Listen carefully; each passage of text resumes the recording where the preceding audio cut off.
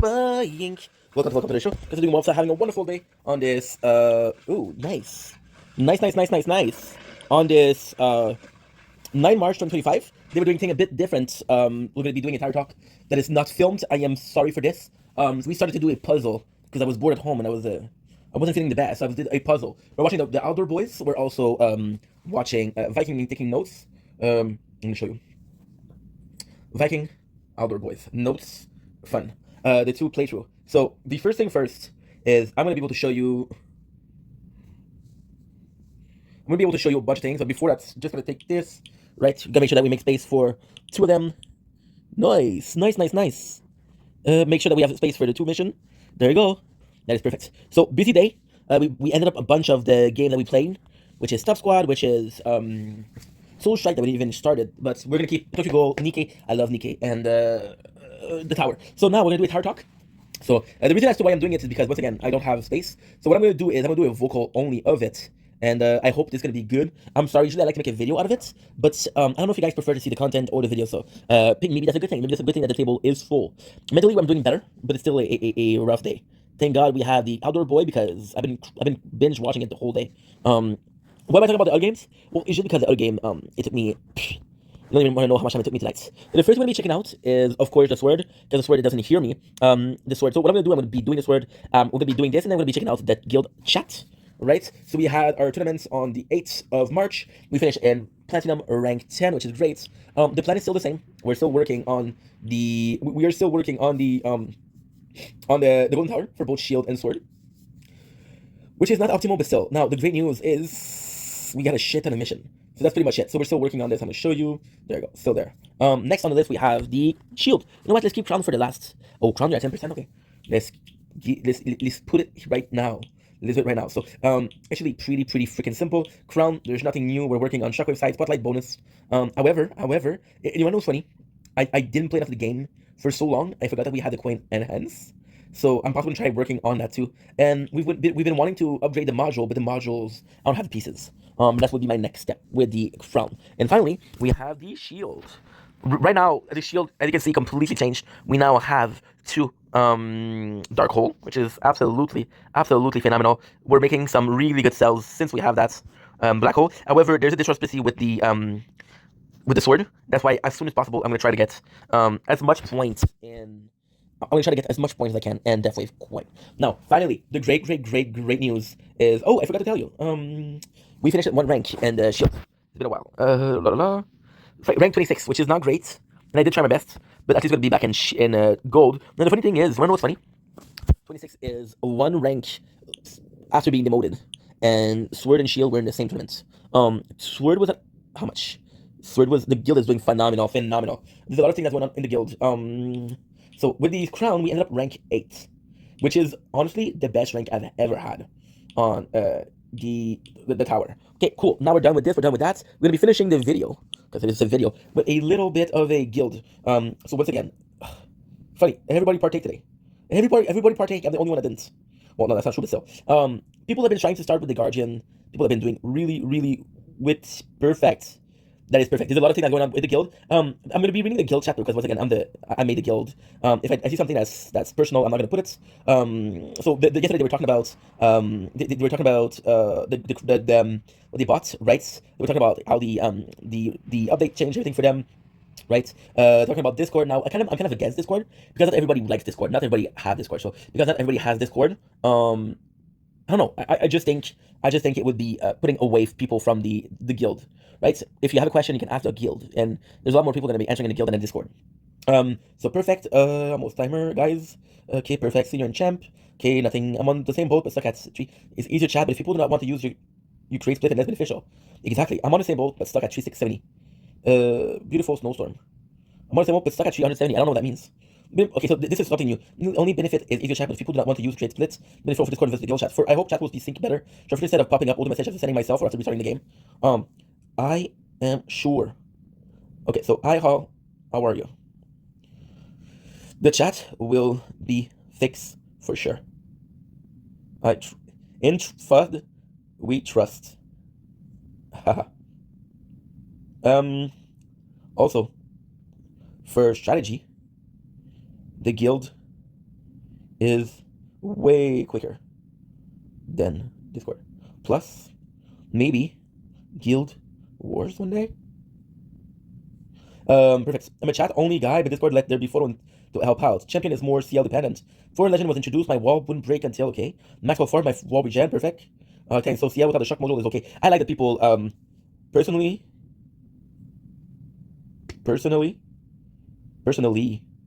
wanna thank the more experienced player sharing advice. Y'all are pugs. So thanks for champion goal. Help me out. Help me get out of gold, bro. See, they're nice. They're actually have a nice guild. Now, the guild that I have, although it's nice, come with a little issue. And it's not a big issue, but it's more that not everybody's partaking. So the people that are partaking are very, very, very cool. Like there's not a simple. Okay, that's not true. The first day J-Rick was talking, somebody said, "Bro, you sound robotic," but this is the worst thing that people have said in the guild.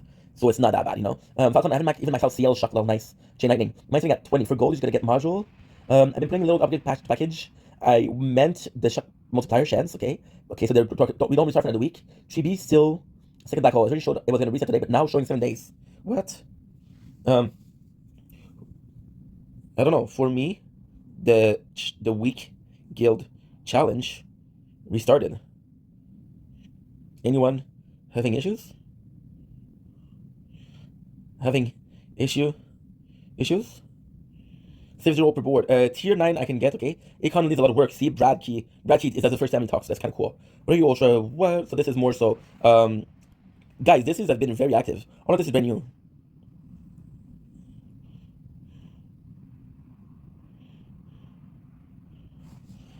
This chat is so active. I am so glad we got a good group. Okay, I'm cool with the Discord. J-Rick, I had a problem with him yesterday because I did tell him he wanted me to do a Discord, and I'm like, nah, bro. Nah, bro. I'm sure everyone likes this game, enjoy well, went to play. And then yesterday he's like, yo, let's create a Discord. I'm like, dude, you asked me and I said no. It's not, I'm not the boss of it, but it's still my guild, so if I see people who are trying to do some not listening to each other or being insulting, I don't mind. I'm the only one that can kick, I think. Helpful for two people who need to. Discord allowed them to check a message. Tell your question in the main Discord chat. It will be helpful for people to ask in the chat first. We'll get an answer, and I know not every answer there is the best. The Discord chat, what I hope, is a place where people are more willing to help each other, share photos or strategy achievements. Again, Discord would kinda force people that don't use Discord to use it, right? And although picture are nice, let's not put the needs of the few versus the needs of the whole guild. I think the chat will be completely fixed this week or next one, right? And even here, I was right.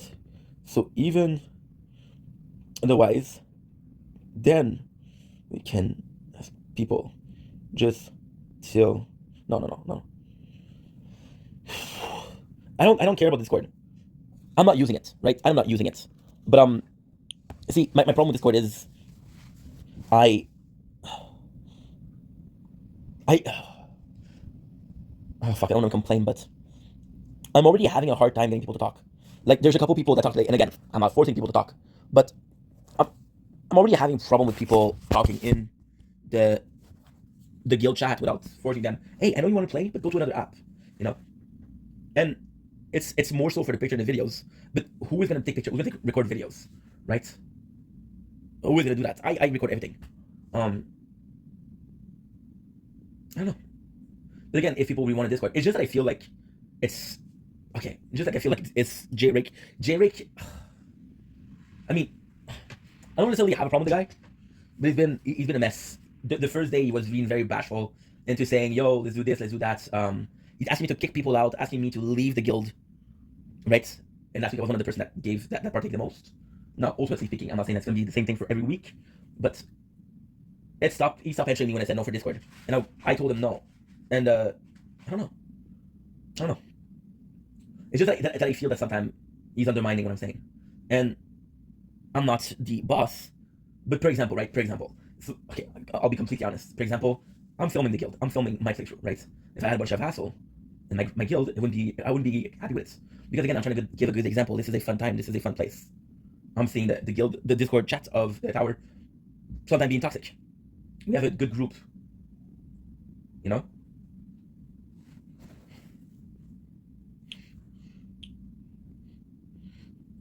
Also, did see bits of toxicity on Discord, and so far, everyone here has been super chill and kind. Good. That's pretty much it for the car talk. So I'm gonna stop the video here. Now I'm gonna restart another one. Perfect. Now we're gonna be able to work.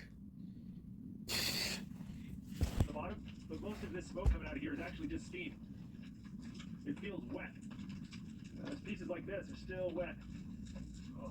All right, we'll go ahead and cook a baked potato here.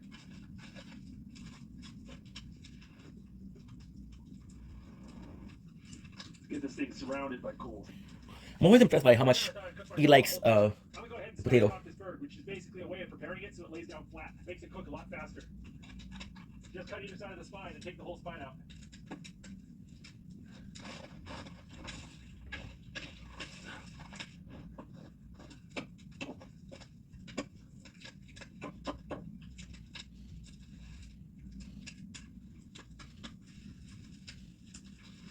Some salt and pepper.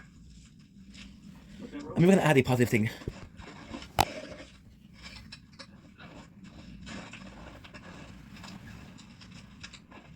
That's I know. Yeah, we got flames coming out. Still a lot of steam coming out. But I know Monday sucks, but y'all got this. Once I consistently see flames coming out of the barrel, then I know it's time to put the lid on. Y'all got this. Just keep this fire going all night. Hopefully tomorrow we're gonna have a whole bunch of charcoal. All right, we're gonna go Now we'll be checking out the. Make sure we got plenty of water for tonight. It's a long tradition that you have to burn at least one thing when winter camping, and I think it was my water bottle. It's got like a goiter. Resume. I set it near the fire to keep it from freezing, and got it a little too close. Yeah, I better take care of that. It's my only water bottle on this trip. Fire token already. Looking good.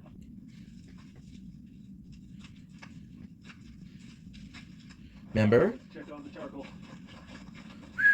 Great rewards. See, the bottom of the lid is covered in wood tar. Perfect. Okay, let's go. Then.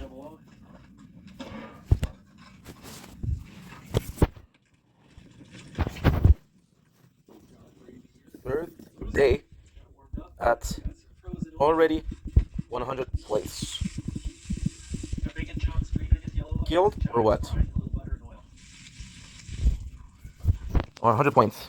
Definitely overdid the baked potato, but that's See, okay. I need to be a bit more, how can I say that? I need to be a bit more partaking. On a very overdone baked potato. It's a little charred on the outside, but the inside's still good. Resume. Let's take a look at this chicken. Ink. Made the same mistake twice. It's my fault also for not having the Discord, the chat open. You don't have to cut it. We're gonna try some spicy honey barbecue sauce too. I did the same mistake 3 times. That gravy is just No, because I feel like I'm forcing people not to have Discord. spicy honey barbecue sauce. Oh, slow roasted chicken over a fire is hard to beat.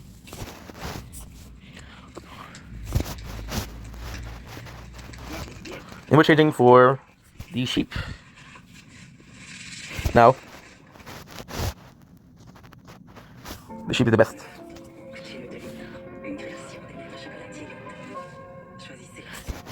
Dude, I'm so slow. I'm so sorry, guys. Again. Sorry, God.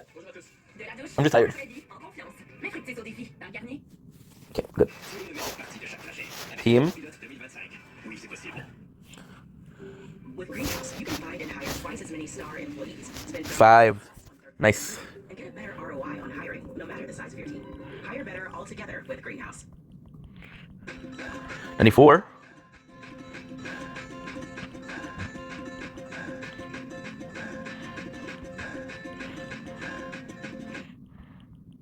Good. Hot cocoa. Little dessert coming our way. This is a little Australian cookie called a Tim Tam. If you bite the ends off, then you can use it as a straw. And all the hot chocolate on the inside. That is a Tim Tam slime right there. definitely feeling colder on this trip. Put a thermometer out in the tree over there. I do feel bad for the outdoor boys. So it's basically a father. I was like, hey, I'm gonna do a channel with my kids, right? And his kids were like, okay, well, we're growing up, we have school, we have activities. And he did the channel to be with his kids, but then his kids, without necessarily stop giving a shit, they give less of a shit, I guess. You know? So yeah, and now he doesn't. He used to do a video every week. Now he doesn't anymore. And the craziest thing is, his channel got really, really, really popular. And yeah, it's crazy. I have better module on the Sword. A lot better module. See you guys in the morning. Oh, good morning. Oh, pretty warm, even though the fire's gone out. My feet are a little bit cold. I need to get up. My hide froze to the logs. Oh, there we go.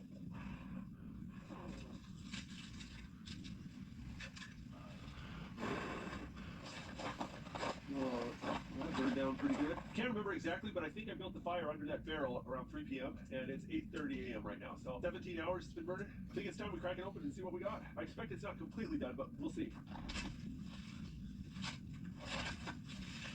Oh, barrel's much lighter.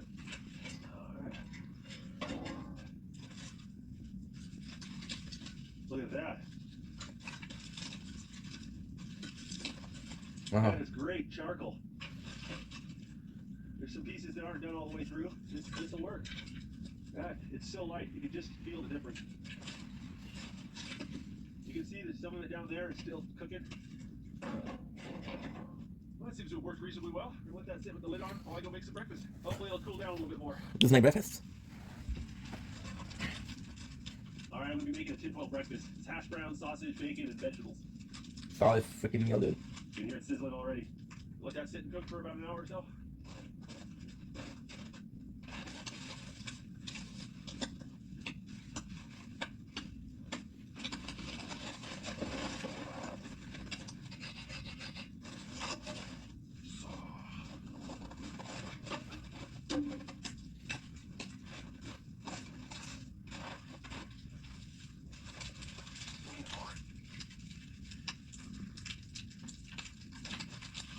I'm wondering if he leaves the shelter there after. Oh, that looks pretty good. Can I add some of this spicy honey barbecue sauce?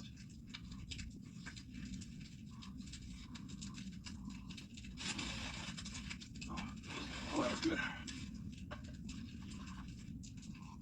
Oh, look at that. 10 o'clock and it's all sunny.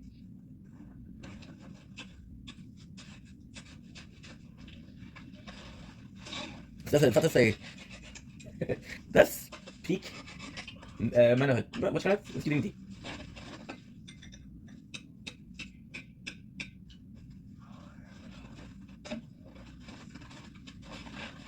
Make a knife. Got my forge and my anvil set up. You work the bilge by pumping the handle up and down, and that turns this flywheel, which runs a fan and blows air into the coals. Unfortunately, the grease on the forge is frozen up, so it doesn't want to work very well right now. I'm gonna go ahead and get the fire going, and I think that will solve my problem.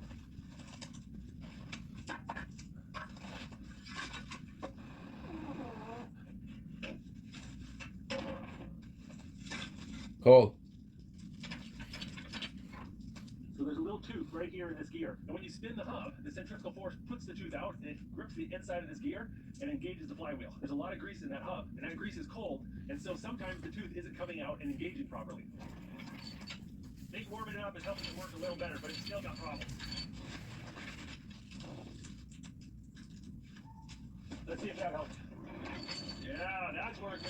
So I got a piece of leaf spring steel from a broken ATV trailer. We're gonna go ahead and heat that up. We're gonna try to turn it into a knife.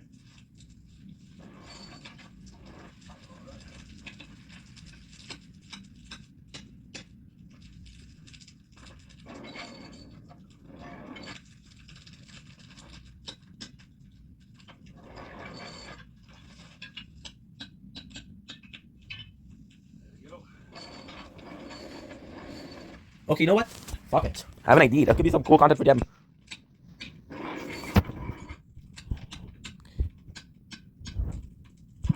Already cool. What I'm gonna do is what I'm gonna see if somebody answered, and then I'll do it. I'll go with every single playthrough. There we go. Nice. Almost done using up all the bad charcoal. This stuff still works pretty good. So now what I'll do is I'll go with every single playthrough, and I'll talk about what I'm working on.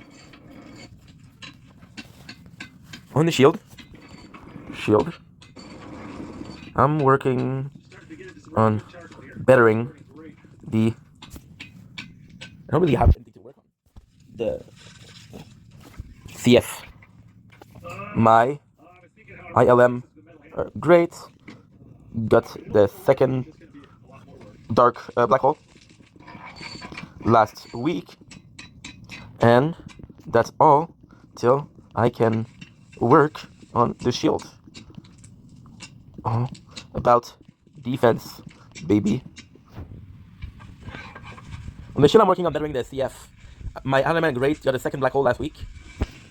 Good. Okay, so now I'm gonna be entering with the. I'm gonna be talking with the sword, the crown. Sorry, the crown. What am I working on? The crown. On the crown, it's all about bringing balance to the force. I really like the tree playthrough, but sadly, the crown is so much more advanced. It's not even funny. I always get between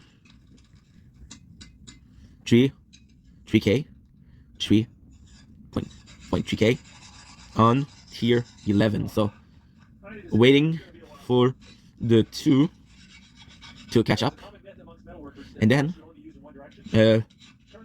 we'll be able to make better content.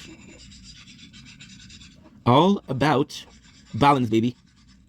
So we're writing this on the crown, we're writing this on the, see, you can see it. Good. Now on the shield. No. You want to know if they're done? If the meat's pulled off the end of the bone, then you know they're done. And this one is done. This is from the moose I shot this fall. Oh, I like moose ribs. Good. Oh. My apologies. Oh, that was good. Still messy though. My hands are so dirty. The only clean spots are where I was touching my food. No, I have to stop it because I think I showed something that I wasn't supposed to show. Gotta keep working on this knife.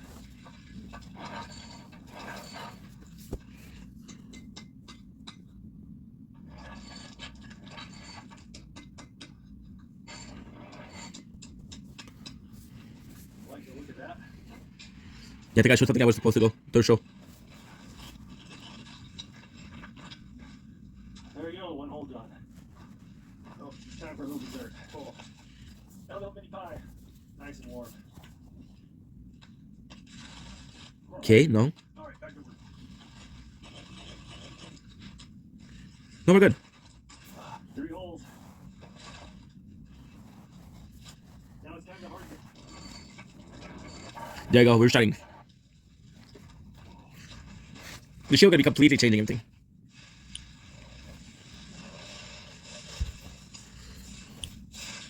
The shield, the sword I can put When you get for glowing hot and then cool it down suddenly, it becomes harder.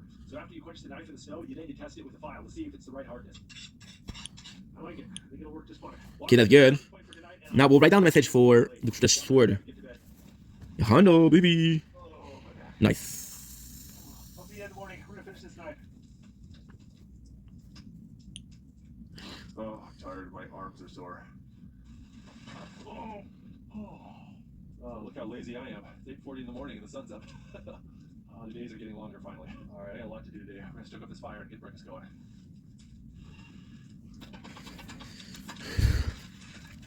All right, I got a couple cinnamon rolls. I wrapped up in tin foil. Ready to go and warm those suckers up. On the sword. On the sword is glass cannon, baby. Pour the hot water in my plastic All bag, crack it. You also- about Hope you're okay there, Cup. offense. I'm hungry, cold, and thirsty, and this We got some CL, some SM, some SL, some. My apologies. Deathwave. It's all about the range and knockback we have, and the health bonus. What do I do? On this on this word, it's all so about destruction. Tarnish. There we go. Tarnish. So it's all about tarnish, destruction tarnish. We busy. I'll put some water in We my white busy. shirt, it froze. Think I better warm up my Spotlight. Spotlight lit, but my smart missile still a bit lacking. My CL is off the chart. The chart, making the range super valuable. Well, it's almost noon. I think I'm gonna start making some lunch. And Look at all this lovely I don't need health. But that It's nice having a big good, meal to cook over. good. That good.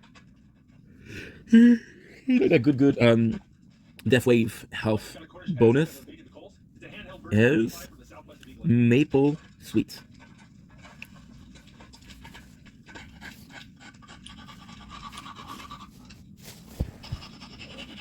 Now we gotta set the rivets. This is the sketchiest part. These are just quarter-inch steel rods. Make sure everything posts. Just a little bit further than the wood. And when you smash them with the hammer, they'll mushroom on the end, and that'll squeeze the wood to the handle and make everything set. But if you smash the wood instead of the metal, you'll split the wood. There we go. Oh, now we stand. Resume. Pretty good. Did reasonably well. No, I baked pretty well, except I'm missing a spot. Cornish pasties were a traditional meal for the Cornish miner. Something else. I'm working on bettering the CF. My element great. Got a second black hole last week, and that's all. Got beef, carrot, parsnips. And that's all. Till I can work on the shield. All about defense, baby. Oh, that was really good. It's all about bringing balance to force. Oil, I'm gonna rub it in the handle for thank Second, the two clay trees beside of the crown is so much more advanced. Until I'm waiting for it to catch up, and then we'll be able to make it. With the content, all about balance, baby. And the sword's all about destruction tarnish. We busy, spotlight lit. But my smart missile still a bit lacking. My CL is off the chart, making the range super valuable, and I don't need help with that good down death wave health. But this is maple sweet. There you go.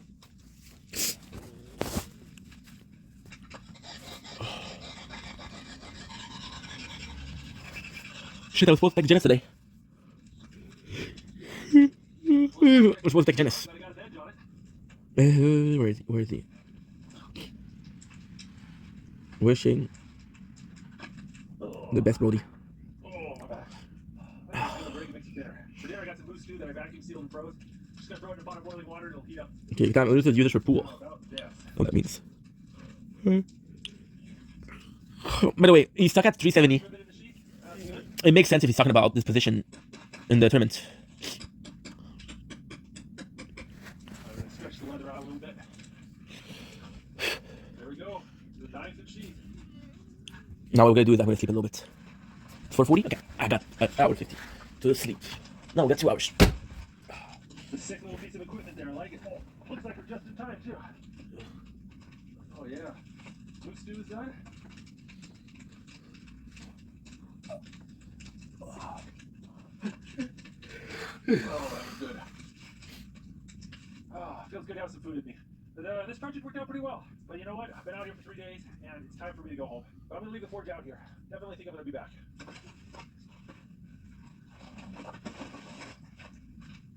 Okay, I'll keep my forge out of the snow and ice. Alright, we're going to leave the charcoal here. I'm sure I'll need that when I come back. Anvil, yeah, it'll be fine. Alright, I think that's it for this trip. I'll see you next video. If you like that video, make sure to check out the Outdoor Boys YouTube channel, where we have hundreds of videos just like this. And if you want to see our newest adventures, make sure to click subscribe so you'll get notifications. Actually, good dude. À Pâques, découvrez les saveurs sacrées, la texture irrésistiblement onctueuse du chocolat Lindor. Fondé de bonheur avec les lignes Lindor. Des lignes.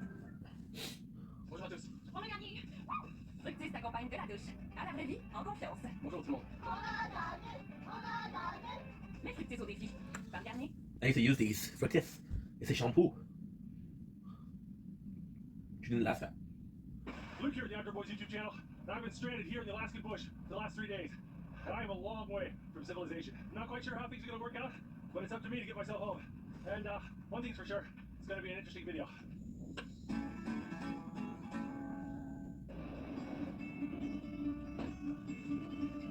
on this channel. It's not my favorite channel, but oh, it's easily top 10. Hey, no music, dude. Copyright. What the fuck? Luke, what you doing to me like that, dude? Not a big deal.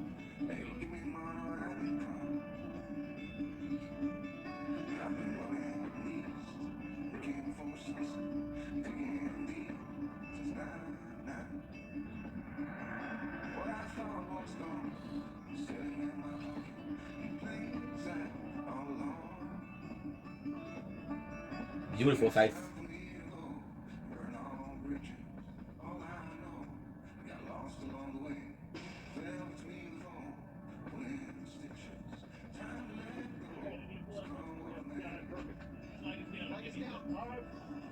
There goes the ride. Crazy how there's a railroad. Right there was the Hurricane train. It's a whistle-stop train run by the Alaska Railroad, and it's just dropped me off in the middle of nowhere here in the interior of Alaska. And that's what they do. You simply tell them which mile marker you want to get off at, and they stop and let you off. And if you need to get picked up, you just wander around on the tracks and you flag them down like flagging down a taxi. This train only runs twice a week, but I'm not planning on flagging it down. I've got something else in mind. But first, I need to get my snowshoes on. Drugs. That's nice. Oh, yeah, it'll be this a little nap would be doing me good. We'll be doing your boy good. Love the outdoor boys. Let's see how it's pulled. Ah. It's the dead of winter here in Alaska, and I am truly in the middle of nowhere. This railroad is my only connection to civilization. But here in a few minutes, I'm going to leave this railroad, and I'm going to start hiking that way. We've got no trail, and at least one set of mountains to go over. So I'm going to try to hike my way back to civilization. And for the next couple nights, I'm going to be making my own shelter. Alright, this one gets tricky. I'm going to find myself a path through these woods. I'm going to climb about 600 feet in elevation. Once I do that, it should open up. But the snow is going to be really soft and deep in there.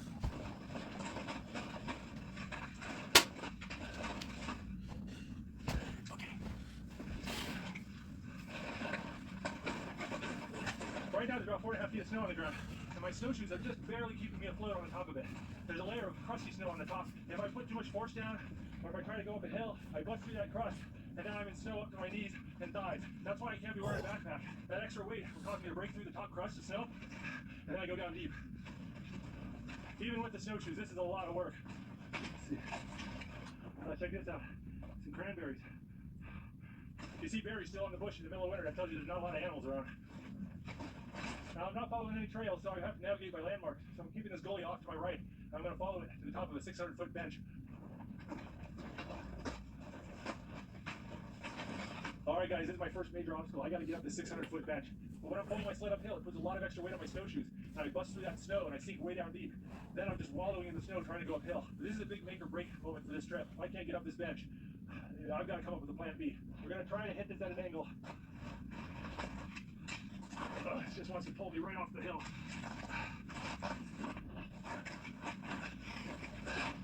There's so much time and energy just to get this little distance. Just sinking. Your foot sinks down, and then you've got to lift your foot all the way up here just to get to the next step. I made it to the top of this old knoll, but that's by no means the top of the hill. So once I get to the top of this bench, I'm going to have to do it at least one more time. I made some decent progress, but I got to get up that. All right, I'm going to try switching gears.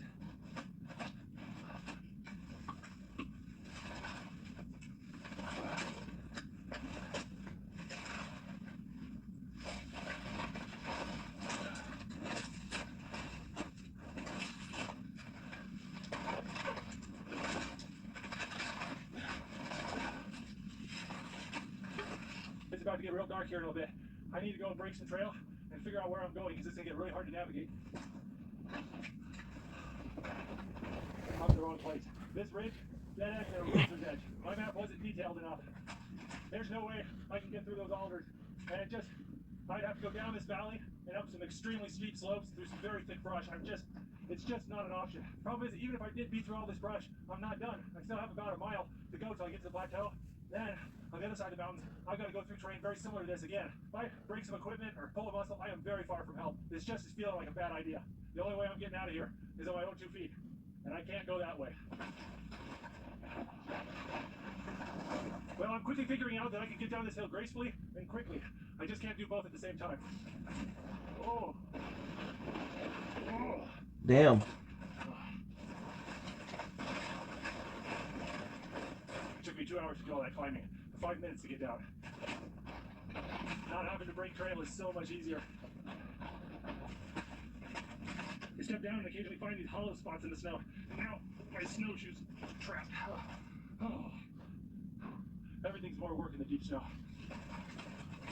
Well, the sun's setting and we're on twilight. I need to go ahead and make camp. And this looks as good as a place as any. So let's find out what's underneath this snow. This is why I'm having so much trouble getting up those hills. The snow is so light and granular. Just doesn't hold any weight.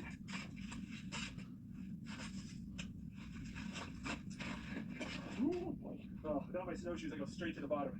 So check out this big mass right here under the snow. I'm assuming that that's a root ball from a tree that's fallen over. That's going to make an excellent heat reflector and a great place to build my fire. So if I put my fire up there against the root ball, I'm going to put my bed right here. And I need to build a wall around it to keep the wind out.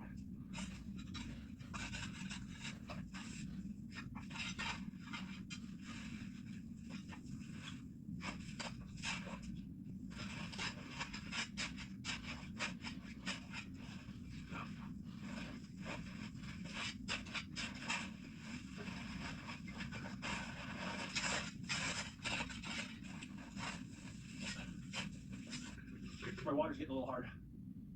Yeah, that's going to be ice pretty soon. I'm going to get a fire going. All right, it is getting cold. I love that he's constantly snacking. What a good channel.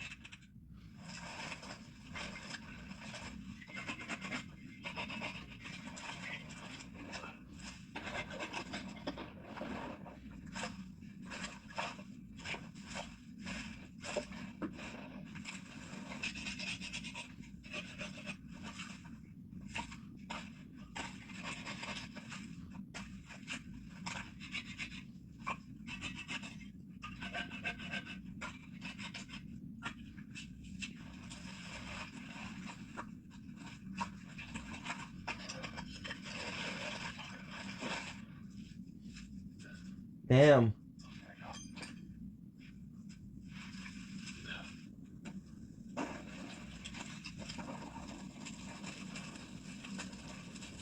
Whoa, that feels good.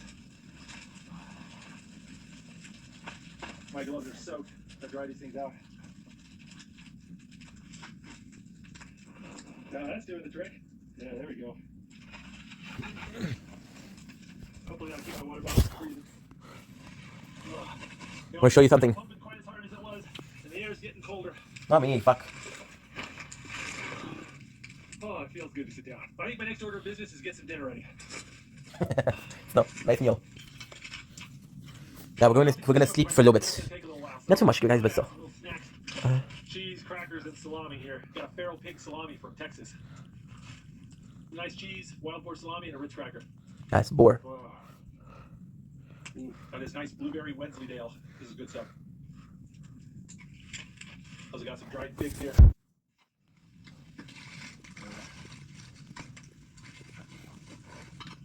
I got some instant curry. Does it say the season ends in 62 days? Oh, yeah, here we go. We have more? I love this boiling bag rice. It's just great for campouts like this. Little instant Japanese curry here. How much at the store I have? I could buy something. Lived off this stuff though when I was in Japan. I need 5. All right, curry rice and a piece of pilot bread to eat with it. I need 5 and I'll get the Guardian. 5 and I'll get the Guardian. Power, schlack. Can I need 1,100? All right, I got a little bit of dessert planned. I've got some dehydrated creme brulee. Whoa, Not sure yum. how it's gonna work, but you know, we'll see. Okay. All right, I'm supposed to add cold water. Luckily, I know where I can find some. Stir briskly, sprinkle the caramelized sugar on the top. Give that a go. It kind of tastes just like butterscotch pudding, but you know, a little bit of creme brulee flavor in there. Oh, that wasn't too bad. That was more sugar than I usually eat in a whole day, but not too bad. Now I got dinner in me, I need to do something about my bed. The ground here is really lumpy. There's about a 5-6 inch dip right there, and then there's like a 10-12 inch dip right there.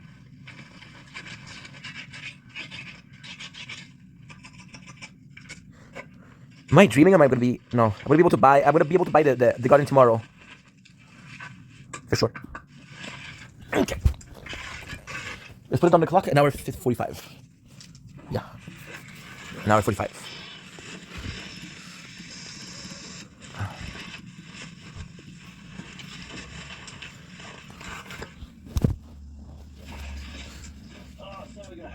My apologies.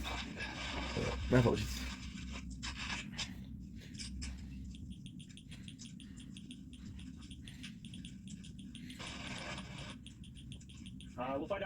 I did tonight. Hopefully this will hold there, because if not, it's going to be a really miserable night. All right, moment of truth. For a bit about 30 minutes, have to restart it. that ugly patch job seems to be holding air. Enough air that I think we can give it a go. Well, it's nice and level. I have to restart both sword and crown.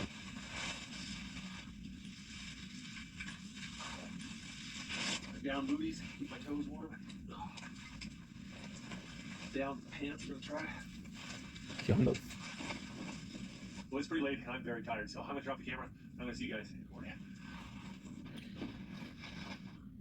Good morning. It's about 6:30 a.m. and I think I'm gonna get up. I need to get an early start. I've been thinking about it, and I think I figured out how I'm gonna get out of here without having to go back up that hill. I think I got a plan B. But it's pretty cold right now. It feels just a little bit above zero. I gotta get that fire going. It snowed a bit last night. There's quite a bit of snow on my tarp. My boot froze to the ground.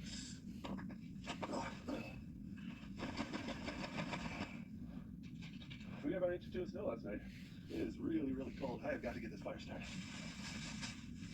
The videos are amazing. Mais c'est juste que j'aime pas ça parce que c'est comme si le monde, ils veulent pas que je sois comme que je suis. Ils peuvent pas juste m'accepter comme que je suis. Tu sais, c'est comme ça. C'est comme si les gens veulent pas m'accepter comme que je suis. C'est pas ça le point. C'est pas ça le point, ma chérie. Le point, c'est qu'avec Ink, t'es souriante, avec Bogo, t'es souriante, avec moi, t'es pas souriante. Essaie de te mettre à la place des gens 30 secondes, ok? Essaie de te mettre à la place des gens 30 secondes. Les gens voient ça. Versus, yeah, quand t'es avec Bogo. Donc, les gens peuvent penser naturellement que t'es forcé à être là. Les gens peuvent penser des choses. Les gens, il y a une raison pourquoi est-ce qu'ils disent ça, là. Juste ça. Mais les gens, ils se... I was like, that's it. Cut the cameras. Oh, tits. And then you throw away the last little bit so you don't get the stuff that's on the bottom in your water. That'll take care of about 95% of the junk. I'm in a bit of a hurry this morning, so we're going super simple. Instant oatmeal. Some instant oatmeal with little bits of alder twigs in it. Well, it's 8:30 in the morning, and I'm just starting to see some color in the sky. I think it's time for me to get out of here. Just kind of use the leftover water to clean out my cup, and then you drink it. Melting snow takes forever. You don't waste water.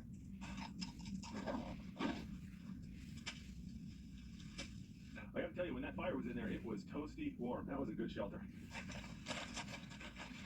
I think it's time for me to make some tracks. I just realized I don't have my glasses. Oh boy. Yeah, I forgot my glasses. Oh boy. We've been over here. They're not there. Yeah, they're not there. I could not find them in the shelter, and yeah, looks like I'm doing this trip without my glasses. Mr. Magoo goes camping. Well, I had a lot of time last night to think about it, and I think I've come up with a plan B, how I'm going to get home. It's going to be a longer hike, but it's going to be flatter. So I'm going to have to make some serious tracks if I'm going to make it where I want to be tomorrow.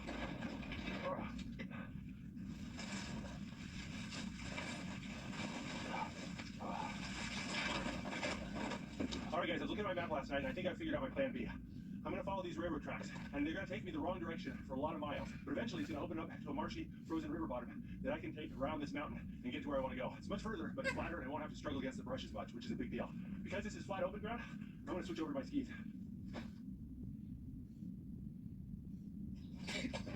Tu m'as tellement détesté pour que j'ai envoyé sur TikTok, c'est une maison en gâteau. C'est déjà évident que Virgin Plus offre l'Internet vraiment pas cher. L'Internet n'est pas cher, c'est comme ça que je le préfère. On a-tu besoin d'un jingle pour être plus convaincant? Non, même pas pantoute, ça y a pas de doute. Je le savais. Virgin Plus. Évidemment.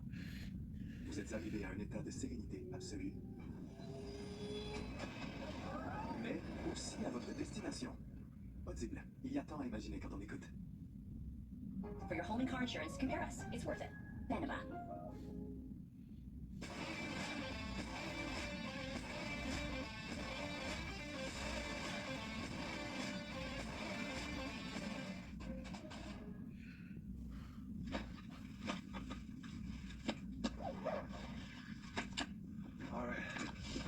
These trekking skis float on the snow a lot better than the snowshoes do, so you don't have to pick your leg up. You just kind of slide across the snow. It burns a lot less energy. But unfortunately, they don't do well maneuvering around the woods or going up hills. Well, I got a bit of a rough day ahead of me, and I'm way behind schedule. But look at this. This is gorgeous. Looks like a Hallmark Christmas special out here. I'm trying to keep an eye out for moose. Without my glasses, if I see a moose, I am definitely too close. So right over there, that's the bench I was trying to get on top of yesterday. Now I gotta find a way around. Nothing like I've ever seen. I'm not crossing this bridge because it's safe. I'm doing it because it's better than crossing that creek. When My seal skins keep coming off. Seal skins are basically synthetic hair that allows you to slide forward but grips when you push backwards. It's what allows you to scoot across the snow and pull your poke easily. But this right one is loose fitting and it keeps coming off every Oh, now and play. then. Hopefully this problem doesn't get worse. But if it does, I'll bust out my snowshoes. But that's the sketchy part of going out in this deep snow. Your snowshoes, your skis break, you're stuck. Checking out fresh moose tracks. One of my big concerns is I've come across a moose on the tracks, and that moose won't get out of the way for me. It seems like every year in Alaska, someone gets attacked by a moose while cross-country skiing. Hey, check it out. There's somebody's shovel and their sled right there. Someone's got a homestead or a cabin off in the woods over there, and this is where they come to access the railroad to get into town to buy supplies. When they come back from town with all their groceries, they'll put it in the sled and take it off into the woods. There's not a lot of snow on that sled. They probably caught the train that I hopped off of. Yesterday when I was on snowshoes, I was averaging about 1 mile per hour. On this flat terrain with my cross-country skis, I'm doing about 2.4 miles per hour, making much better time. I've only picked up about an extra inch of snow since I started, and it's making the sled harder to pull. You know, snow conditions have a huge impact on your ability to travel in the wintertime. If we were to get a dump of a foot or two of this light powdery stuff, we wouldn't be able to do diddly squat until the snow settled and compacted a little bit. You know, there's two moose up there on the hill. Look how deep they're sinking. Their bellies are rubbing in the snow. All right, I think I'm gonna take a little lunch break. You know, these cookies aren't as good frozen. I need to eat quick, I'm starting to get cold. All right, enough lollygagging, let's get going. I'm really happy with my sled. I've been looking to buy a pulp for a number of years. Finally found one that was made here in Alaska by a company called Northern Sled Works. Turns out they're the same company that makes the Arctic Oven hot tent that I use. I'm really pleased with it. It's much lighter and pulls a lot better than my ice fishing sleds. Oh, the snow just keeps coming down. It's getting deeper and deeper. I can't even see my skis anymore. All right, there's the bench we've been trying to get around. Oh, that's pretty. Well, I've been going for about 5 hours, and a little more than halfway done with what I wanted to publish today. It's going to be a long day today. My feet are starting to really kill me. I'm worried I'm going to start getting blisters real soon here. I'm making good time, but this is taking it out of me. My feet are getting chewed up. I'm a little worried about whether I'm going to make my destination right. Oh, that sure is pretty. I'm tired. Really tired. We're starting to climb over the foothill of a little mountain here, and you can see the valley to our left. And on the other side, that's the mountain we were trying to get around. Still got a long way to go before I get to any highways or roads, but it's a big milestone. The sun's going to set on me any minute now.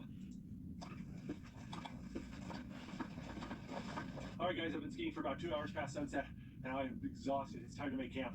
But I made really good time, and I'm on target, so I'm feeling good about what we did today. Oh, that bolt started to pull me off my feet. Dude, let's find a spot. That's looking pretty good right in there.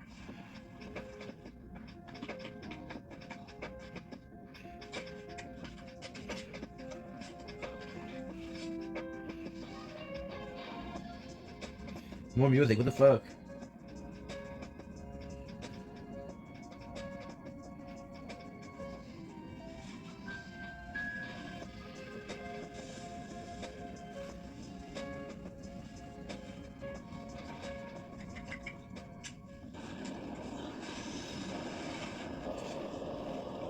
I'm just waiting for my water to boil so I can make some tea and make some dinner. I'm just freezing.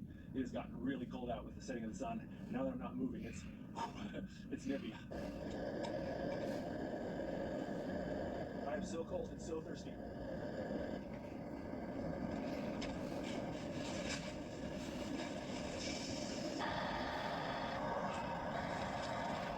Took a couple hours, but I melted about 3 liters of water, got it boiling hot. Just gonna put that in my sleeping bag. All right, guys, I'm freezing my butt off. I think it's time to go to bed. So I'm gonna turn this off. I'll see you guys in the morning. Hey, good morning. Oh, it got really cold last night. It stopped snowing and cleared up. The temperature dropped really aggressively. I think it was around 0. Once I get out of the sleeping bag, it's going to be bitterly cold, so I want to start moving as soon as I can. So let's do this. My socks were a little wet last night, so I took them off and put them in my bag. Now they're all nice and dry. Smell horrible, though. Okay, these puffy pants I bought are the best thing ever. They are so warm. My legs and feet get so cold at night. Oh, my hot water bottles. Hopefully that'll defrost them a little bit. The sweat from my hands made my gloves a little damp. Now they're a little bit frozen.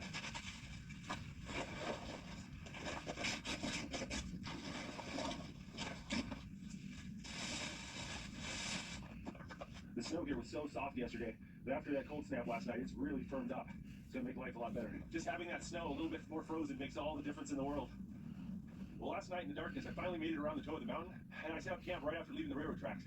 So now today, got an easy jaunt across flat ground, but I still got a break trail.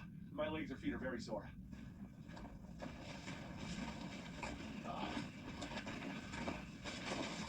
You can't see any landmarks in these forests, so I'm navigating completely by GPS right now. Gotta make sure your batteries are charged. You get lost really easy just going through straight forests like this. Going under branches like this will get you soaked. So, go in. Then you don't get snow down the back of your shirt. Just stepped in a tree well. Some of the little trees get buried in the snow and it creates an air pocket. And if you step on one of them, you go all the way down. Trips you up. See all those alders right there? You walk in that, you'll hit a lot of tree wells. Oh, do you guys hear that? I can hear the highway. We're close. Oh, I think I see it. There we go. Ooh. I made it. It's the first people I've seen since I got off the train. Well, guys, I did it. Not the way I was planning, but I did it. I think I broke about 18 miles of trail. That is really intense. Now I just need to wait for my ride to come. I need to get my jacket out, too. I'm already freezing. Oh, it is no joke cold today. All right, I think my ride's here. Oh, is that okay? Oh, it's wonderful. Oh, it's so nice to be warm. Well, guys, I made it back safe and sound, and hopefully you guys enjoyed this video. If you want to see more videos like this, check out the Outdoor Boys YouTube channel. Click subscribe because we put out new videos every Saturday morning. All right, guys, I'll see you next Saturday. If you like this video, don't forget to check out the Outdoor Boys YouTube channel where we have hundreds of videos just like this. And don't forget to click subscribe so you can see other great videos every Saturday morning. Hit that bell button. You'll get notifications. Thanks for watching. Out on Tubi this month. New ways to make an entrance. New beauty tips. New comebacks. What are you guys doing? Well, we're here to say to you. Why don't you go back inside and you can still do it? Same free Tubi, you already know. Le désinfectant pour la lessive Lysol élimine les germes que les détergents laissent derrière eux. Lysol, c'est... Tubi being free is a blessing. Okay, Treaty, Soul Camp. Hey, look here at the Outdoor Boys YouTube channel, and welcome to the interior of Alaska. For the next 3 days, I'm fishing, hunting, camping, foraging, and eating what I find. Oh. I'm driving down the highway, and there's a grouse on the side of the road. All right, let's do this. There. A whole bunch of them right there. I didn't get anything, but it's a good omen.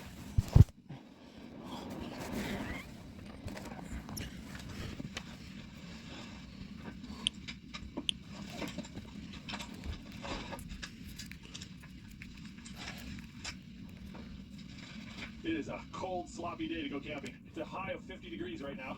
It's only supposed to get colder. And hopefully the weather will be better tomorrow. Okay. Okay. Whew. Now I'm flying over. Oh, the ground is so rocky here, it keeps flipping my cart. I'm going to go ahead and lay it flat to try to lower the center of gravity. Hopefully that'll stop tipping over. It took me 6 hours to drive here, and it's already 7 p.m. I've got about 3.5 miles to go before I get to where I want to camp. Oh. Whew, it's cold out here.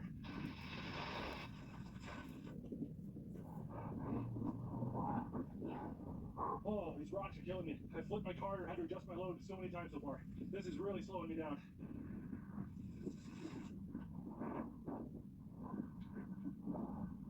Well, it's about 9 p.m. and I haven't eaten dinner yet. I made it about 3.5 miles, so I'm pretty darn close to the end of the trail. I think I need to just go ahead and start my tent. It is late and I am cold and wet. This tundra is so lumpy, I gotta find a flat spot. This is about as flat as I'm gonna get.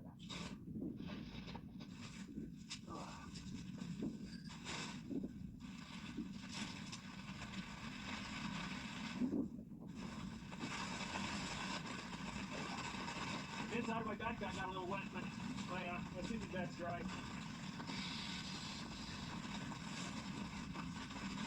One of the first things I gotta do is dry my gun.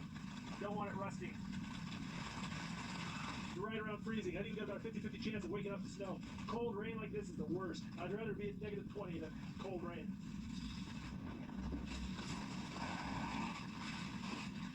Okay, I brought a little bag of ugali. It's ground up white corn maize, and it's a staple food over in East Africa. ugali tastes really similar to grits. I took one of these lifted chicken noodle soup packets, which is pretty much just chicken noodle soup broth. Mhm. And then I added about an ounce of ugali, and look at it, turned it into a whole thing of porridge. I've been eating this ugali a lot since our trip to Tanzania last spring, and it's quickly becoming one of my favorite camp foods. I'm cold, wet, and tired. I'm gonna put the camera down. See you guys in the morning. Good morning. Oh, it is cold. This is a 15-degree bag, and I've got all my clothes on inside, and I am just barely warm. Oh, I don't want to get up, but I really have to use the bathroom. I brought some thermals to wear under my pants, and I forgot them in the car. Oh, I'm so regretting it. It's just a few degrees above freezing. It's not raining, but I think I'm going to put my rain gear on just for warmth. I need to walk around and get some warmth up, and I need to get some water, so I'm going to head over to the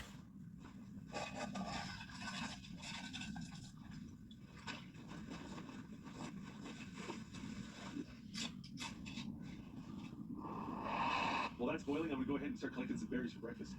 See right there? Those are blueberries right there. It's not a very good year for blueberries this year. For whatever reason, the blueberry bushes seem to be pretty barren. We got tons of these crowberries around here. See, they grow in these little clumps.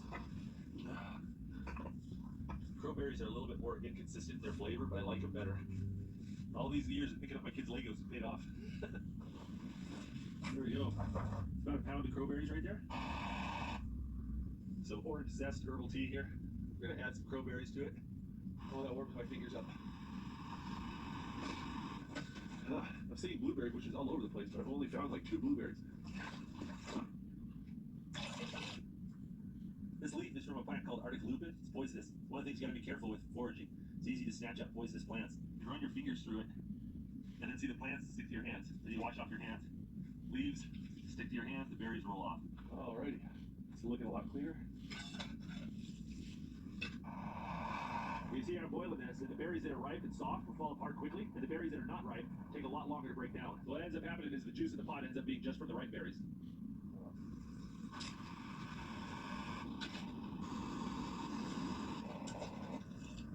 There we go, a big pot of crowberry oatmeal. If you've never had a crowberry, they taste a little bit like a blackberry in my mind. You know how blackberries can either be really good or really bad? Crowberries can be like that, but they're crunchier.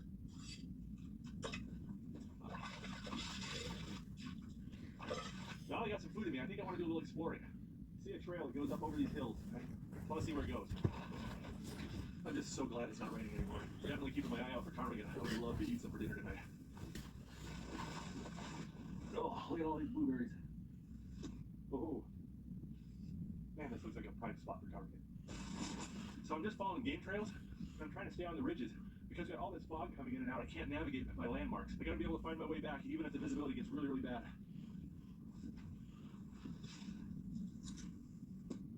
These are low bush cranberries. They're not a bad berry, but you don't want to eat them raw. They're best in jams.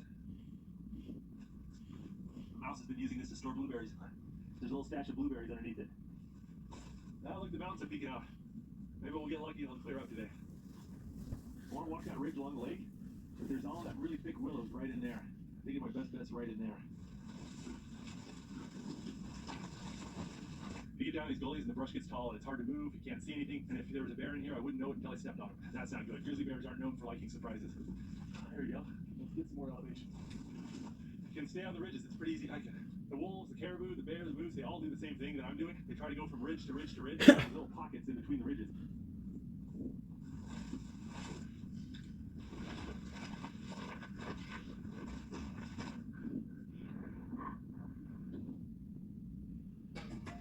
Les billes de douceur et de confort se mélangent à des billes parfumées pour créer une incroyable sensation de confort rehaussé que nous appelons Cosé, le nouveau dans le confort et bien-être et de la vie de votre lessive. 72-hour whole body odor protection with just 6 ingredients isn't a myth. Avec 3 façons de rouler, c'est la combinaison parfaite. Choisissez la conduite électrique, allez-y à l'essence, ou laissez votre Escape optimiser votre autonomie. Redéfinissez vos sorties dans le tout-en-un Escape hybride rechargeable. En ce moment, profitez de cette offre exceptionnelle sur l'Escape hybride rechargeable 2025. Your aura is limitless, blocking distractions brilliantly from interrupting your flow. Introducing the Lenovo Aura Edition AI PC.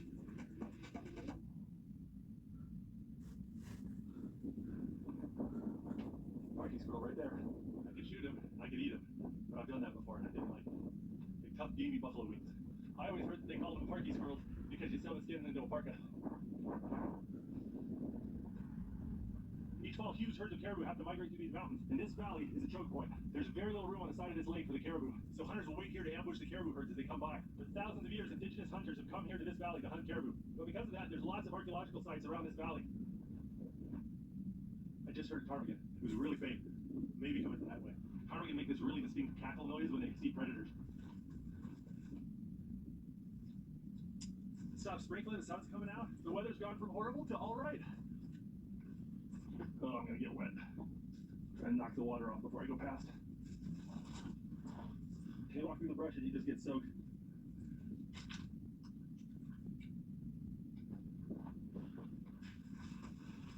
That right there is grizzly bear poo. It's like berries and leaves and fur. I think there's a marmot or something on top of that rock. Yeah, he was sitting right there on that rock.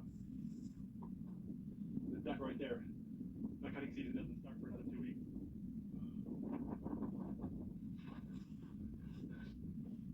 Moose or caribou bones right there.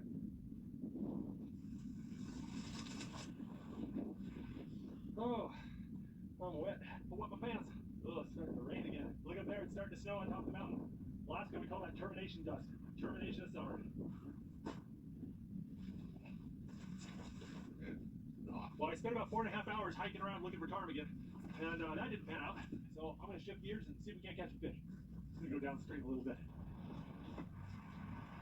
Oh, there we go.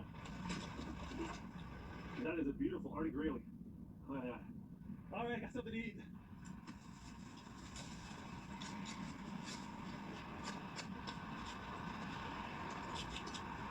Nice fish. Nice one. Look at that. He's a little bit too nice. Like, I don't have the heart to eat that one. That guy was about 18 inches. That's a huge grayling. I'd rather eat 2 or 3 normal sized ones. The best way to catch grayling is with a dry fly, but you tend to catch huge ones with spinners. Oh, there we go. Oh, that's another gorgeous grayling.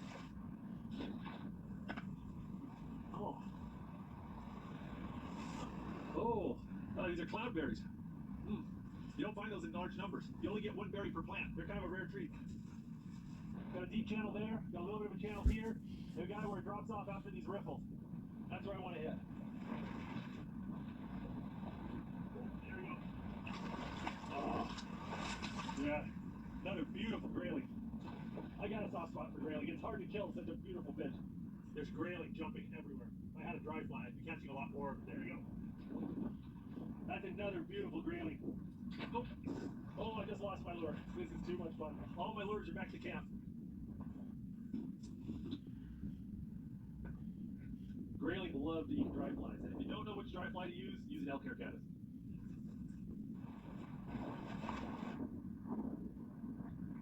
There you go. Look at that. Oh, there you go. Oh, it's right there. Just fiddling with the camera. Now that seems like a good eating size one. Just dozens of these graylings rising to flies. Oh, that's 2 nice grayling right there. That's enough. I got enough fish for dinner tonight, but I want to catch a few more just for fun. Oh, there you go. Oh, my goodness. What a beautiful fish.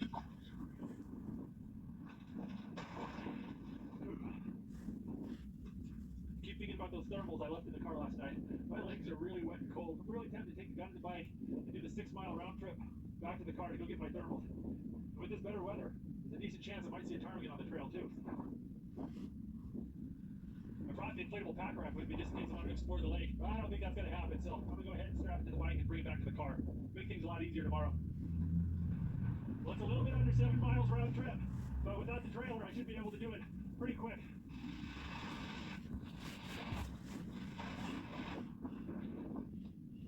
Alrighty. Tell you, when the sun comes out like this, this tundra is so beautiful.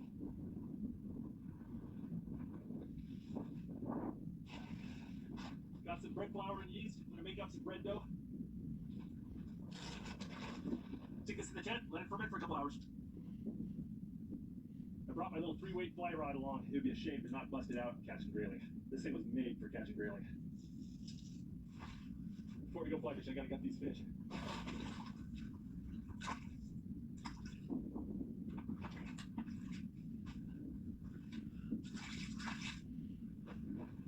That should keep the fish cold and keep the birds off it. That trick works most of the time, but I have had weasels steal fish before.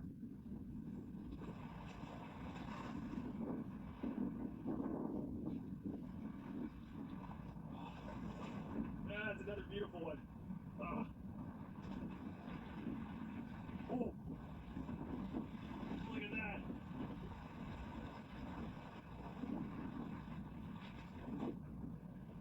Oh, there, there. Immediate hit. Reminds me of fishing with my dad and brother growing up. Wish they were here right now. Jumped clean out of the water like Shamu. I fished a lot of places where this would be a really big fish. Instead, it's like the smallest one here. All right, there you go, there you go.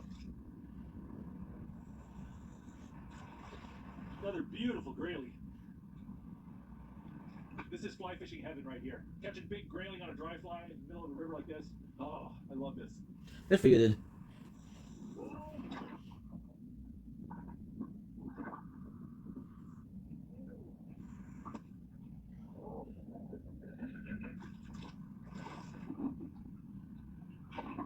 Grayling are just perfect for fly fishing. They live in these shallow, little, beautiful streams. They always love a dry fly, and the more you cast to them, the more excited they get. And you can actually whip them up into a frenzy by casting to them a bunch.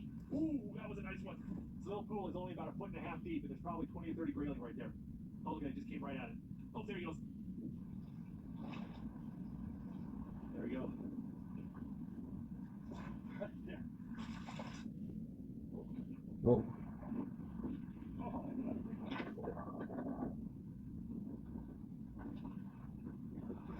Well, I completely lost track of how many grayling I caught. It's got to be somewhere around 20 to 30. But the wind's picked up, and I'm getting a little cold, and I'm getting a little hungry. I'll tell you what, that is just a fun treat to fish. It's a little past 6 o'clock. I think it's time to make some dinner.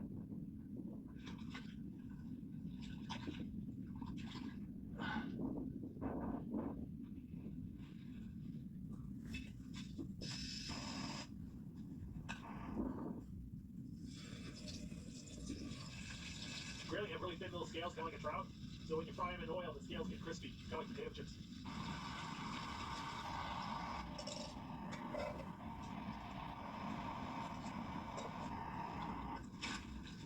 Got some of our bread dough.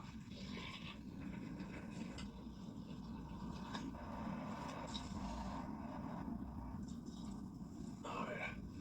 Got our crowberries here. Ain't fancy, we got warm bread, melted butter, and honey. Putting some hot crowberries on them. And I got crispy grayling. Grayling's just a real clean white meat. Very similar to bluegill. That's good, the best part. What's hot? I'm full.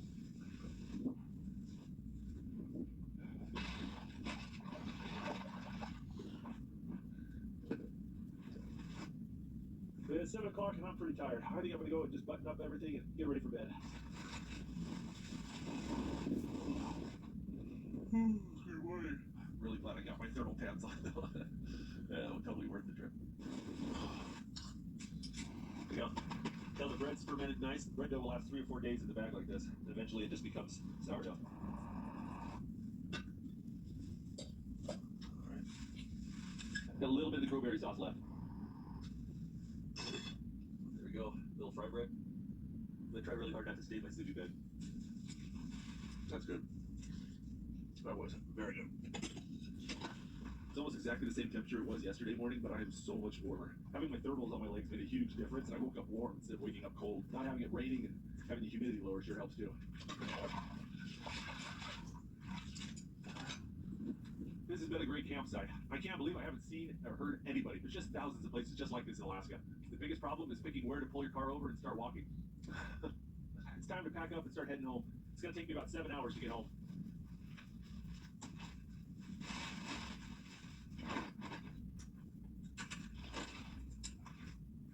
Do a quick walk around, see if I forgot anything. I think that's it. A nice clear day early in the morning like this. There's a really good chance I'll see a ptarmigan on the trail. I haven't given up hope.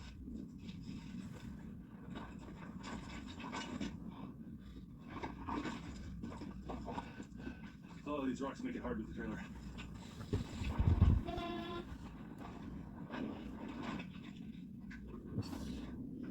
We fell. Okay. I think this might be one of those slow is fast, fast is slow situations. You know, it's actually going better than it did the first time. Oh, yeah, I think this might be the last trip I have with this coat. It's got a lot of holes in it. Yeah. Oh, there's another one. Every time I take it off, I see feathers floating around. Well, guys, it's been fun. I'm anxious to go home and see my family. All right, guys, see you next time. If you like that video, make sure to check out the Outdoor Boys YouTube channel, where we have hundreds of videos just like this. And if you want to see our news adventures, make sure to click subscribe so you'll get notifications. Lysol laundry disinfectant eliminates germs detergents leave behind. Lysol, what it takes to protect. Ouais, mais qu'est-ce que les gens vont dire? En mode chimie parfaite? Je viens de t'offrir mon cœur, s'il te plaît, ne le brise pas. On a de tout. Créer l'ambiance. Qu'est-ce que t'es en train de me faire? C'est sur Prime.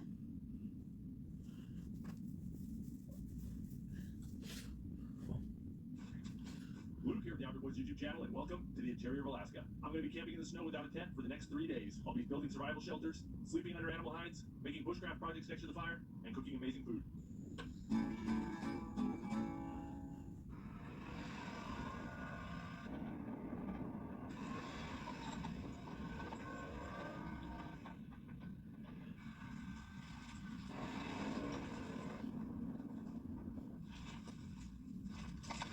Well, we've had a really weird winter here in Alaska, and it's been cold and hot and cold again. But the good news is the snow's not too deep and the swamps are all frozen, so I can really get out and explore places I otherwise couldn't access.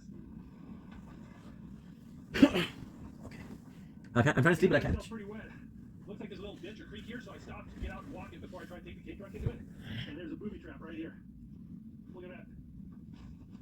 It's just snow floating on water. Then I walked onto it and sunk into mud up to here. I think I'll just go around. Been driving around for about 2.5 hours. I think it's about time to look for a place to camp.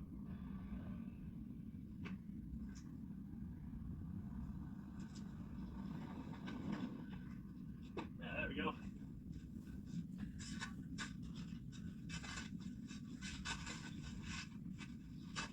We'll look around for some dead trees.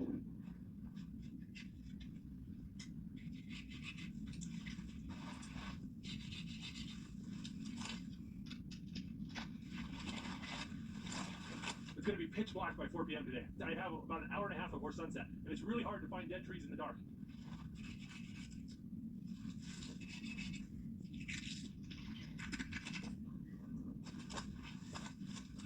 There's an invasive beetle called the Japanese spruce bark beetle. It's wiping out a lot of the spruce trees in this area. Oh, a lot of the trees are sick or dead. In the summertime, this place is a massive forest fire hazard. So burning up the dead trees in the wintertime can actually be a real good thing.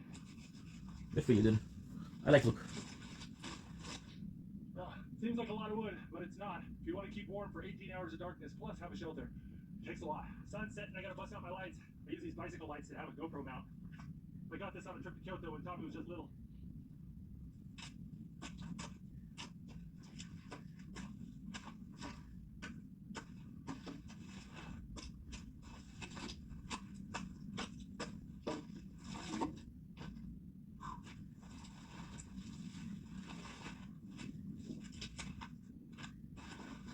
Gotta get a fire going and dry my pants off. It's not a big deal while I'm moving around, but once I stop to eat dinner, it's gonna get real cold.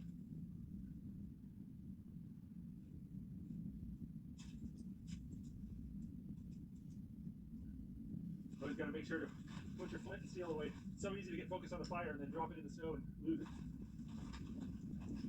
Oh, there everything's covered in snow.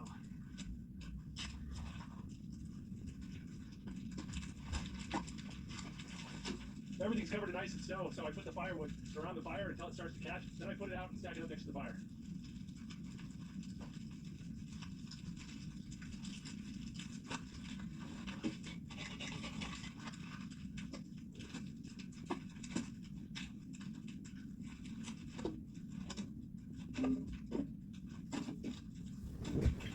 Time to work a little bit.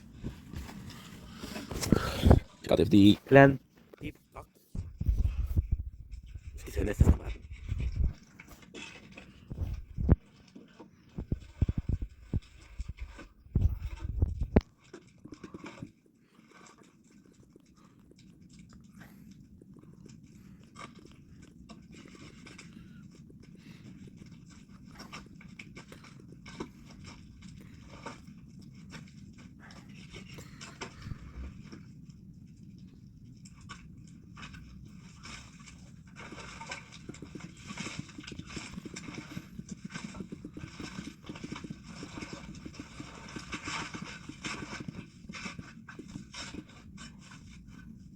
limbs to cover it all the way to the top, but that'll make a good windbreak.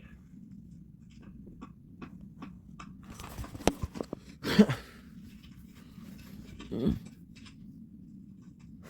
think I'm gonna make an executive decision.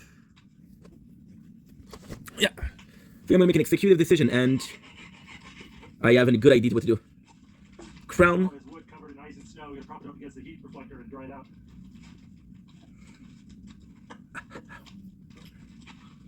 I feel bad for him. I looked at my clock and it's 7:30, so just about 5 hours to cut down all these trees and build the shelter. That's a lot of wood. The shelter's obviously not as good as it could be, but as good as it's going to be tonight. There you go. Boots are wet. These logs are frozen and covered in ice. It makes them really cold and it's going to get me wet, so you got to dry them.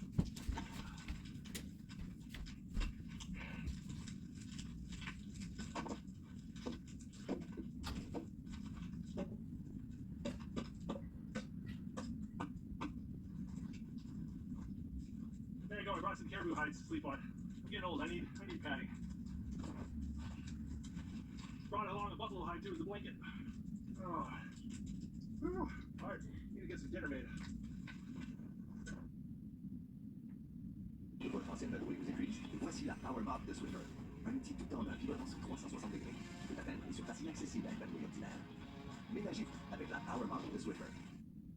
Dercos, recommandé par les dermatologues. Le shampoing antivéhiculaire élimine jusqu'à 100% des pellicules visibles dès la première utilisation. Action cliniquement prouvée sur les pellicules et démangeaisons. Avec Selenium DS, acide salicylique, dans une formule dermatologique. Dercos antipelliculaire par Vichy Laboratoire. You don't have to struggle in the background. Get help with mental health and substance use. If you're thinking about suicide, call or text 988. Wow! 3 mois et 3 saveurs fromagées. T'en veux? Tu peux, cheese it! Pour mon assurance auto, Bénévent m'a super bien accompagné dans le choix de mes protections. C'est tellement du bon monde. Ça va donner le goût d'être encore plus une bonne personne. Salut la gang! C'est Fakir Jean. J'ai décidé d'effacer mon profil et d'arrêter de achats avec mon contenu non pertinent. Ok, bye! Bisous, bisous!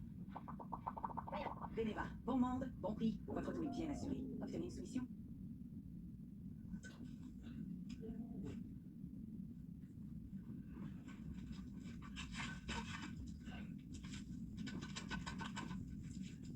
Tell you what, I really like these heat reflectors. When you build a wall behind your fire, it absorbs the heat of the fire and then reflects it back towards you. But more importantly, it acts as a windbreak and keeps the wind from blowing the smoke in your face. It's really nice. All right, for dinner I've got moose fajitas. I prepped up all the meat, seasonings, vegetables, and everything in this little package and froze it. Now I'm just gonna put it in a pot of boiling water to heat it back up. Not a bad meal when you don't have time to do fancy stuff.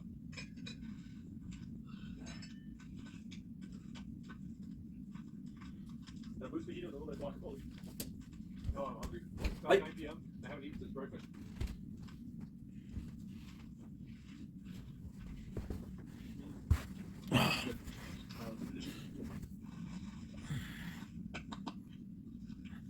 And there you go. I have a little bit of firewood, but not enough to get me through the rest of the night. I need to go cut some more firewood. Show 5. Show set.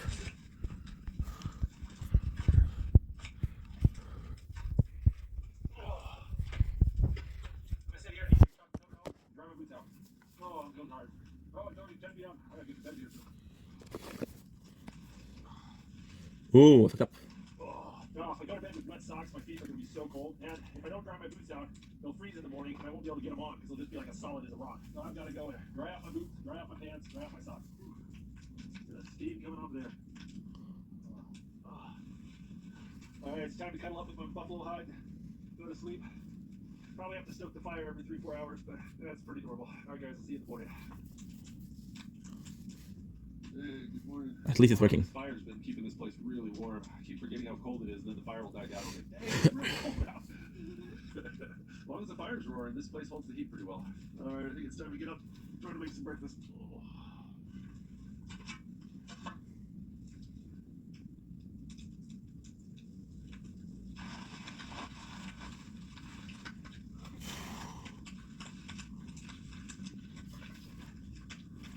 I think I checked.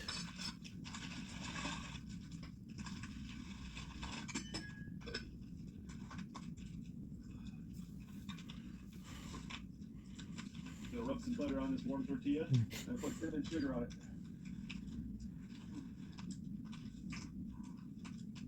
That's good. You ever had cinnamon toast or a sopapilla? It kind of tastes like that. some steel cut Irish oatmeal here. This is the good stuff. A little butter, brown sugar, and raisins. It's about 9:30 in the morning. You can start to see a little bit of light out. Sun's gonna rise in about 45 minutes. Oh, well, that was good. Gotta do the dishes now.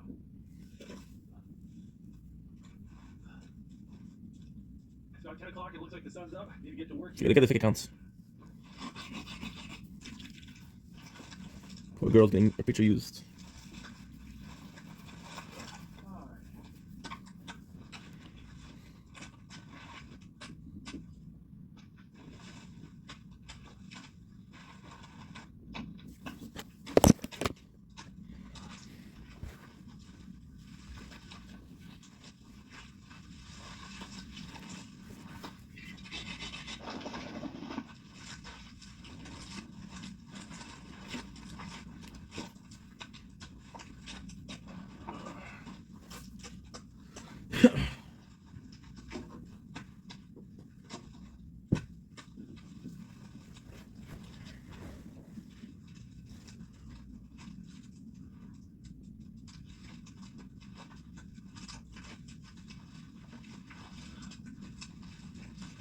This stitching only does a marginal job of keeping the wind out, but once you get a little bit of snow on it, then it's absolutely airtight. The trick is that you got to make it thick enough and far enough away from the fire that when you've got a nice big roaring fire in here, you don't have drips of water from melting snow.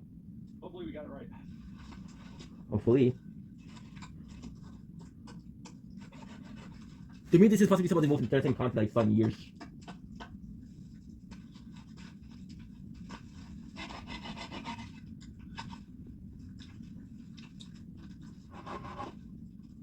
Well, that's not too shabby. That's a proper wall. I think the next thing I want to do is improve my bed. It was a little bit narrow last night. I kept trying to roll off. I wouldn't mind having that footrest a bit bigger too. Go around this log before I put it in my bed. I piled up a bunch of logs over there as a bit of a windbreak to keep cold air from going underneath my bed. Now that I got the shelter built, I don't think it's really necessary, so I'm going to use that for my firewood tonight.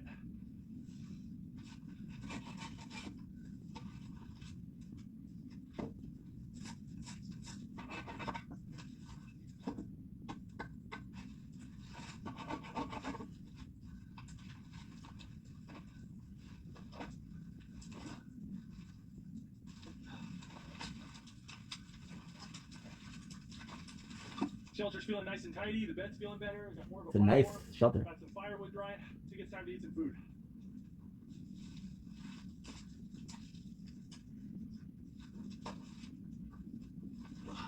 A friend of mine gave me these hot dogs. I think they're made out of caribou. Excited to try them out.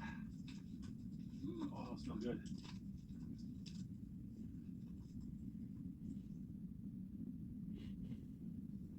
Il se passe quoi quand vous optez pour un réseau de rêve après rêver?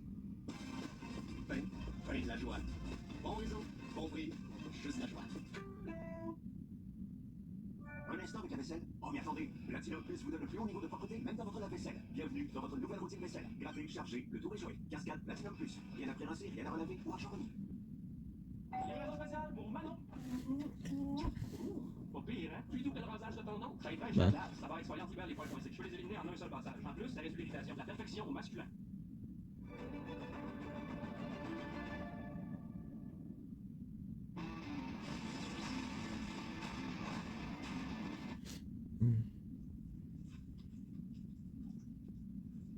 That's a good hot dog. I think I worked up a 2 hot dog appetite.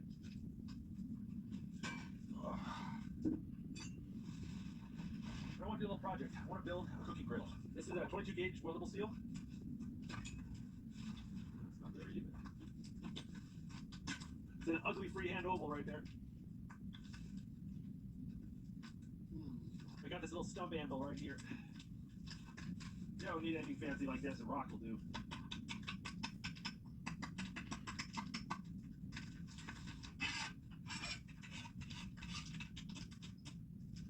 Just put a little lip on the edge of it, knocked off all the sharp bits. Now it's really stiff and rigid, and your food won't spill off the edge. Got a little bit of steel rod here. Keep that up in the fire.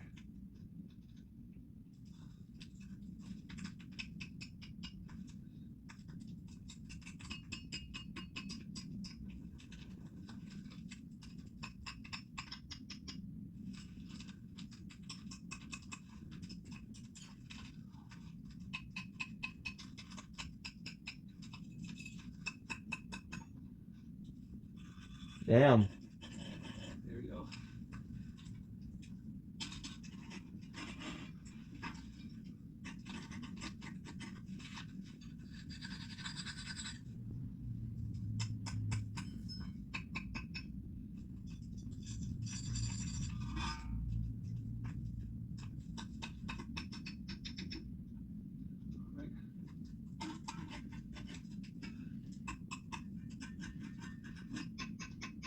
That's a little griddle. It's kind of ugly shape, but that's what happens when you do it freehand. But now we gotta season it. Got a little peanut oil. Get the handles too. Let that bake. Do a couple layers.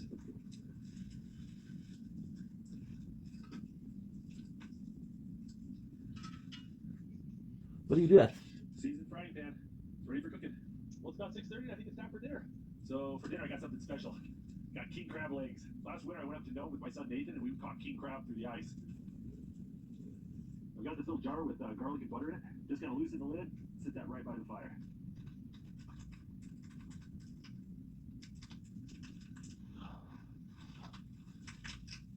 Look at the size of that crab leg. Insane.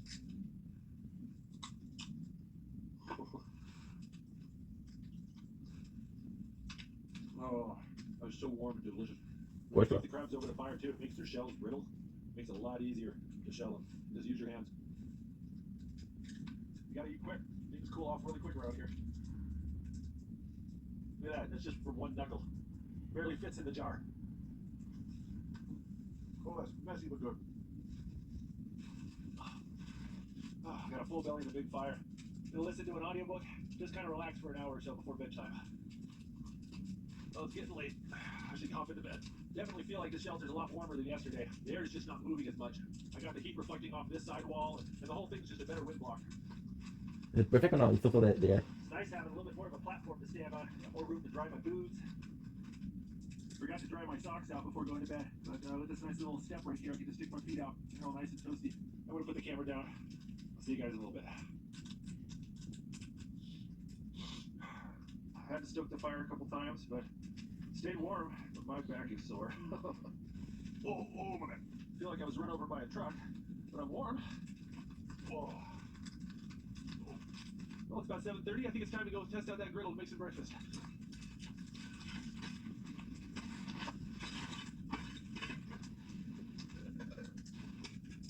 Okay, corned beef hashed. Still frozen.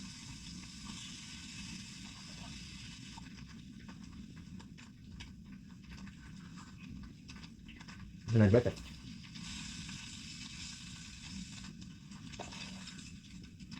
Yeah, it's pretty non-stick. Slid right off.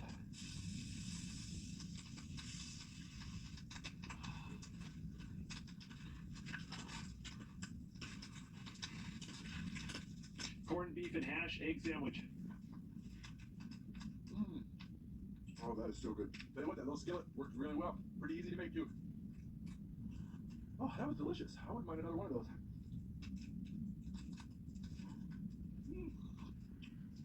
Oh. Tell you, that was a good meal. I'm definitely gonna have to do that one again. But I think it's time to get packed up. I'm gonna try to get home by 12, and I've got a long way to drive to get there. So I think I better not wait for the sun to come up. I'll tell you what, I like my little grill. Worked really well. All right. This is a really nice shelter. I'm curious to see how it performs in bad weather, though. Maybe I can come back during a snowstorm and see how the shelter does. All right. All right, let's see if the car starts. When it gets really cold, my K-Truck freezes up and won't start. But it's a bit of a ways home, so hopefully it'll start up on me. Sure is nice when things work. Yeah, you definitely want to make sure that car is working before you put your fire out. All right. What, man?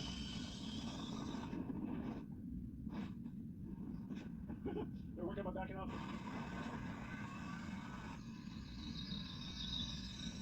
If you like that video, make sure to check out the Outdoor Boys. I don't want a We GoPro. have hundreds of videos just like this. And if you want to see our news adventures, make sure to click subscribe so you'll get notification. Quelqu'un a dit à Diego que moi il y en a, mieux c'est. Mais avec les Super Things de Game qui lui procurent plus de fraîcheur de Febreze et plus de trucs pour éliminer la saleté, il commence à croire que plus il y en a, mieux c'est. Essayez les Super Things de Game. Je pensais que le fait d'avoir notre maison, c'était un projet qui était inaccessible grâce au programme d'accession à la propriété. On a notre petit milieu à nous. Voyez si vous êtes admissible à canada.ca/, chaque dollar compte. Camping in Alaska, deepest snow with a dugout survival. I don't have my Luke glasses. here at the Outer Boys YouTube channel, and I've traveled to the mountains of Juneau to camp in the deepest snow in Alaska. I'm climbing mountains, backcountry skiing, and moving a lot of snow. And I'm bringing you guys along for the ride. What a cool fucking channel.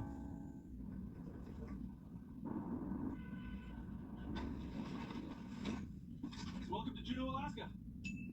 Canada. Find someplace to eat. It's Canada. Must feel lonely, huh? Well, that's See if I Mendenhall Glacier up ahead. Go for a little walk, check it out. Juneau is a very wet place. It sits in the heart of an enormous temperate rainforest. It rains on average 230 days out of the year here in Juneau. And if you go up into the mountains, that rain turns into snow. A lot of snow. On average, more than 10 feet of snow accumulates on the ground. Beautiful though.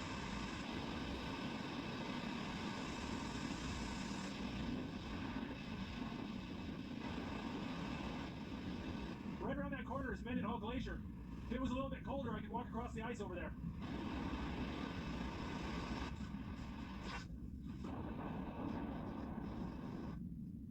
Alright guys, this is Douglas Island, just across from Alaska's capital of Juneau. Want to put on some skis? Just go up that mountain, check it out. So this is Eagle Crest. Right now I'm at Eagle Crest Ski Resort, and it's closed today, so I'm going to go up the mountain on my own 2 feet, scout around a little bit. The ski resort is surrounded by Tongass National Forest, and it's a wonderful jumping off point to some amazing backcountry hiking and skiing. This is the very top of the ski resort. Nice. Hey look, that's my middle name. Alright, let's go do a little explore. Alright, once you get out of the ski resort boundaries, avalanches are a major concern. So I'm sticking close to the trees. Trees act like an anchor to keep the snow from sloughing off the side of the mountain. If you stick close to the trees, you're less likely to hit an avalanche. Good to know. Clouds keep coming in and out. Looks like we're about to get some sun 1 minute, and then it gets all foggy the next. But look at these trees. Keep forgetting these little trees are more than twice as tall as I am. It's just really, really buried. Snow's kind of hard up here. Makes it a lot easier to walk. I made it up to the top in a little less than 2 hours. Not too bad for a whole out-of-shape guy like myself. Gotta take off my seal skins.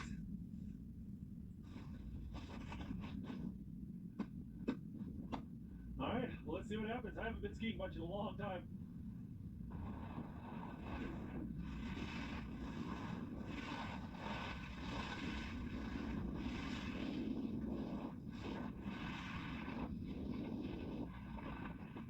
I think going down was harder on my legs than going up. Whew, rusty. Well, there you go. Just kind of scouted the place out a little bit. Give me some ideas of what to expect tomorrow. You see what he did there? He went out, climbed the mountain, and that's the one time he got down. And you might think, dude, the fuck? But that's the smartest thing you can do. That is the smartest thing you can do. Why? Because you're filming. And because you're filming, it doesn't matter how much time you do it. It's still worth it. All right, it's time to head up the mountain. Hey, you too. You know what they say? Work smarter, not harder. Oh, the visibility is so much better today. Let's see if I can get off the chairlift without biting it. Oh, thank you. It's a gorgeous day and there's absolutely nobody here. Promise not to laugh if I just bite it. Well, that saved me about an hour and a half of hiking. All right. There's the boundary. That's gorgeous.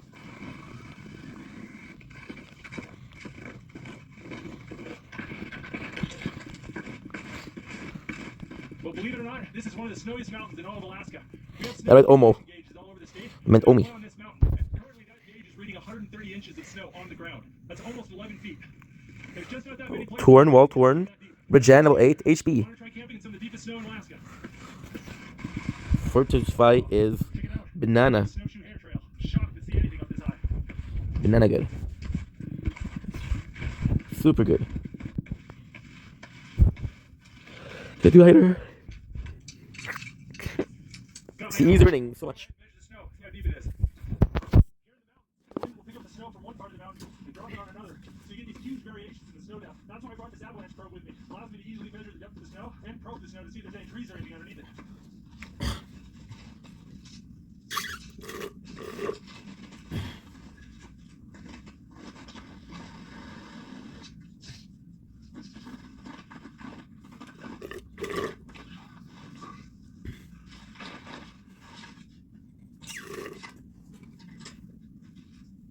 Well, this is looking like a pretty good spot. I'm not sure how deep the snow is, but my probe's only 8.5 feet long, and the snow's deeper than my probe. Look at the scenery here. That's gorgeous. It's incredible. Look how dense the snow And who shows you that on YouTube except for him? On a freaking GoPro, might I add. isolated from the snow. And look at it, I can stand up on the snow without snowshoes. The good news is that's going to make the snow really good for building. The bad news Dude.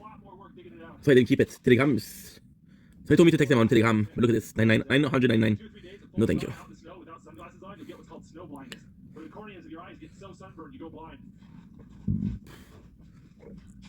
My apologies.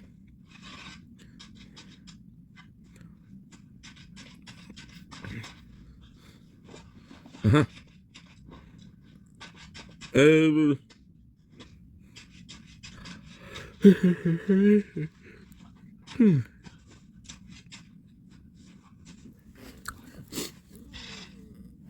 Alright, time to use the snow saw.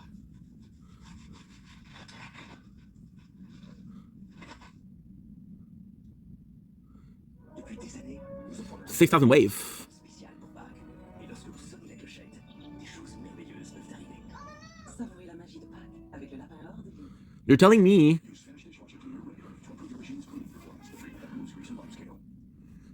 Le temps presse pour économiser sur un forfait 5 G comme Mobile. Charles la pratique, on s'en prend ma tante. Livraison spéciale pour Manon. Raphaël. Pas pire, hein? Plus doux que le rasage de ton oncle. Pas sa peau, c'est son rasoir. Il a besoin d'un gilet de latte. Gilet plate. L'expérience ultime de gilet. Ça part exploiter. Couldn't care less. Je peux les éliminer en un seul passage. En plus, ça réduit l'irritation. Nouveau rasoir pour mon oncle. Gilet de latte, la perfection au masculin. People keep telling me to do 8K. I'm surprised. Seems like everyone is doing major run. 5K plus.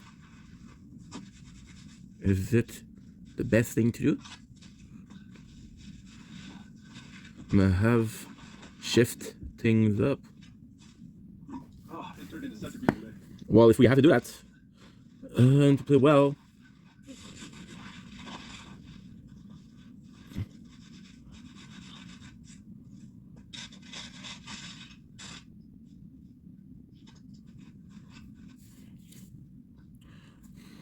Oh, look at this. Dug into the top of some pine trees. It's the hard part about camping in the snow. You don't know what's underneath it. There could be huge rocks, trees, all sorts of stuff. It's easy to forget. Those trees over there are like 15, 20 feet tall. We're just seeing the top little bit of them. I'll just keep digging around those trees and we'll just kind of deal with it as it appears.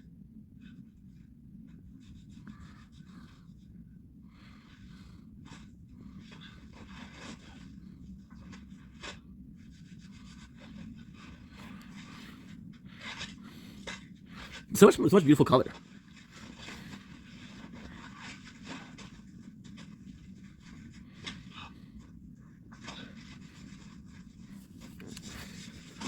Okay, well, we're gonna be switching things around.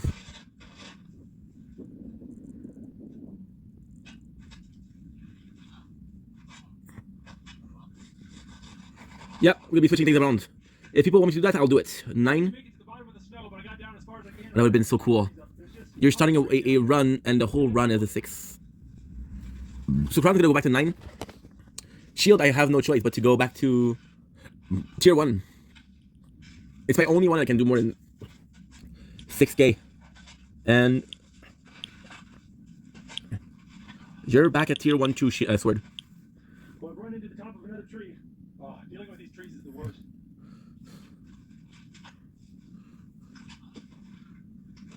It's about 4:30 and the sun's setting. It's gonna get dark here real quick. Better get to work.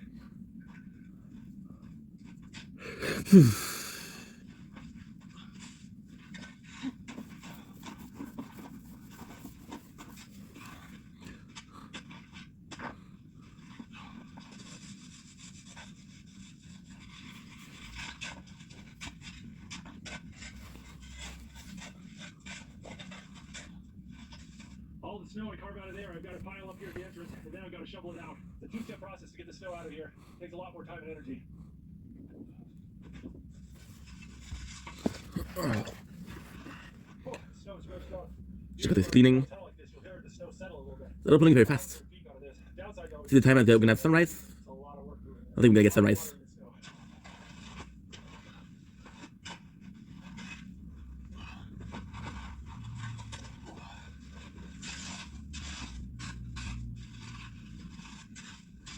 Oh, it was a bit of work, but I got it done. I think I need to go grab my backpack. Good. I started work.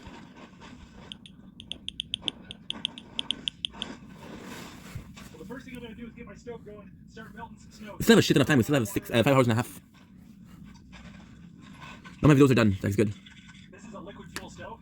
It runs off of diesel, unleaded, white gas, kerosene. It's a great stove to have in the wintertime because liquid fuel doesn't freeze. Good.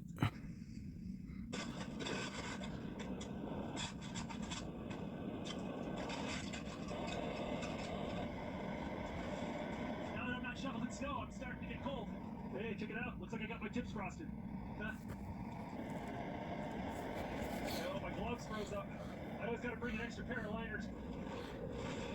When I was a kid, we used to camp in snow caves all the time. But I was kind of lazy, so we'd just make these tiny little snow caves. They're about the size of a coffin. You could just barely crawl into them, and they were miserable. You know, having enough room to put your stuff, to stand up in, to change your clothes, it makes such a huge difference. Let's see if we made this bed big enough. So that we're back at 1, but hey, that's what I have to do. That's what I have to do. Gotta make sure there's plenty of room all around this mat so that nothing's touching up against the ice. This bottle's so frozen I can't open it. So we're gonna do this.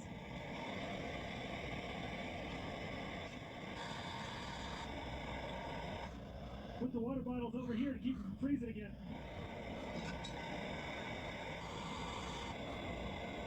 Oh, it feels good to get something to drink. I am thirsty. I'll tell you what, I'm working with a bit of an appetite and I'm excited for dinner. I've got shish kebabs and couscous. Sounds yum.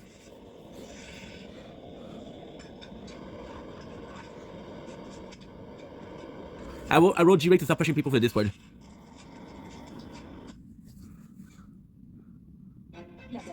If he keeps going, I'm gonna kick him out.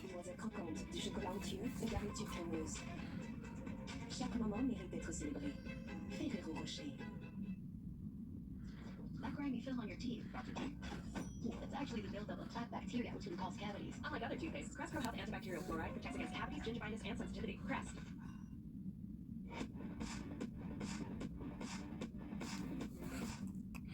Deux routines différentes pour la lessive couverte de mucus. Une brassée sera assignée. Ajoutez le désinfectant pour la lessive Lysol pour éliminer 99,9% des bactéries de le détergent de l'extérieur. Faites plus que nettoyer, assainissez. Lysol, c'est vous protéger. Plusieurs Canadiens font face à des défis en lien avec le logement. Les loyers peuvent être chers. Un premier achat peut sembler hors de portée. Et certains Not motivated to work. avec les coûts d'entretien. Tout le monde mérite un chez-soi à un prix raisonnable. Le gouvernement du Canada a des programmes qui aident à ouvrir des portes vers le logement abordable. Apprenez-en plus au canada.ca/logement.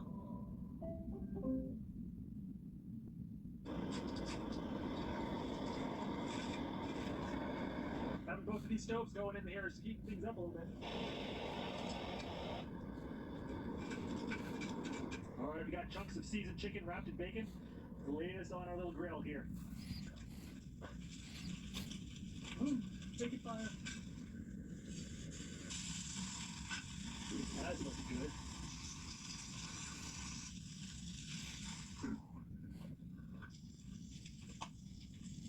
Bacon wrapped chicken shish kebabs and couscous.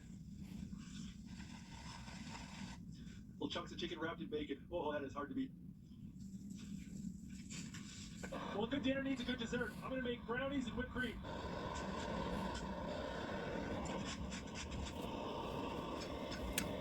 That's the brownie mix here.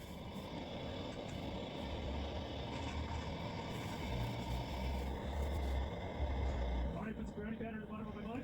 I'm just gonna lay it right in there and just seal it off. Just let that steam for about 20 minutes, then it'll be done. Alright, I'm gonna whip some cream here. Got about a third of a bottle of cream. I'm gonna add a little bit of vanilla and sugar to it. Put the lid on it, and then we're gonna shake this. Shake it for about 5 minutes, and then we're gonna have whipped cream.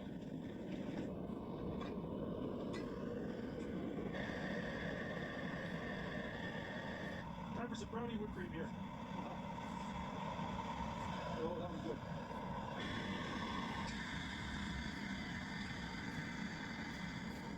Alright, shove that down in my bag. Alright guys, it is late. What if I missed? Maybe I missed a some good advice. I read it through so freaking fast. Good morning. I am so tired. I kind of worked a bit yesterday. Oh, Oh my God, it's cold out here. Oh, yeah, it's nicer in my bed. Yeah, time to put on cold pants. Let's go. Okay, I'm trying to figure out. I can probably go very far, luckily. Okay, yeah. Okay. Got some warm Scottish oatmeal. Oatmeal should always have butter on it. It's so good. I I'm not a fan of instant oatmeal, but steel cut oatmeal is so good. I think it's time to start cleaning this mess up. Oh, what is that? There's a ptarmigan on my shelter. Look at this. There's a ptarmigan tracks. I walk up the stairs to my shelter, I hear this fluttering noise, and that ptarmigan just flew away. Little ptarmigan's trying to figure out what the heck was going on over here. You know, growing up, I think I've already read it, right? more often than not, we built snow caves. And I couldn't help but notice that if my Not all snow of cave us. was in the middle of the night, I'd probably Swim survive Master. because, you know, unless somebody digs you out really quick, it's not gonna end well. And honestly, It's more so for people, for gold. before it'll collapse on itself. Somewhat. You Oh. just gotta dig these holes in the snow and, you know, gotta eyeball it, sleep in it, hope it doesn't fall in. But I think I'm gonna do a little bit of experimentation. Once I get all my stuff out of here, I'm gonna see if I can make this thing collapse. Yeah, it's kind of a good reminder to not run off and do things you see on the internet without thinking it through. I'm just some dude who's doing a bunch of stuff outdoors and hasn't managed to kill himself yet. What do I know? Wow. Oh, this is gorgeous. Yeah, the point of snow caves is to protect you from wind and extreme cold. If you build them right, snow caves usually stay about 20 degrees Fahrenheit, no matter what the weather's doing outside. And that's the trick. If you're ever up in the mountains and you need to get out of the nasty weather, you dig down. Alrighty. You know, there really isn't much of a roof on this thing. You can see here that I cut the snow all the way to the bottom of the bricks that I laid down. So this is just all the snow that I piled up. There's not more than a foot or two of snow on this roof. So it's pretty thick. So what you do? You had more, or you? We've got a Okay. really nice snow cave. It's a big snow cave too. To put it in perspective how big this is, with my boots on, I'm about 6.5 feet tall, and the snow cave is about 6 feet wide. I think I moved about 12 cubic yards of snow to dig this thing. That's enough snow to fill up a full-size dump truck. So let's go. Okay. Let's go into work. There ain't no rest for the wicked. Well, now I get all my stuff out. They don't grow on Watch the trees. snow cave. I got bills to pay, I got mouths to feed. Oh, I can feel it break through. Yeah, this roof is only 2 feet or 60 centimeters thick. And I'm not a little guy, and this is holding my weight no problem. Not the one. Man, that's This is really it. strong. I'm impressed. Absolutely. Salted caramel crunch was delicious. Snow is unusually strong. If I was building with fluffy powder, it might be a different story. Okay. Oh. Oh, that was a good shelter.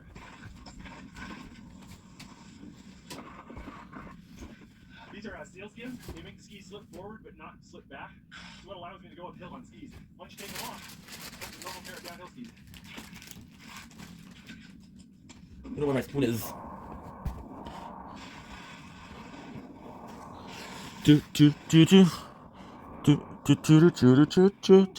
Still uploading? Ooh, that's done.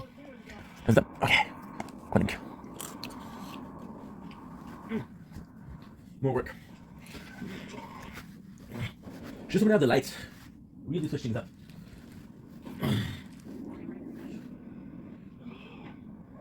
Well, I hope you enjoyed watching that video as much as I enjoyed making that video. If you guys want to see more videos from the Outdoor Boys YouTube channel, make sure to check out our playlist and click subscribe. We put out new videos all the time, so I'll see you guys next video. If you like that video, make sure to check out the Outdoor Boys YouTube channel, where we have hundreds of videos just like this. And if you want to see our newest adventures, make sure to click subscribe so you'll get notifications.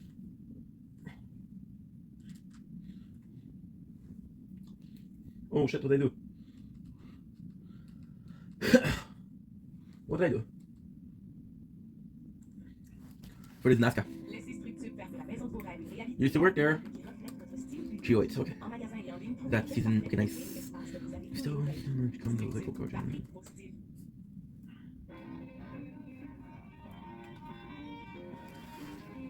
Les conseils de pharmacie de tous les doigts. À la livraison de votre épicerie directement à votre porte. PC simplifie votre vie. Thank you. Luke here, the Outdoor Boys YouTube channel, and me and my son Nathan, we've traveled to the Arctic, and for the next 4 days, Salted caramel we're ice cream. catching enormous One of the crabs best. through the ice, hunting ptarmigan, eating amazing food, Mm. ice fishing, Oh, yeah. dog sledding, meeting native crabs, Japanese is way better. and having a great time. Welcome to Nova Alaska.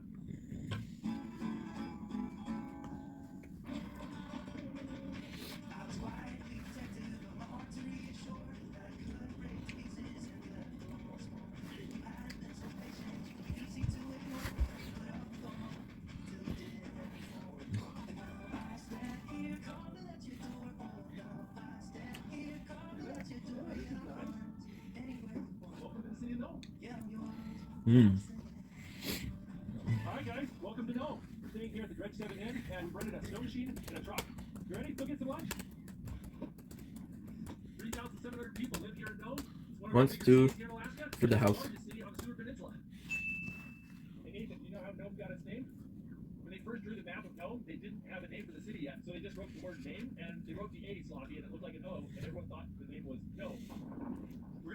fishing on this trip, so we're gonna get some fishing tackle. Oh, look at that. Let's go and jig it really aggressive. What do you think? Is that cool? Hey, thank you. All right, we got some fishing gear. Nome's famous for a number of things. One, the gold rush, and two, the Iditarod race. This right here is the finish of the Iditarod. Dog teams from around the world race all the way from Anchorage here to Nome, and that's the finish line. 1,049 miles. Crazy. One of the major gold rushes here in Alaska happened here in Nome, so you'll see a lot of gold mining stuff around town, including the world's largest gold fan. Hey, check it out, Nathan. They've got umiaks. People still use this type of boat to hunt whales here in northern Alaska. Amazing. Part I find fascinating is how they're made out of wood, and in case you didn't notice, there are no trees around here. Traditionally, a lot of the wood came from driftwood they would just find on the shore. We're gonna go try airport pizza here, get some lunch. Oh, they have cheese fries, they have ramen. Oh, thank you very much.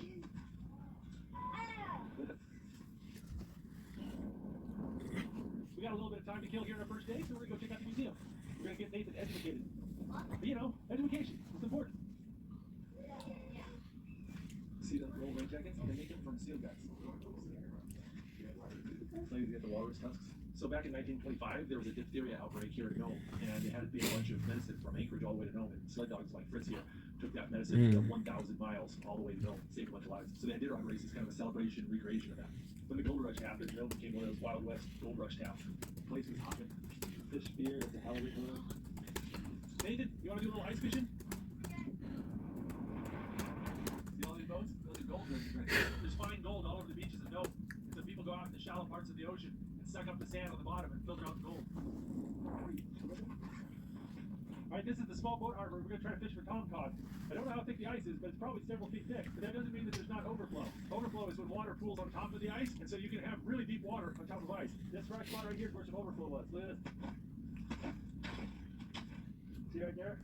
So you don't want to step in that and get wet. You can see 2 sticks in the snow over there? My guess is that's where somebody's spot is. We're going to go check that out.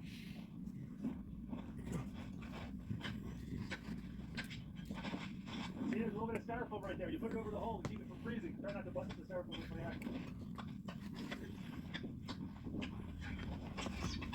Alright, so you see there's the hole. Not going to be able to cut that open with the axe. That hole is too old. So go ahead and put this back. That hole is probably just as old. Yeah, but not too great. A bit too sweet.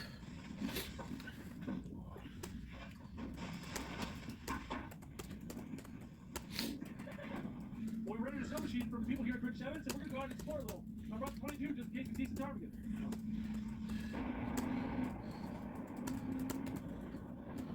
Right now, I'm on the beaches of Nome. This big sheet of ice in front of me is the frozen Bering Sea.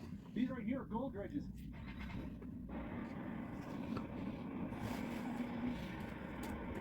Well, we need to be up in the mountains looking around for some ptarmigan, but visibility is not the greatest. But I just got a text message from somebody who's got an auger who says they can meet us at the harbor and drill some holes for us to do some ice fishing. So I think we might give up on this and go do a little more ice fishing.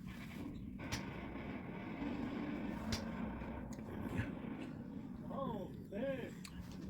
Oh, thanks, guys. Appreciate it. Those are the guys that augered the holes for us, and they're headed out to go check some king crab pots that they've got set out under the ice, out on the ocean, 15 miles out. And they said they'd take us out tomorrow to go catch king crab. I think we need to catch some bait first. Should we get some crab bait? Gotta get out our tomcod rigs. All right. All right, here we go. That's the bottom right there. It's probably about 20 feet. Would you like to sit on the snow machine while you do it? See, the little beads attract the tomcod, and then you go and you jerk it up and it snacks it. Whoa.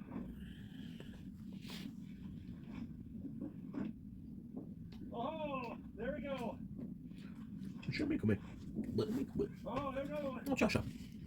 So these little fish right here are tomcod. They don't get much bigger than this. They're just a tiny little fish. They're really common here in the northern oceans of Alaska. And they make good bait. So I'm standing on frozen salt water. The ice here is over 3 feet thick. Oh. Oh, it came off. The snow machine there, so it blocks the wind, makes it a little bit warmer. Maybe he gets tired, he has a seat. You going? Good job. There we go. There you go. Oh, yes, there you go. Oh, I got the longest one of the day, Nathan. Oh, that's another good size one. Yeah, oh, yeah, they're a little something different. But they're also good fish.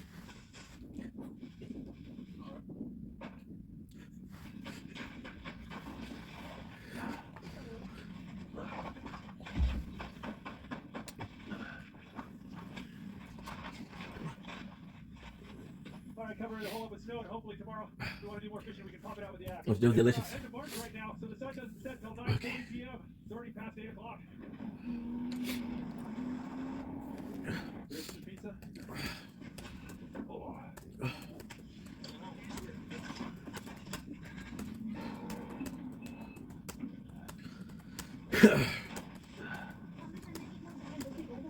Well, it's Friday being so light outside, we gotta get to bed. We got a lot to do tomorrow. I'll see you guys in the morning. Good morning.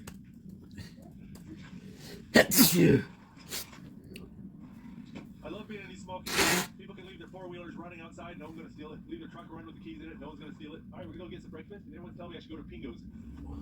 Yeah, it's right here. See right there, you got the menu? You got stuffed waffles. Oh, yeah. Oh, my goodness. Stuffed sausage? That's nice. That's nice. That's a well-fed boy. Hopefully tomorrow, if we want to do more fishing, we can pop it out with the app. It's end of March right now, so the sun doesn't set till 9:40 p.m. It's already past 8 o'clock. Grab some pizza. Oh.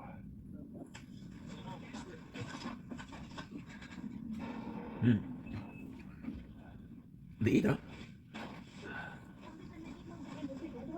Well, it's Friday being so light outside, we gotta get to bed. We got a lot to do tomorrow. I'll see you guys in the morning. Good morning.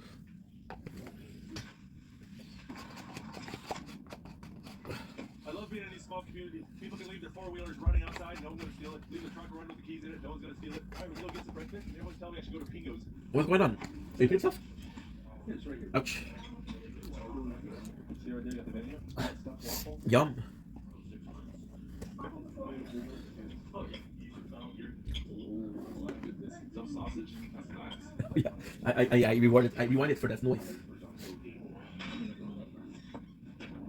Oh, way too much. You go try to get some ptarmigan?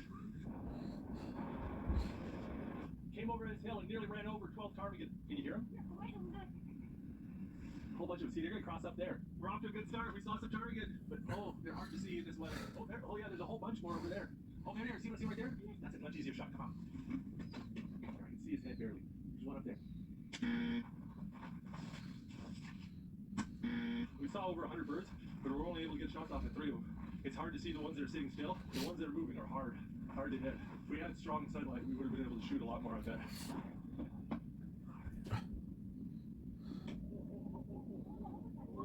Oh, we ran out of road. Driving along, and all of a sudden, there's no more road maintenance. There's just snow on the road. Got myself in the snow a little bit deep. Let's see if we can back out.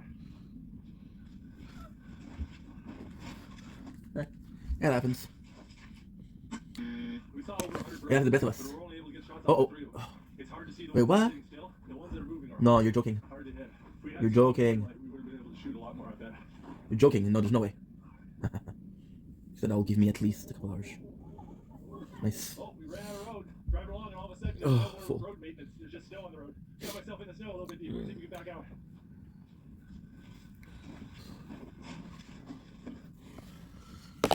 That way too much. Okay.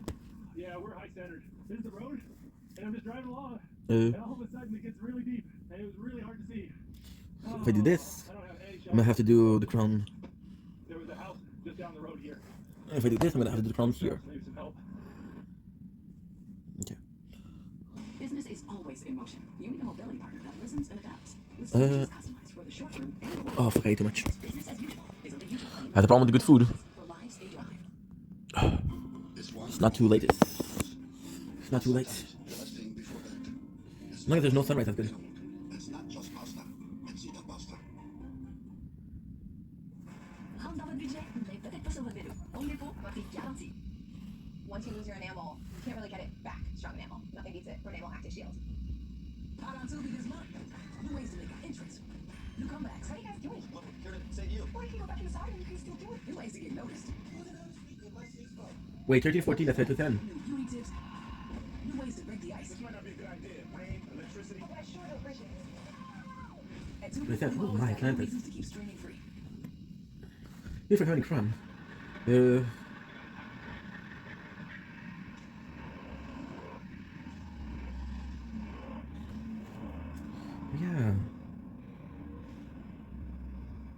We got out.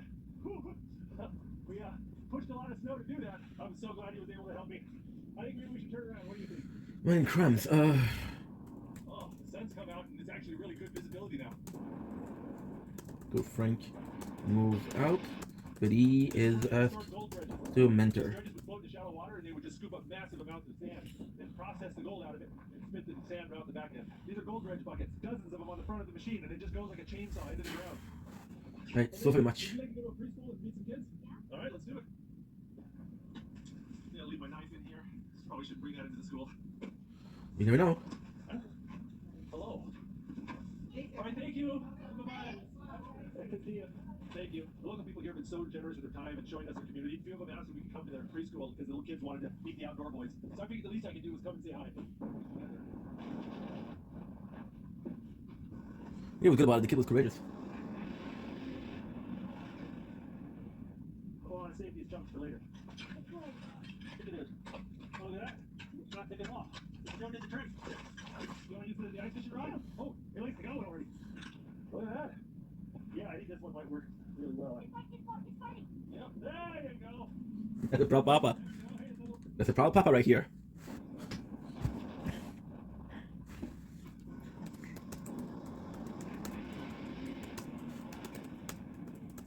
Oh, I want to save these jumps for later. Look at this. Oh, look at that. It's not taking off. It's doing the trick. You want to use the ice fishing rod? Oh, it likes to go already. Look at that. Yeah, I think this one might work really well. Yep, there you go. There we go. Hey, little woman. Look at that. That is such a pretty little fish. Oh, nice top cod. Oh, whoa, there we go. All right, we got plenty of top cod for me. Of course, I'm nervous about the. If you're trying to do things I'm doing here, no. Hi. Hey, Drew. There's the muskox. There's the muskox. There's the name, the Umingamak. This is the muskox wool. Yeah, so this stuff is $100+ an ounce spun into wool. Do you feel the heat? Oh. Drew's been very kind and offered to take me along. We can pull some crab pots. So we got. What was that? Sorry, it's happening when you don't pay attention, right? Yeah, there's the muskox. There's the muskox. There's the name. 8 minutes ago. Umingamak. This is the muskox wool. Yeah, so this stuff is $100+ an ounce spun into wool. Sheesh. Oh. Drew's been very kind and offered to take me along. We can pull some crab pots. So would you want to go catch some king crab? You guys got everything you need? Yes, sir. This is your crabs from yesterday? Woohoo! Oh yeah, there's some big boys in there. This is one of the few places in the state where there's still crab fishing. Down in Dutch Harbor, in that area, all the fleet is shut down because of poor numbers. There's also one of the few places in the state where you can catch king crab with a sport fishing license. You go get yourself a pot, cut a hole in the ice, and you can go for it. It sounds so easy.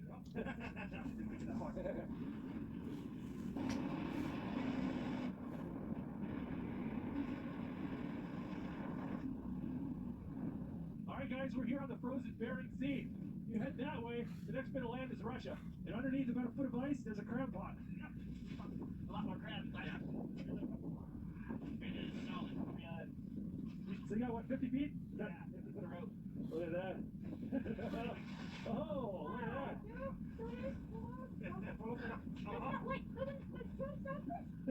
Oh, that's a nice one. Look at that. That is a nice king crab. That's a blue one, isn't it? No, they're red king crabs. And they got to be 5 inches across. Is that their? Yeah, 4 3/4. 4 3/4. Hey, Nathan. Yeah. All right, I'll put him in here before it freezes up. There you go. I don't mean to brag, but there's the pile of Tom cod. Oh, good. Nice and thawing. All right, so there's the Tom cod we caught. We're turning cheap seafood into expensive seafood. Yep. Never even heard of this tomcat. Oh, look at this.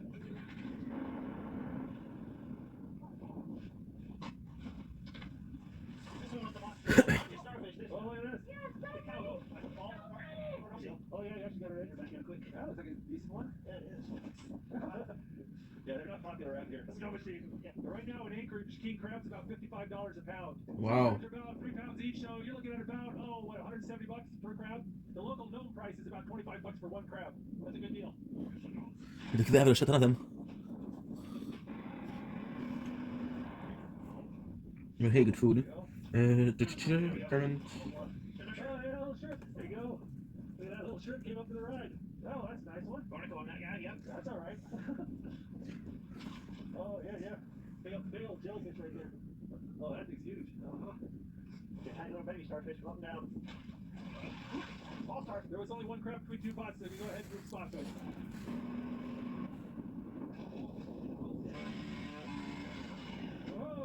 Wow. Look like some sort of anime character with your overly huge sword there.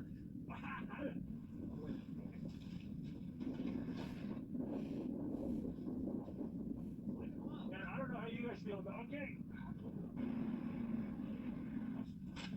Okay. Hey, there we go. Big hot ass, baby. Ooh, yeah, good size. Yeah, look at that. That is a beautiful one. Too, yeah, look at those, man. Oh, heavy too. Most of the crap, like the shell, I guess. It's so easy to forget that we're standing on frozen salt water. So that right there, guys, is the Bering Sea. There you go. The Wow. ocean currents at times break the ice up and shift it around a lot. It's really easy to be on a big solid piece of ice like this and to break off and drift away and you be stranded on it. Get multi-symptom relief with Butler's Complete Plus Mucus. It tastes awful, and it works. Uh-huh.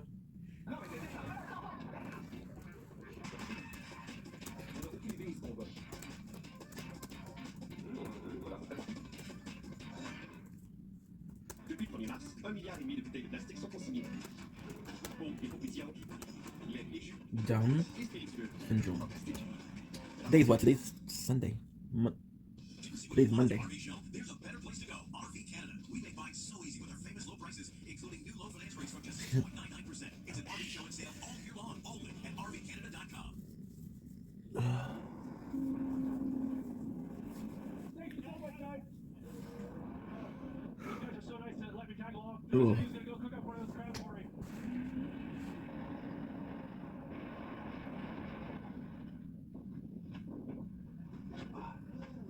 Oh, it feels good to get some more food again. I'm cold.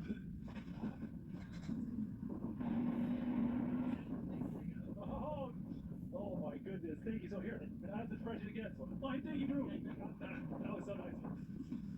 Oh, kind of spiky, huh?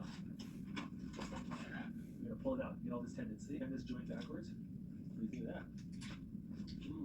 King crab is amazing. It's got the sweetest, cleanest tasting meat of any crab I've ever eaten. There's just so much of it. Just the meat out of one leg segment is more than like several barrel blue crabs. Look at that. Look at that chunk of body meat. It's huge. Ooh, I think I'll wash my hands. Oh, that was the best crab I've ever had. That was really good. Well, it's getting late, but there's one more thing I want to do. I want to go buy a Hulu knife. Do I take the truck or the snow machine? Snow machine. Hi, just parked. Look at a couple. Ooh, that is nice. Look at that. Oh, that's just by exotic wood and acrylic. These ones are stainless. This is a soft blade. Yeah, Soft that one. one's soft. This is the one that my friend Willie Ogendorf makes. So these right here, these are Hulu knives. These are traditional Native Alaskan knives. Well, thank you very much, Willis. I appreciate it. No problem. Hey, Nathan, where you at? Bought a beautiful handmade Hulu knife. So excited to use this thing. And they gave me a bunch of ground muskox meat. I'm gonna make burgers out of it. It's gonna be great.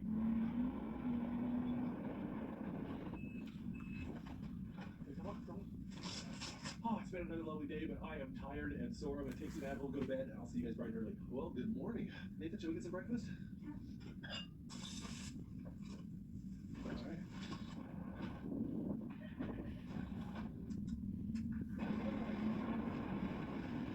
Beautiful sunrise. Stopping every once in a while and listening. We can hear some of their way out there, though.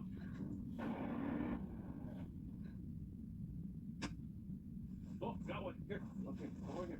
Look at this. It's some fox tracks. There we go. There we go. Look at this. We got two of them. Boy, Snow Machine Patch, we got seven the other day, and we're off to a great start. I think we're going to get a bunch, Nathan.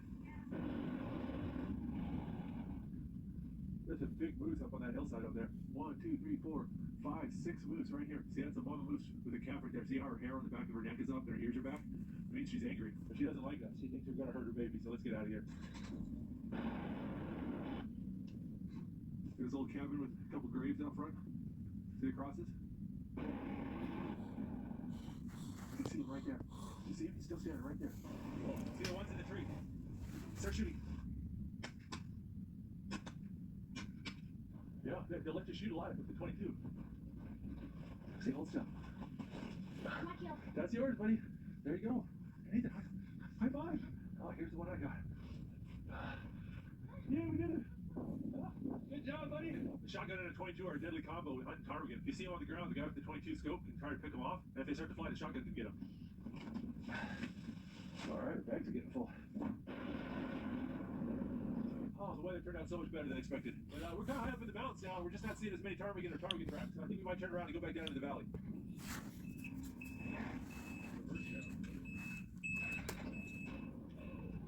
Something happened to our snow machine. The reverse jammed.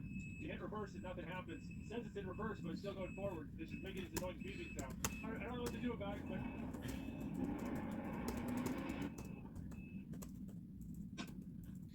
Yeah, got him. My apologies. There we go, buddy. Hey, you're on the feet? Alright. So, Nathan's barrel got stuck in the snow. Gotta get that cleared out. If you try to shoot a gun that has ice and snow or mud in the barrel, it can cause the barrel to explode. I think we're good. See if it's moving? Oh. When there are these huge flocks of like 100, as soon as one takes off, they're all take off. So Don't want to. Alright. Oh, that was a little to the left.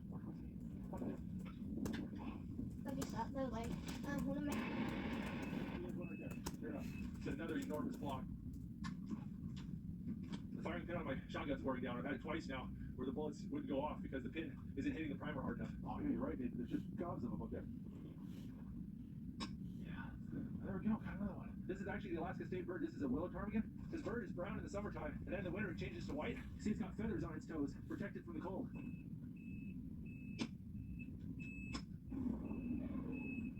There we go. Got two of them. Hey, what? Hey, buddy, did you have fun? Yeah! Well, we ran out of time, but I need to clean some birds real quick. Oh. Holy mackerel, we got 9 birds. So this right here is what's inside all the ptarmigan. These are the tips of the willow trees. That's what they eat. That's how they survive in the wintertime. Quite the bag of ptarmigan meat.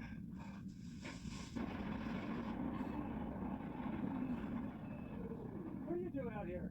The reindeer. What are you doing out here, Ben? Reindeer are domesticated caribou. No way. About 18 miles on a snow machine. Whew, that wind gets cold. There's a lot of native Alaskans in this part of the state that carve ivory, and I want to go check out one of the guys here that's supposed to be pretty good at it. Hi, Andrew. This is my son, Nathan. Nathan, how you doing, buddy? Oh my, look at this. Big old walrus tusks in the skull right there. You like the molars? Smaller female. Oh, wow. This is a fossilized skull. Oh, yeah. Wow. Is this the more fossilized? Oh, that is so cool. Yeah, you can't sell it unless you're a native Alaskan, right? You can sell it raw or You can't sell it raw. It has to be worked by a native. When we harvest them or find them on the beach, we have to get these tusks tagged by somebody who's a walrus tusk tagger, you know? There's a few in town. Look at that. Oh, those are snip. Well, that's a nice color in there. Yeah. I tell you what, if you got some time and want to sand some of this fossilized ivory, Would you like to try it? Yeah. all those. Come on, work faster. Work faster. Oh, yeah, that's got a great shine. So you got a couple pieces of yellow sea glass and putting on the bottom of the fossilized walrus ivory. Look at that. That is gorgeous. Perfect gift for Becca. Oh, these are the pop sockets, right? These are ivory pop sockets. That is so sweet. Oh, thank you very much. This is so nice. That's really nice to meet you. Oh, that was so much fun to see their workshop. They were just wonderful people. If you'd like to see more of their crafts or buy some of their jewelry, I'll put a link to their website below. Hey, Nathan, you like to go dog sledding?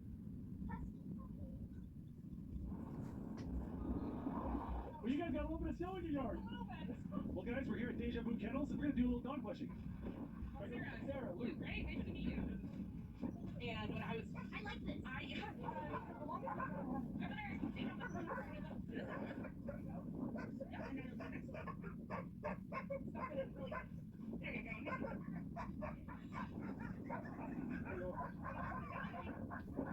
These dogs are excited. They're ready to pull.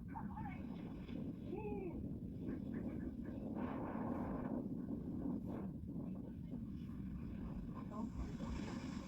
I'm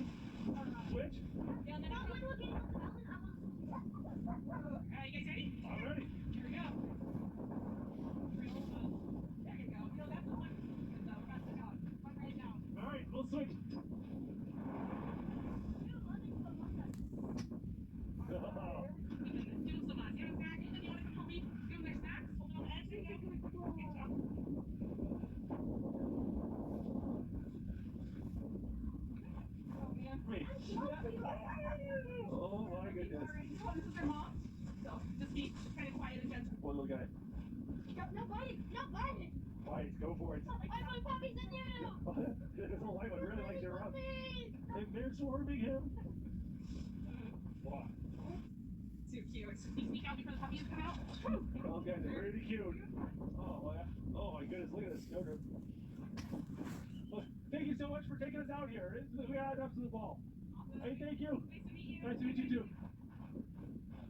Oh, hey, was that fun? Do you want me to get you 15 sled puppies? Too bad.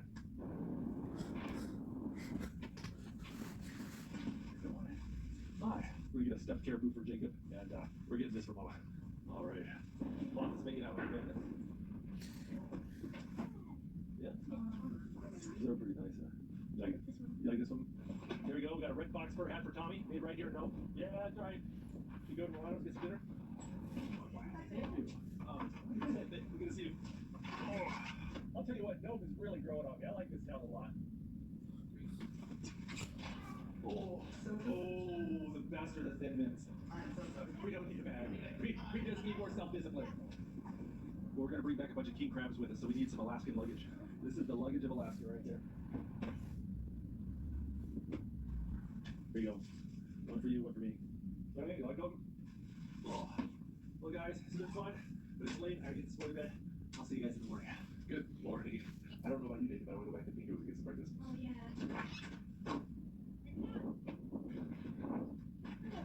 Thank you.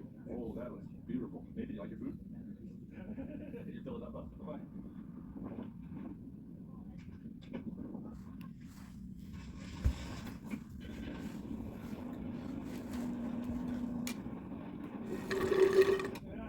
Alright, what do you want to do? Oh, Nathan, the gun is gone. My gun is falling off. Look at that! Aha! Woo! I won! I can't believe how quickly things get buried in these snowdrifts. Woo! Welcome to the Arctic. I can barely see that thing's in the snow. Oh, look at all the ptarmigan tracks.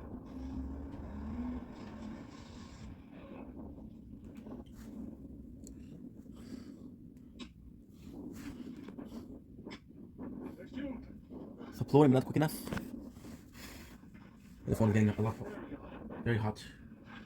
Take some space. See, there's two out there on the ice. I think they're shooting. They're getting right away. Start shooting. Good. All right. There we go.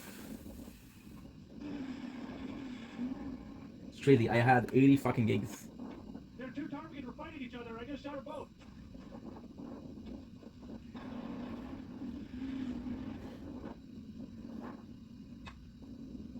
Okay, good. Aliens are right there. They're everywhere. Good.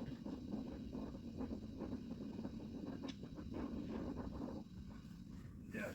Well, we're out of time. Should we go head back? Yeah. All right. Let's check the. This thing is so full of ptarmigan. Oh, that was heavy.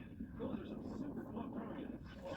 Drew's friend Jonathan has a bunch of crabs for us. We're Nope, gonna take nothing. them home on the plane. And in case you're wondering, yes, Well, you can multi-dime. eat crabs on the plane. Multi-sleeping. You can call them a service crab. You Oh, can shit. use one as a carry-on. Fucked up. Not once, not twice, but 3 Oh, check times. this out. Oh, yeah. I'm sorry, I didn't get you. I haven't had a chance to pluck them yet. Oh, yeah, I got 5, 6. Quite a bit of salmon. Oh, smoked salmon.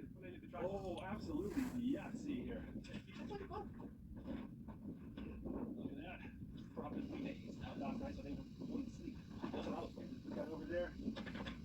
Hi, JT. Thanks, Don. Thank you so much. All right. Our plane's leaving in a few hours, buddy. I think it's time to back it up. Yeah. Okay. How about this? Nathan?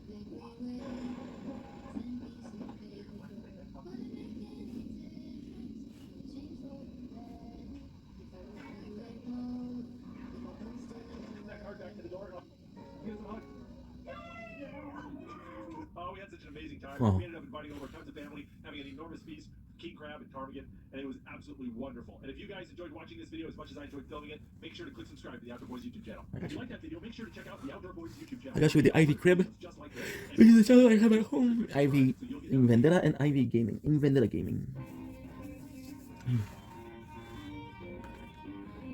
Des conseils de pharmacie au bout des doigts. Train the plumber. À la livraison de votre épicerie directement à votre porte. For boys in Askan Yupik Village. For days. Luke here at the Outdoor Boys YouTube channel. I'm here at the Yupik Village of Potluck. And for the next few days, my friend Sam is going to show me how to hunt moose, fish Damn. salmon, catch sheefish, and spear seals like a local. Dude. Okay.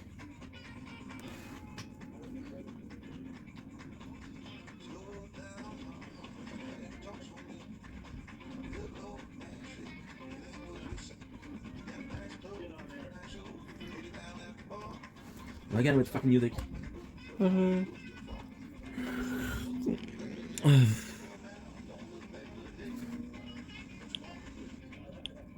this is my brother Dan, this is my nephew Tim, my friend Sam. Welcome to Potluck. Oh, hello. Hi, Tim. Pleasure to meet you in person.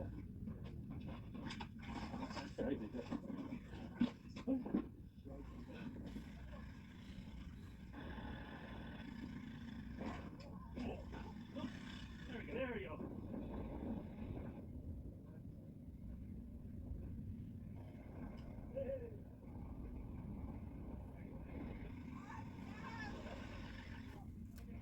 What nice though.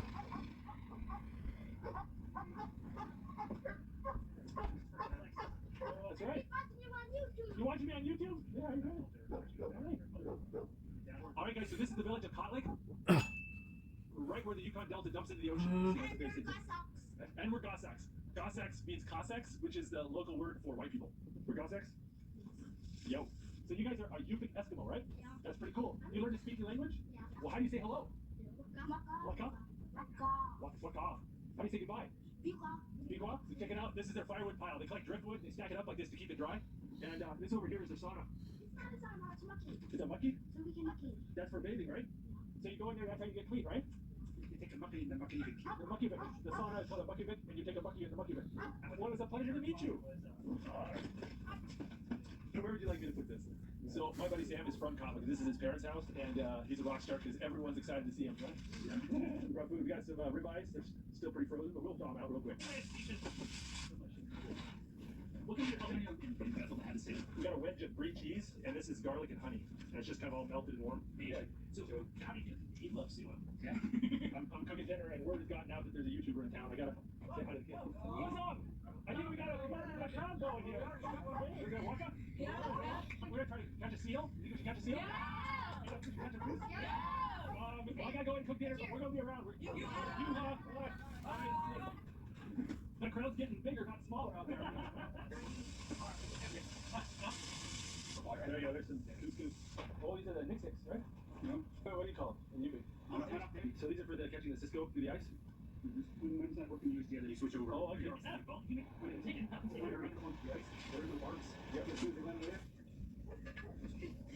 All right, should we go catch some moose? All right, let's do it. All right. Guns are out here. Clippers is the modern day cartridges. Hi. 7mm in that. So we got a lot of things we want to do on this trip, including getting a moose.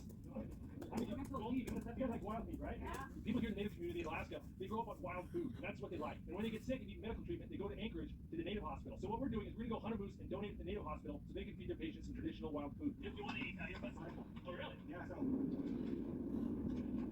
Wow. Here in Kotlik, they hunt a lot of seals, and Sam's family uses atlatls to hunt them. Cool stuff. That tip's made out of bone? No, it's brass. Brass. That little brass barb right there. This is a type of spear called an atlatl. In Yupik, it's, what was it? Nukuk. The spear in the atlatl is not for killing the seal. It's for sticking the barb in the seal so you can see where it's going when it goes underwater. The boat can then follow the floating spear and get up to the seal and harpoon it. That's the harpoon right there. All right, take that. Whoa, that's some serious distance. Whoa. The spears are designed to float out of the water like this so you can grab them without getting your hands wet. Keeps your hands from going numb. Pretty good. meat, seal blubber, seal oil are a very important part of the traditional diet. So we're definitely going to keep our eye out for seal. If we see one, that seal's in trouble. Oh, see it. It's a moose. Looks like there's a young bull right there. Brandon. Too much water. You've got to really think it through before you pull the trigger on these moose. They can weigh 1,500 pounds or more, and you got to haul all that meat piece by piece back to this boat. There's a lot of swamp right here we'd have to walk through. We'd have to haul all that meat through the swamp. Well, legally, we're allowed to shoot bulls or cows, but we prefer to shoot bulls because that has less impact on the overall population. Yep. We're going to go ahead and keep looking. There's a moose right there.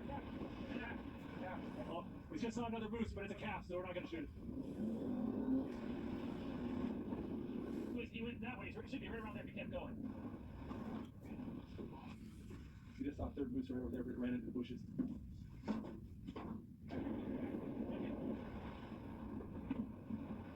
We just saw our fourth moose, but we let it go. It was standing in swampy ground, and trying to chop it up into pieces while it's under the water or in the mud is just a mess. Shooting a moose in the right place is just as important as shooting the right moose. 4 moose in like 45 minutes? Yeah, it's a lot of moose around here. There's so many moose here that the limit is 3 per person.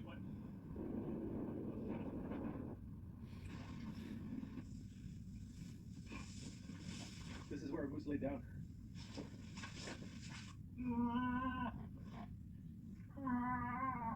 There's a big bull over there with a huge set of antlers, and it just lost him out. But there's another cow over there, and she's sitting in the water up to her neck. We've already seen 6 moose. Dad just saw another moose. That's number 7. Just walking down there and seeing.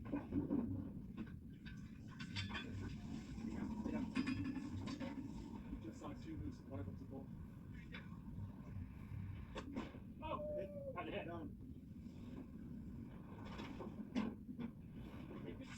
We just saw a big bull come across the river, come up onto the bank. That is a big animal. Wow, look at the size of that. That is a big animal. Could be closer, but it could also be a lot worse. I got more than a sneaky feeling that was the easiest part of the whole process. Yep. Moose are like deer, they lose their antlers every year. And while they're growing, they're covered in this velvet, this fur. And then right about this time of year, they start to drop off. The velvet peels off and the bone's exposed.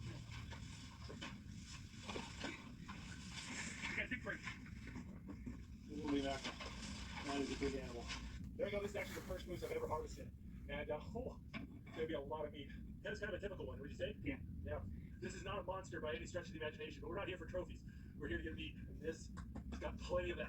We got a lot of work ahead of us. We got to chop this thing up, and we got to be real careful to keep all the meat good. As I film this, I'll try to keep the blood and guts to a minimum, okay? The closest I've ever come to gutting a moose is holding the garbage bags for all the men when I was a teenager. So, I am unskilled labor here. We're going to defer to the elders. What? You take the skin off the top of the moose, use that as a tarp, so they can put the moose over, not work in the mud. So these right here are game bags. They protects the meat and lets it breathe so it doesn't rot. Just this one front leg joint weighs about 90 pounds. All that weight on your back really makes you sink down in the mud more.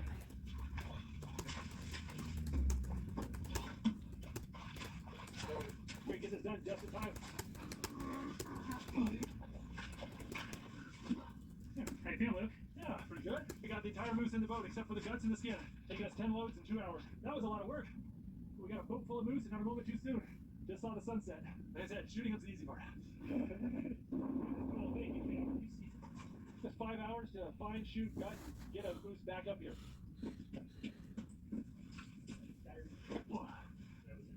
You got me rushed.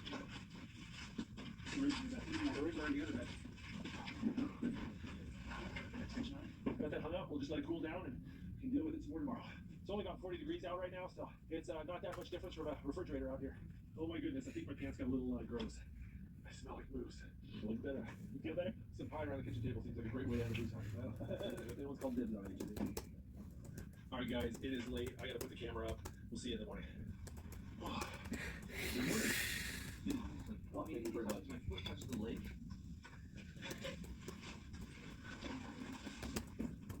We're gonna head out and look for seals and do a little bit of fishing, so we're gonna head to the local store, see if we can buy a few fishing lures. Okay, so I can make a lot of space for you. And we're back. Sorry, while making some space, I showed you the video that you were supposed to see.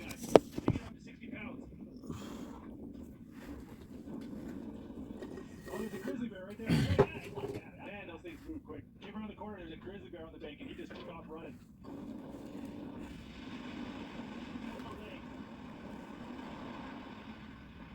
I think they might have been running across the river to get away from that grizzly bear.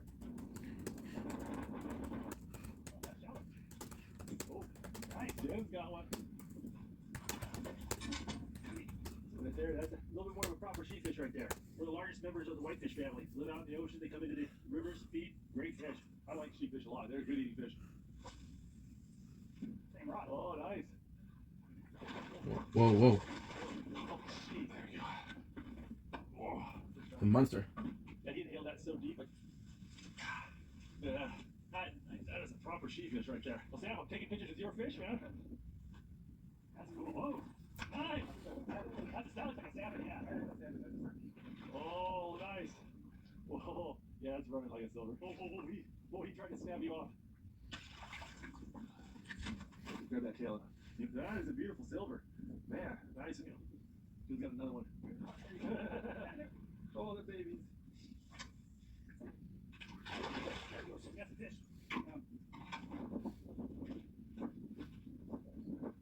Jim's gonna get a little fire going and make some lunch. See how we got some fresh fish. Nice. There you go. Look at that. Beautiful silver salmon. See the scar on him? That's from a seal. Right up that way. Let that one go. Here we go. Okay, cool. I love catching sheepfish. Beaching there. Good. Look at that. Oh, that smells good. Oh, yeah, you got some people in there.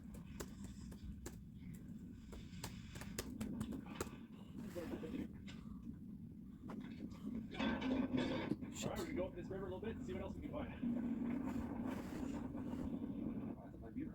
See, there's a beaver house, those trees in the water. There's his food storage. They got to build that food pile up for the winter time. Yeah, it's starting to turn a little bit, yeah. It's very beautiful. There you go. He's starting to turn his colors. Well, we're going to head back to Cotton Lake and keep an eye out for seals on our way.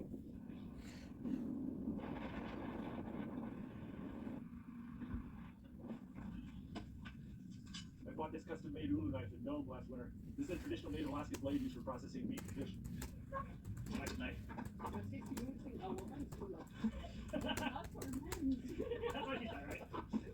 Sam's mom was taking a photo of me because she'd never seen a man using an ulu. Apparently that's not a thing in this part of Alaska. Pretty much the subsistence lifestyle in a nutshell, right? I don't think people realize how much work it is. On an annual basis, like somebody's living in the village, how much meat do you think they would catch each year? How many fish, like salmon? Over 100 per family. If they put it away for the whole year. And they probably get a moose or something on top of that? Yes. Usually one moose per family, but you know, if the salmon is bad, then maybe they'll harvest two of them. Yeah. And then there's a lot of other things like the Cisco and the sheepfish and other things you kind of pick up throughout the year as well, too. Yes. It takes a lot to feed a family, you know? Yes. Or that's the loin. This is the leg. Yeah, whatever, however you can. I just need it open. Well, that was my first time processing a moose, and I got it done as much as I dare do out here in Cotton. The rest of them to do at my home, or we're gonna do at the hospital. Oh, I just forgot about the antlers. Then we gotta get the tongue out. Oh yeah. No, we were almost done. Hey! Got a smokehouse full of meat, and I got the antlers off. Well, everyone's worked up an appetite, and they said they would like me to make some bread, so I'm gonna go ahead and do that.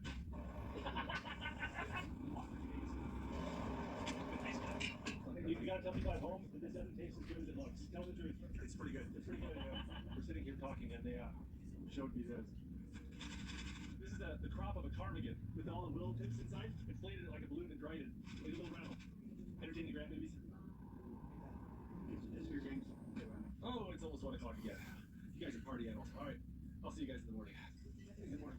Good morning. Thank you very much. Party. Okay, we just found out the plane is going to take the moose out of the village. It's going to be here in like 20-25 minutes, so we got to hurry and get that moose in bins and out to the airport.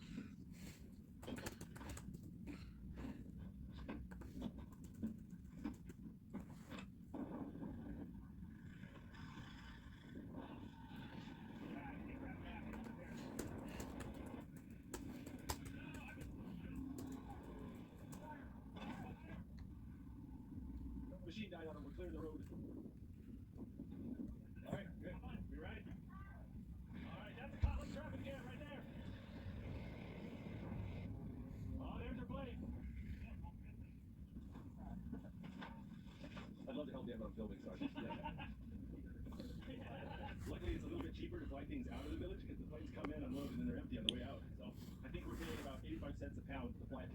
that's going to cost me about 65 cents to get a pound to get from Harmonic to Acres. There goes the plane. We got the moose meat on the plane. We're going to take it easy and give you guys a walking tour of Kotlik. The village of Kotlik has about 600 people who live here, and it's a traditional Yupik village. The Yupik are a type of Eskimo, or Arctic people. And this is a good representation of the villages we have here in the Yukon River Delta. You may have noticed that they got this wood boardwalk and no roads. Because if you look as far as you can see, it's all marshland.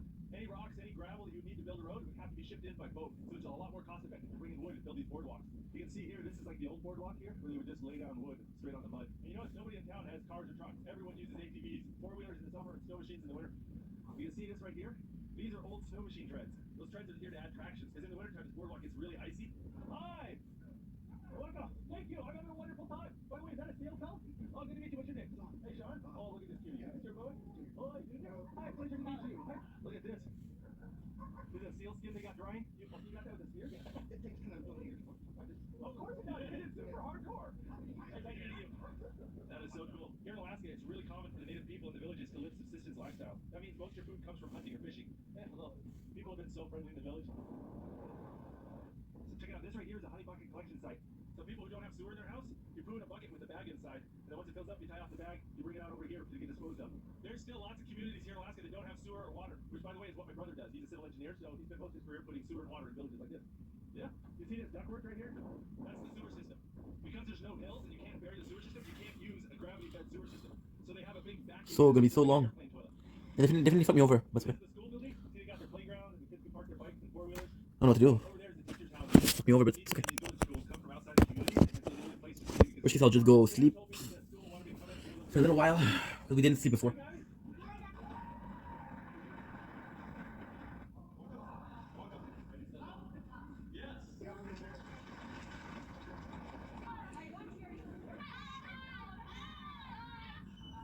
Hello. We have a broadcasting class here, so we're gonna go do an interview. I'll put a link in the video description below. Good 10 to 12 days worth of work to do this one video. Good job, everybody. This is our first film production. Thank you. Hey, bye-bye.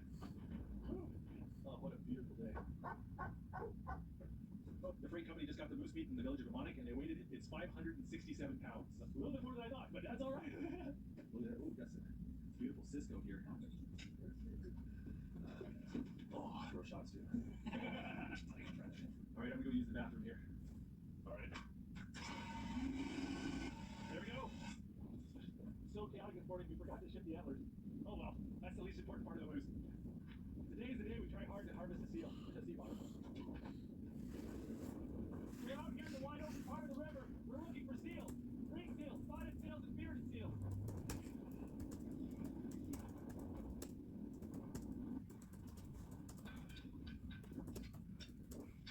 Well, we've been driving around the boat for about an hour looking for seals. We're going to stop, pull over, warm up a little bit. Look at this plant right here. This is poisonous water hemlock right here. It's very dangerous. Thank you. Oh, and there's a couple ducks coming. Oh, I love greenweed peels. Got the blood going, got a little salmon in it, killed the duck. All right, time to go. Spend another couple hours driving around looking for seals. Take a little break. It's only about 40 degrees and that wind is in your teeth. It gets cold. We just saw it. Uh-huh. It was sitting on the side and they just went flopping through the water. Oh, there he is. There he is.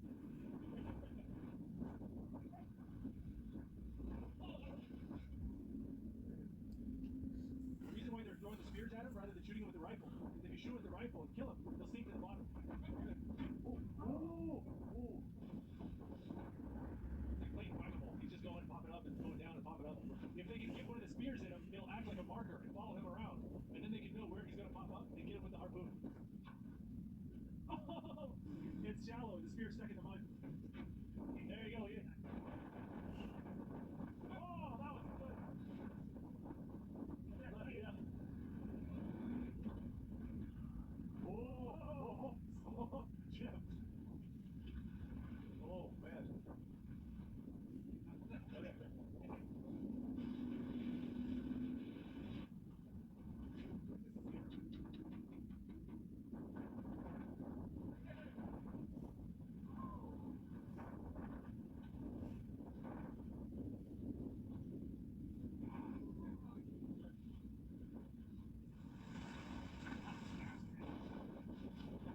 About 40 minutes chasing that seal, we start getting smart, running off. slip. There's another boat from the village just showed up. They got two little boys on the boat. They're on the front with their spears. Well, I think that one got away. Oh, there he is. We were 2 seconds away from calling it and going to another spot. There's the seal. Third boat from the village just pulled up.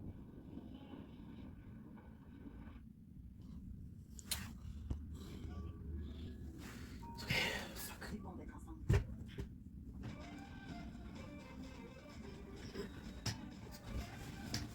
It's like crazy because yesterday morning at the same time we were watching a completely different show.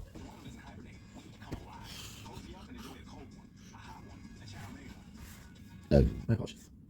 Voilà à quoi ressemble le premier régime du pays en matière d'avantages sociaux. My apologies. You guys calling it on the slip? Yeah. Okay. Well, that seal's given all three boats the slip again. We've been chasing it for about 2 hours. It's almost 8 o'clock. We're going to call this one a victory for the seal. Everybody care so? I've never had a dried. Do you feel off the skin? Oh. Those dried smell, they're dried hooligan. So this is the oil from the seal, the ring seal. That's cool. A little bit of salt in it. They make the seal oil by taking all the seal fat, putting it in a 5-gallon bucket in a cool room, and then the oil just separates out of the fat. So is that seal? This is a beauty seal? Yeah, I like that. It's weird, but it tastes like fresh peanuts. Have you ever had like green peanuts, unroasted peanuts? It tastes like green peanuts. A bearded seal meat is real mild.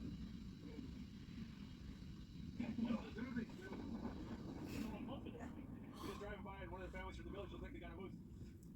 Corey. Yeah, Corey, I'm Luke. Nice to meet you. Yeah. What's going on? Oh, we're good thing we're all here to help watch and supervise. Oh my goodness. Oh, now what's this called? Aguna? Yeah, or Eskimo ice cream, right? It's made out of like berries and fish and stuff. Oh my god. First off? Oh, I gotta try this out. This is my first time trying it. I got the cloudberries in there. Oh, God. We had this discussion at the school. Yeah. You think I need to fight something? What was the name for that again? Aguna. I like it. It was really nice. I just take a little. Okay, I can quit anytime I want. Homemade bread. Yeah. Homemade bread. It's like different. Aguna here. Aguna. It's like Crisco and sugar and berries. Did you fish this one? Really? Yeah. You put sheep fish in it? What would they call them? Broadfish? No, broadhead whitefish. Oh, that is so good. That's a good recipe too. Oh, it'd be the test, madam. I will. That was good. Thank you very much for sharing that. You offered me a piece there? All right. No, raw moose. What's that called? You got moose sashimi. Sure, absolutely. I wouldn't. Reminds me of tuna. Kind of like this always had that funky thing. I like that cooperation you gave us. Oh, that was cool. Nice people.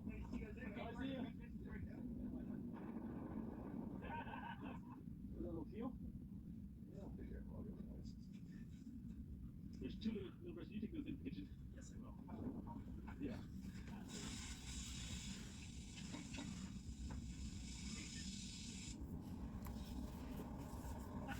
There's the TL right there. Guys, it is 11:30. It is late. I'm going to bed. I will see you later.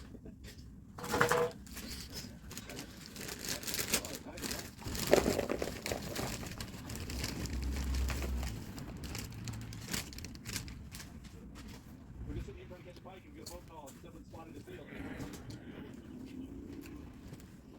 Okay. We got 7 boats here and everyone's looking around for the seal. I think we gave them the slip before we showed up. We never saw the seal, but it was an exciting last little hurrah before we had to get going. We got a plane coming in just a few hours and we need to get back. First thing I need to do is get this thing wrapped up and shipped.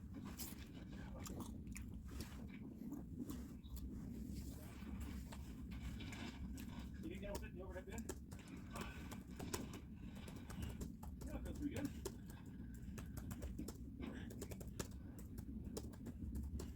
Well, you find it in water to do that, or you harvest it? Oh, so you harvest this? Yeah, how old are you? I think I'm 16. That's cool. They give you your driver's permit, man. Yeah? Oh, that's cool. Look how young you were. What did they say? Here in the U.S., Native people are allowed to hunt a lot of animals that we're not allowed to hunt. Like whales, seals, walruses. Oh, yeah. Oh, that's hefty. Oh, that's a walrus jaw. Oh, that is a big chunk of lemon. Oh, yeah, that is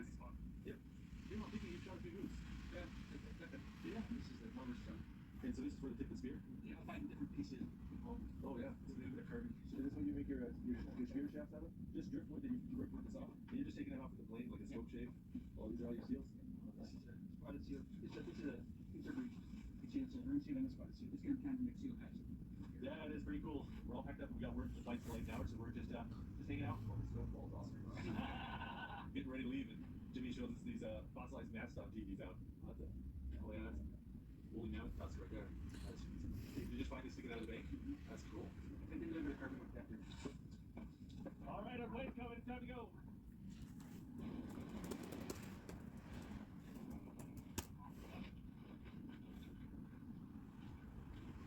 Yeah, I think you know what they're hosted on. Let's go with more. Absolutely. Nice to meet you. Depths of silence, where echoes remain. You in the sunlight, I was the wind. Collision of souls, opposing the tide. I was the darkness, here for the light. Now you know,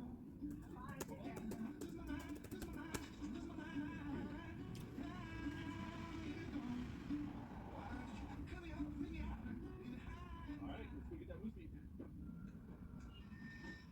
Yeah, look at that.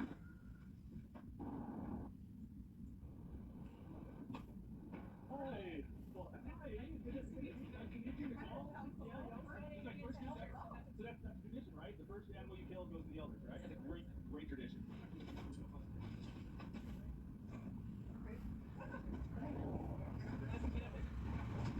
Look at that. Cheers. No problem. My pleasure.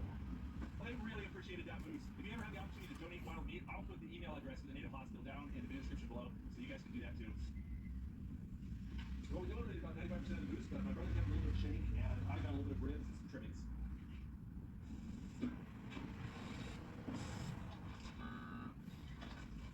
We got some vacuum sealed moose ribs.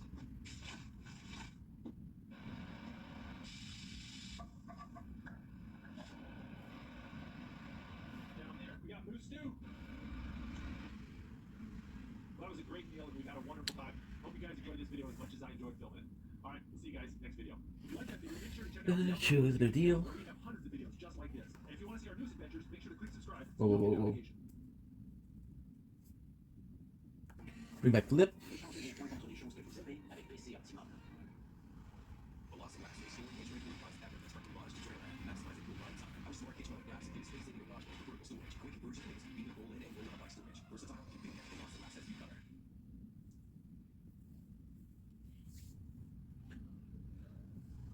Luke and Tom here with the Underboys YouTube channel, and welcome to Nome, Alaska. For the next 4 days, we're hunting ducks and geese, soaking in hot springs, fishing for salmon, and Luke and Tom here with the Underboys YouTube channel, and welcome to Nome, Alaska. For the next 4 days, we're hunting ducks and geese, soaking in hot springs, fishing for salmon, and exploring an awesome part of Alaska.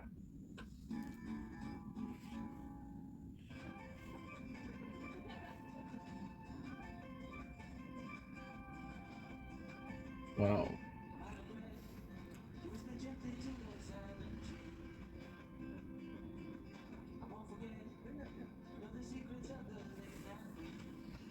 Oh, all right, Tommy, welcome to Nome, Alaska. Excited to be here? Yes. About 8 months ago, me and my other son Nathan were here catching king crab through the frozen ocean. Huh. You take that one? Thank you. All right. Oh, look at this. This is nice.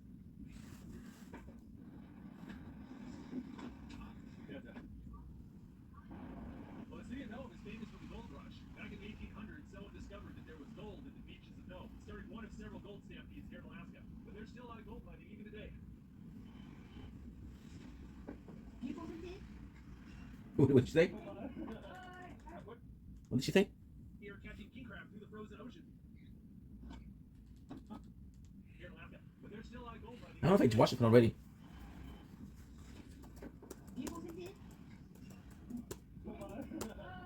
Birthday time. Well, me and Tom want to do some hunting and fishing on this trip. We'd love to catch some silver salmon or char, maybe some ducks, ptarmigan, cranes, swans, geese. See what that is? You know what that is? That's the Bering Sea right there. That's Norton Sound. A balmy 49 degrees today. So this was an old military fort named Fort Davis was here. Got to bring up minor fights and stop some riots. This is like Wild West town. Those cranes.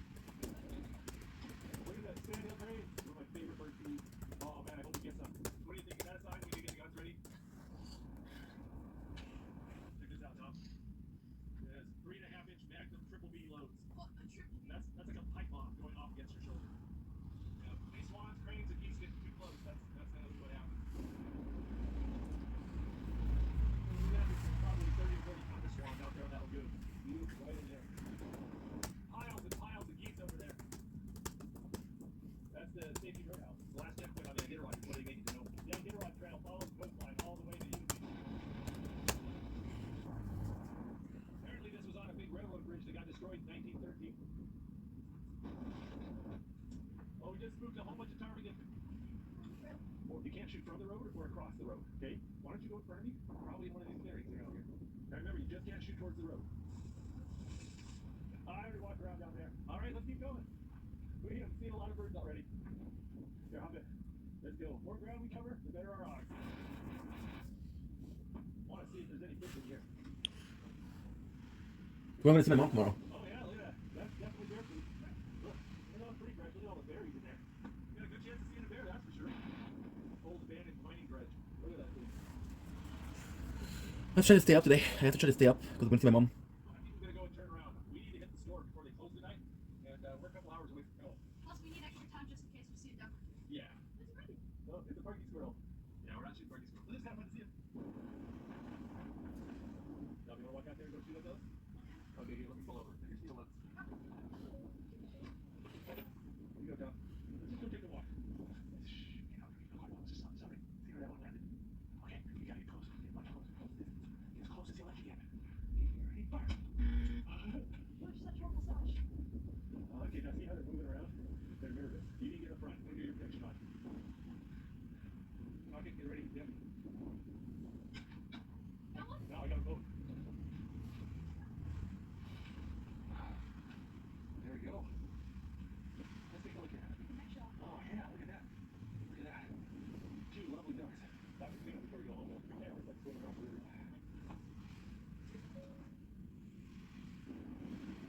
I think this is where we might want to go and hunt tomorrow morning. Let's go check this spot out. Go single duck.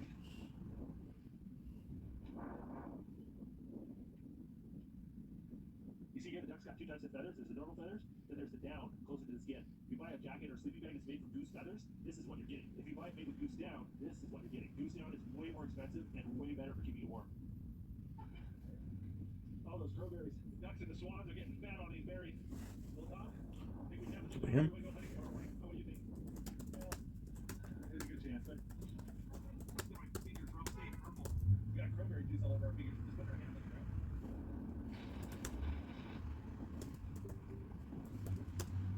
Same rolls. We got everything right. We're right over here in the frozen meat section, and they've got 4-wheelers for sale. Come on, got a place.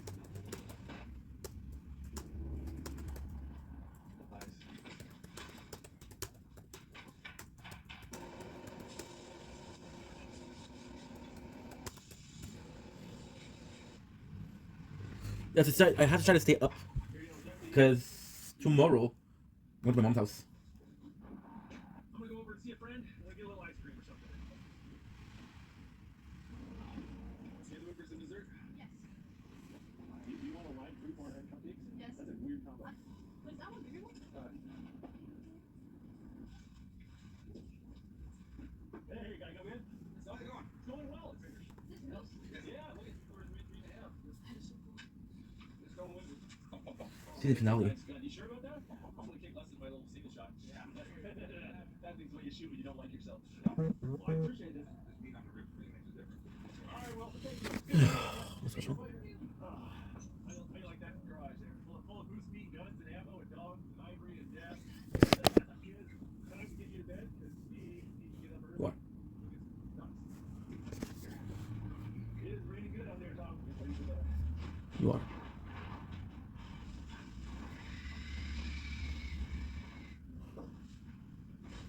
All right, I think we're all ready tomorrow. I'll put the camera up and I'll see you in the morning.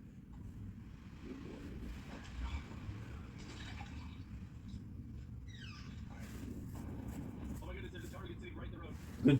He's gonna shoot off the road. Fire. Nope. That was fun. All right, let's get back into it. Let's get practice. Good. Oh, you're seeing birds, Tom. 11.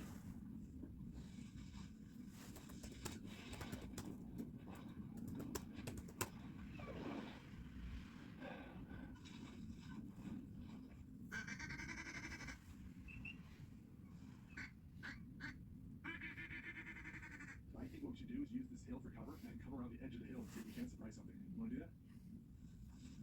Oh, I got a pimple. Having fun? This is fun. Pay attention to where they go in there. They're coming. You. You want to go get them? 3 ducks came right for us and they veered off and landed in a pond next to us.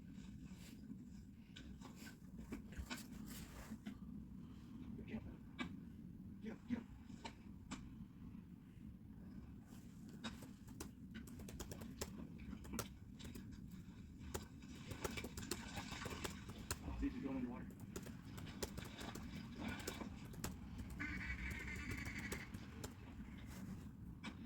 again.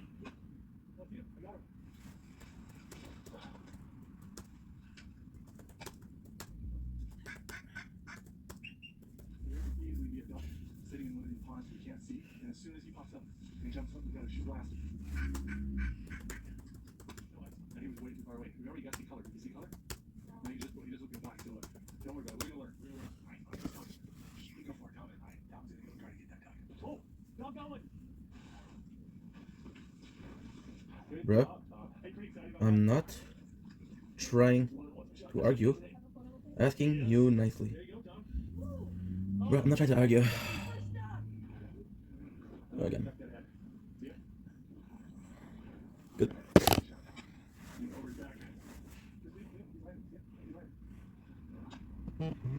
Height.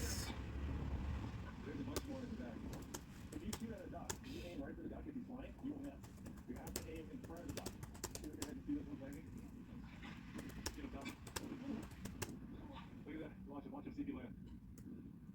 Oh, see if he lands. See if he lands again. Yeah. Hop out. Or what you call it? Target. That's good. Target. Okay.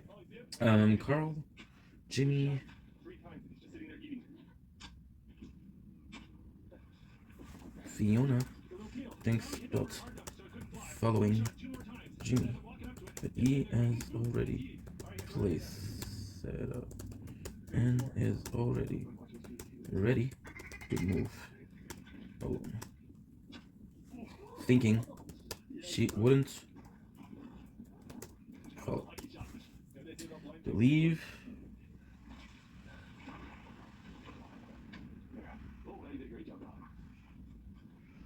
They have a huge fight and break up. Okay. Let's start avoiding.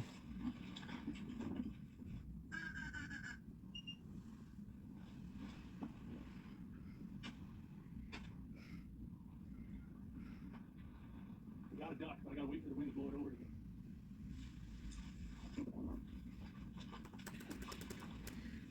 Pick up. There we go. You tell me, you want to keep hunting a little bit or you want to go get lunch? We got to beat the duck while we got this nice break in the weather.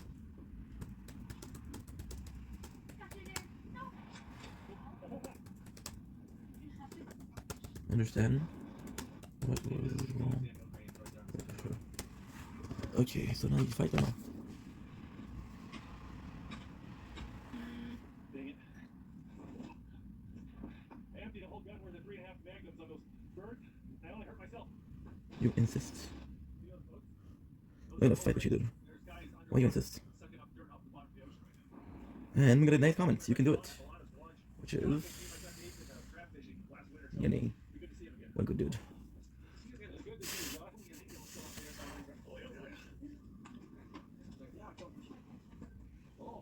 Okay. Cool. Zoom. Well, John doesn't gill any for salmon, so we're gonna go follow him and see if we can't stand out of that.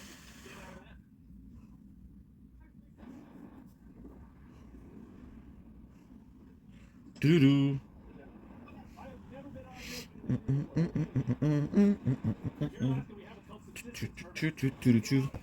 I'm about to kick you, bro. I'm about to kick you off the guild. Telling you. What's wrong with her?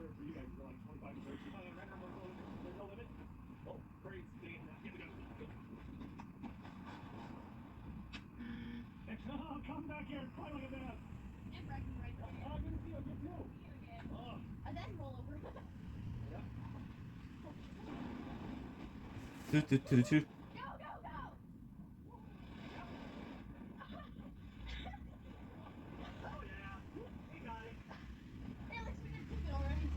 There you go. You're canoeing on the very sea, doggy. Okay, they do an anchor and a buoy out here. They've got a big loop of rope that goes from the beach, the anchor, back to the beach. It allows you to pull the net in and out like a clothesline. Best of luck. And the worst part, That's it. I might be an asshole, but this guy has been insisting since day one. He's been asking for certain people to be kicked out. I mentioned it before, and before, and before, and before. So yeah, so that's it. Choo choo choo choo choo choo choo choo choo choo.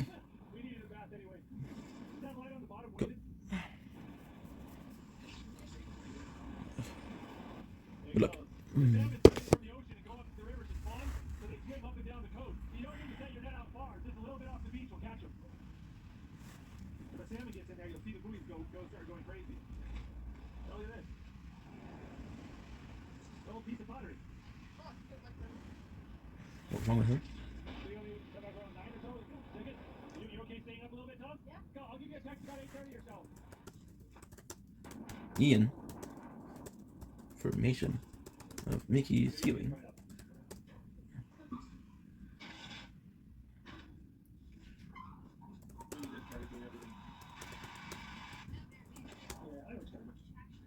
Choo choo choo choo choo choo choo choo.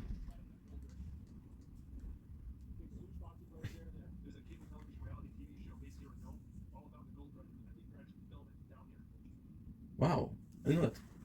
Seriously dangerous.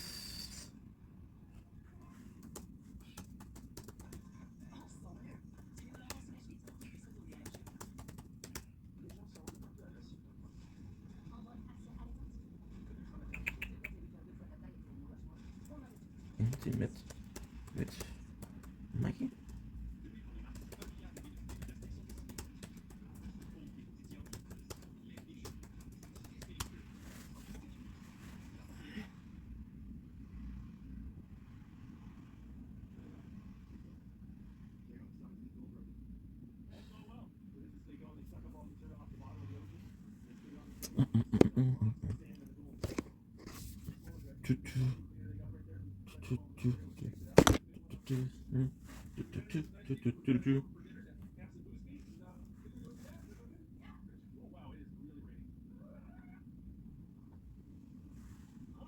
Of course.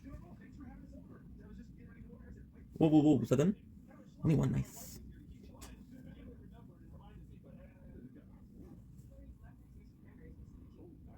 Sounds delish.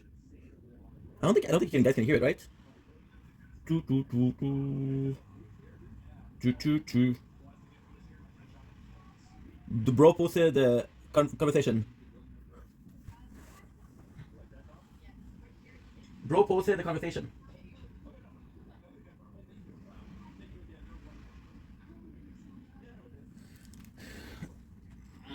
You're out.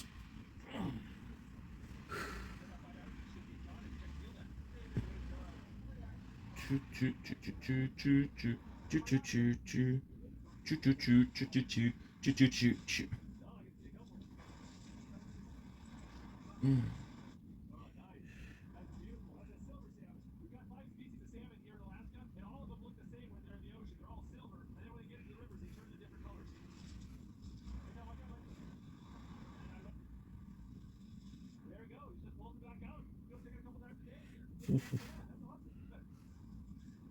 Exactly what happened.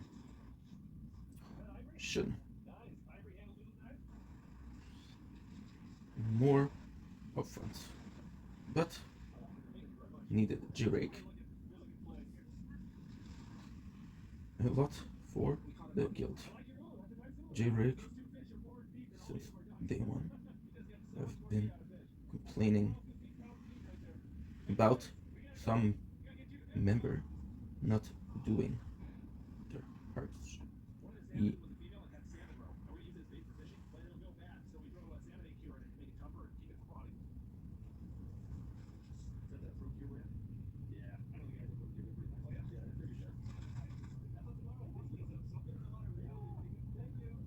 Personal invite. Only the one who contributed. His words, not mine. Yes, been reticent for Discord, but if the person was in charge, it would have been more both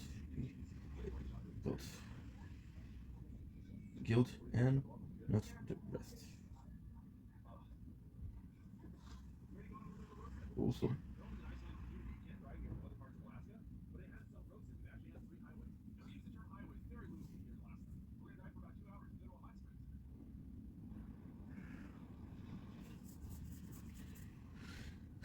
mention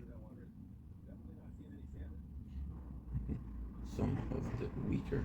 Remember how to make space for the better player in case of future update containing Guild Wars.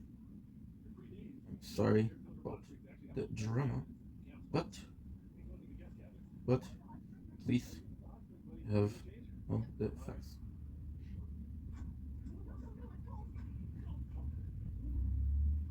A 30th member?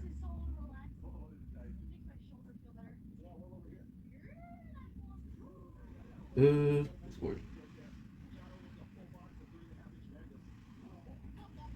Hope all is well.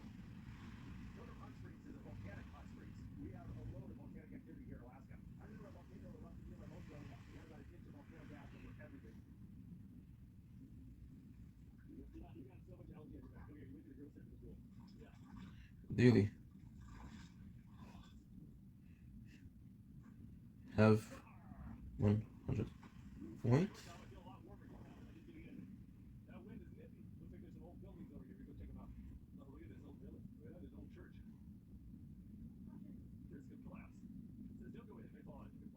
Good, thank you.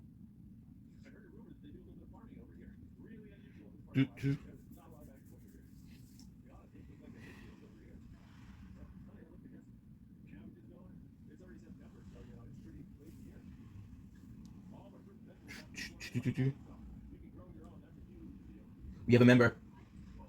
Easiest sea turtle. Already replaced.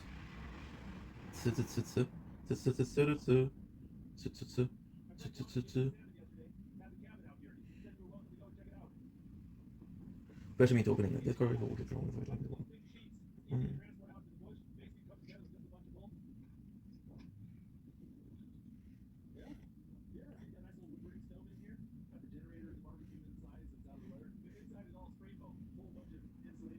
Member.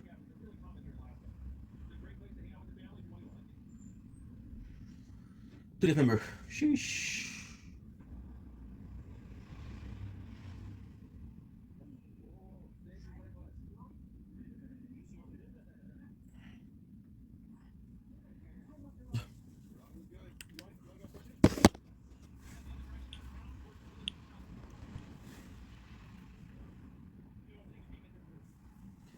One good thing done. I was planning to kick him out since maybe that day one or the day two. You guys heard in multiple part me saying that he was intense, right? Oh shit. Oh, forget about that. Choo. I got two.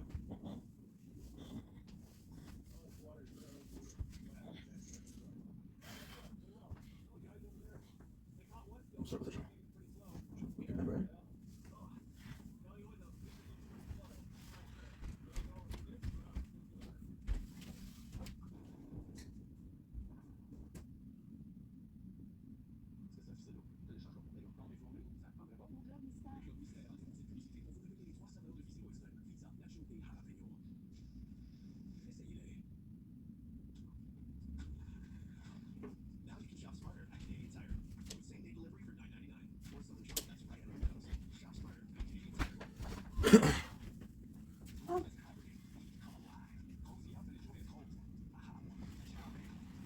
We fucked up. It's okay. It's not a big deal. We forgot to film the sunrise, but it wasn't sunrise. Okay. I want to see.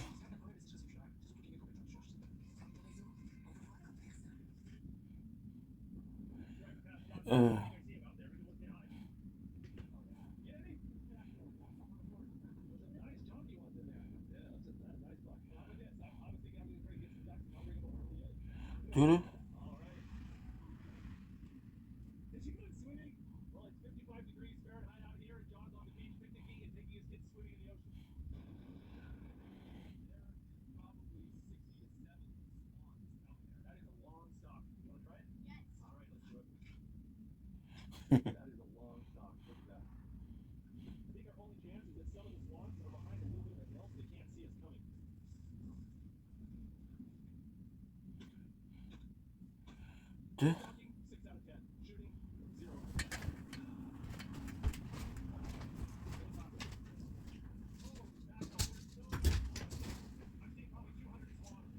Don't blink. It's your blink. Welcome to the computer show. We're going to do also having a wonderful day. As you can see, there's no sunrise. It is extremely early. It's about 8:15.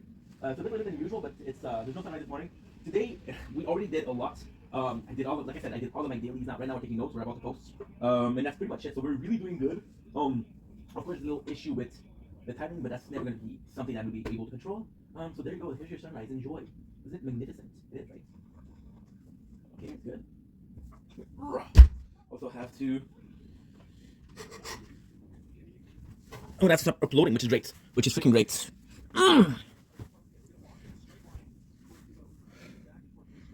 Resume. Choo.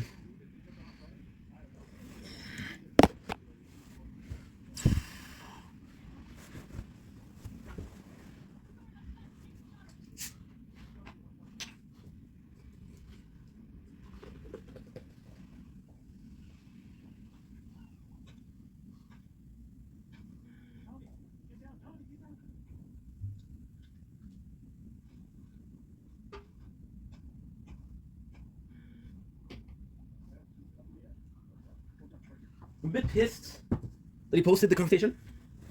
Because again, you can manipulate how you want. I'm gonna check if he included everything. Okay.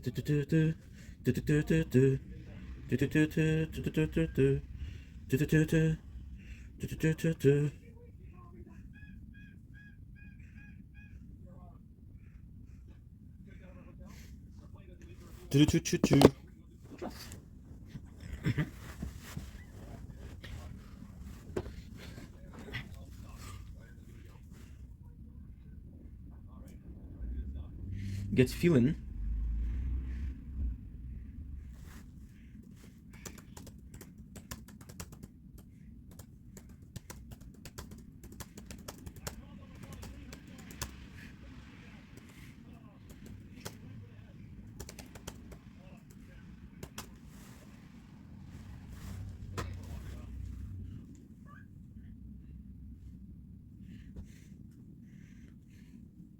What did I do?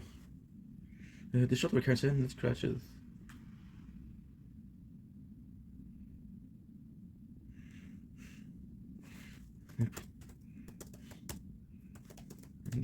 Ruins the wedding.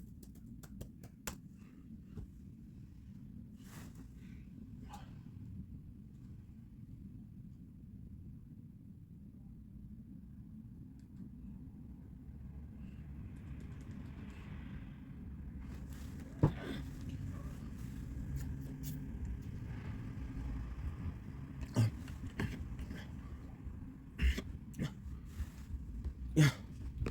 Now I'm nervous because I don't want people to be mad at me. Yes, he was pulling his weight, but he was also, I don't know. I don't like honestly. Okay, I'm gonna tell you the truth. I don't like confrontation. Okay, I don't like it. I don't like the confrontation. I can avoid it.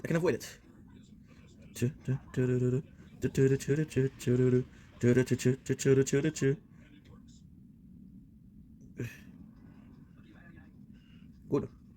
Guten Tag. Welcome back to another Life After Lockup recap, season 5, episode 6, I think. Who knows? Who cares? The episode title is called Deleted but Not Forgotten. And y'all, It's true. so many things happened. So good. I would rate it a 9 out of 10. I don't even know who to begin with. I want to talk about Taylor and Chan so freaking bad. I'm just save them for last. So let's start with Justine and Michael. Oh, talking about this now. Piss me off. So Promote. everybody gathers at Michael's mother's house. His sister, sister-in-law, Justine's mom, and the 72 kids. They're all having this huge, delicious-looking breakfast. Everybody's in good spirits. Justine's looking at the whole entire family getting along, and she smiles, and she's like, wow, this is everything I ever wanted. You know, my family and his family and everybody getting together and spending time together. It's just so nice. Justine goes on to say how she feels bad because Mike's children have already lost him for 6 years to the prison system. Due to- And the 2 youngest ones never spent any time with him, and now they're going to feel like she's taking their father away from them. Again. Well, newsflash, Justine, that's because you are. Okay, you literally are taking the father away from them. Granted, I know it's ultimately his decision, so the responsibility is really on him at the end of the day. All of a sudden, Michael says, this is great and all, but I have an announcement today. Me and the family are moving to Vegas.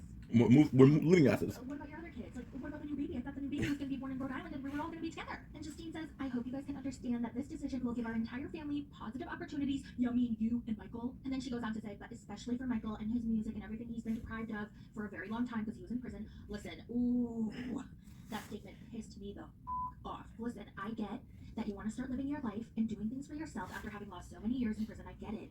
Listen, I get it. I do. So good with But this. men Perfect. don't have so many effing kids, okay? As long as you have kids, in my opinion, I feel like it's your responsibility as a parent to put your kids first. This is why I don't understand why some people have kids. They're not accessories. They're not cute little things that you hope one day will become your best friends. If you choose to have children, then you should prioritize them and their needs. Some of you may not agree, but that's just what I think. That's my opinion. If you don't agree, then eat my ass. By the way, Michael has 2 6-year-olds, and I thought they were twins, but they're not. They're siblings because he got 2 women pregnant at the same time. Oh my god. Okay, so one of the 6-year-olds asks him, can we come with you? And Michael says, in a perfect world, yes. His other 6-year-old hears this, and she starts withdrawing, and she's crying. No, well, and now here's another thing that pissed me off. Justine goes, what's the matter? What's the matter? What's wrong? Don't ask her what's wrong, you idiot. You know what's wrong. What do you think is wrong? Michael picks up his daughter who's crying, and he echoes Justine, what's wrong, baby? What's wrong? Oh, you guys, my blood started to boil. His sister chimes in, and she says, Michael, what do you mean? What's wrong? She's obviously upset. She's your kid, and you're moving. Thank you. Finally, someone with a working brain. No es posible. Someone with common sense. Finally. Someone who these idiots should be so effing grateful for. Because she's been there for his kids when he couldn't be, which is most of the time. And now it's going to be all the time. His sister gets emotional and talks about how all the kids crying right now reminds her of when they used to cry while Michael was in prison. Freaking heartbreaking. Justine's mom asks them, when you guys made this decision, did you guys base it on what's best on the kids' behalf? No, of course they didn't. They were probably like, them kids. It's all about Michael and his rap career. Justine says, well, Michael's gonna have to have a conversation with the kids' moms about visitation. And guess what? He hasn't even brought up that conversation to the moms. So why is range he attack, acting all enemy reduce. heartbroken and upset over this decision when he didn't even talk to their Shit, moms that was a about mistake. it? Have you had that conversation with your moms yet? So you made the decision without even consulting with them? Yeah. His 17-year-old daughter Melody is crying as well, and she talks about how she's going to miss her dad again and all of her other siblings who are moving. And even though she's old enough to where she could move with them, she doesn't want to leave the other kids behind. They Right. can't go, and then they're going to feel like they're completely left alone. Like, what the freak? These poor kids do not deserve this. I feel so freaking... Oh, Michael comes up with a brilliant plan. Sorry. I'm laughing because it's so funny that he thinks this is even remotely possible. His plan is that he will fly to Rhode Island once a month to see the kids, and then the kids will fly out to Vegas once a month. So they'll see each other every other week. Okay, yeah. Good luck with that. So everyone's crying, they're saying their goodbyes. Michael's like, I know it's tough now, but I've got to do this, and it's all going to make sense later. Okay. So Dumb and Dumber walk out in their matching race car suits to their big bus so that they can head over back to Pennsylvania so that they can start packing and get started on their move to Vegas. Now, it's hilarious how nonchalant they are about this. They're like, I know it's hard, but it's got to be done. No, it doesn't. I do feel bad that I'm moving further away, but it's something that, has to be done.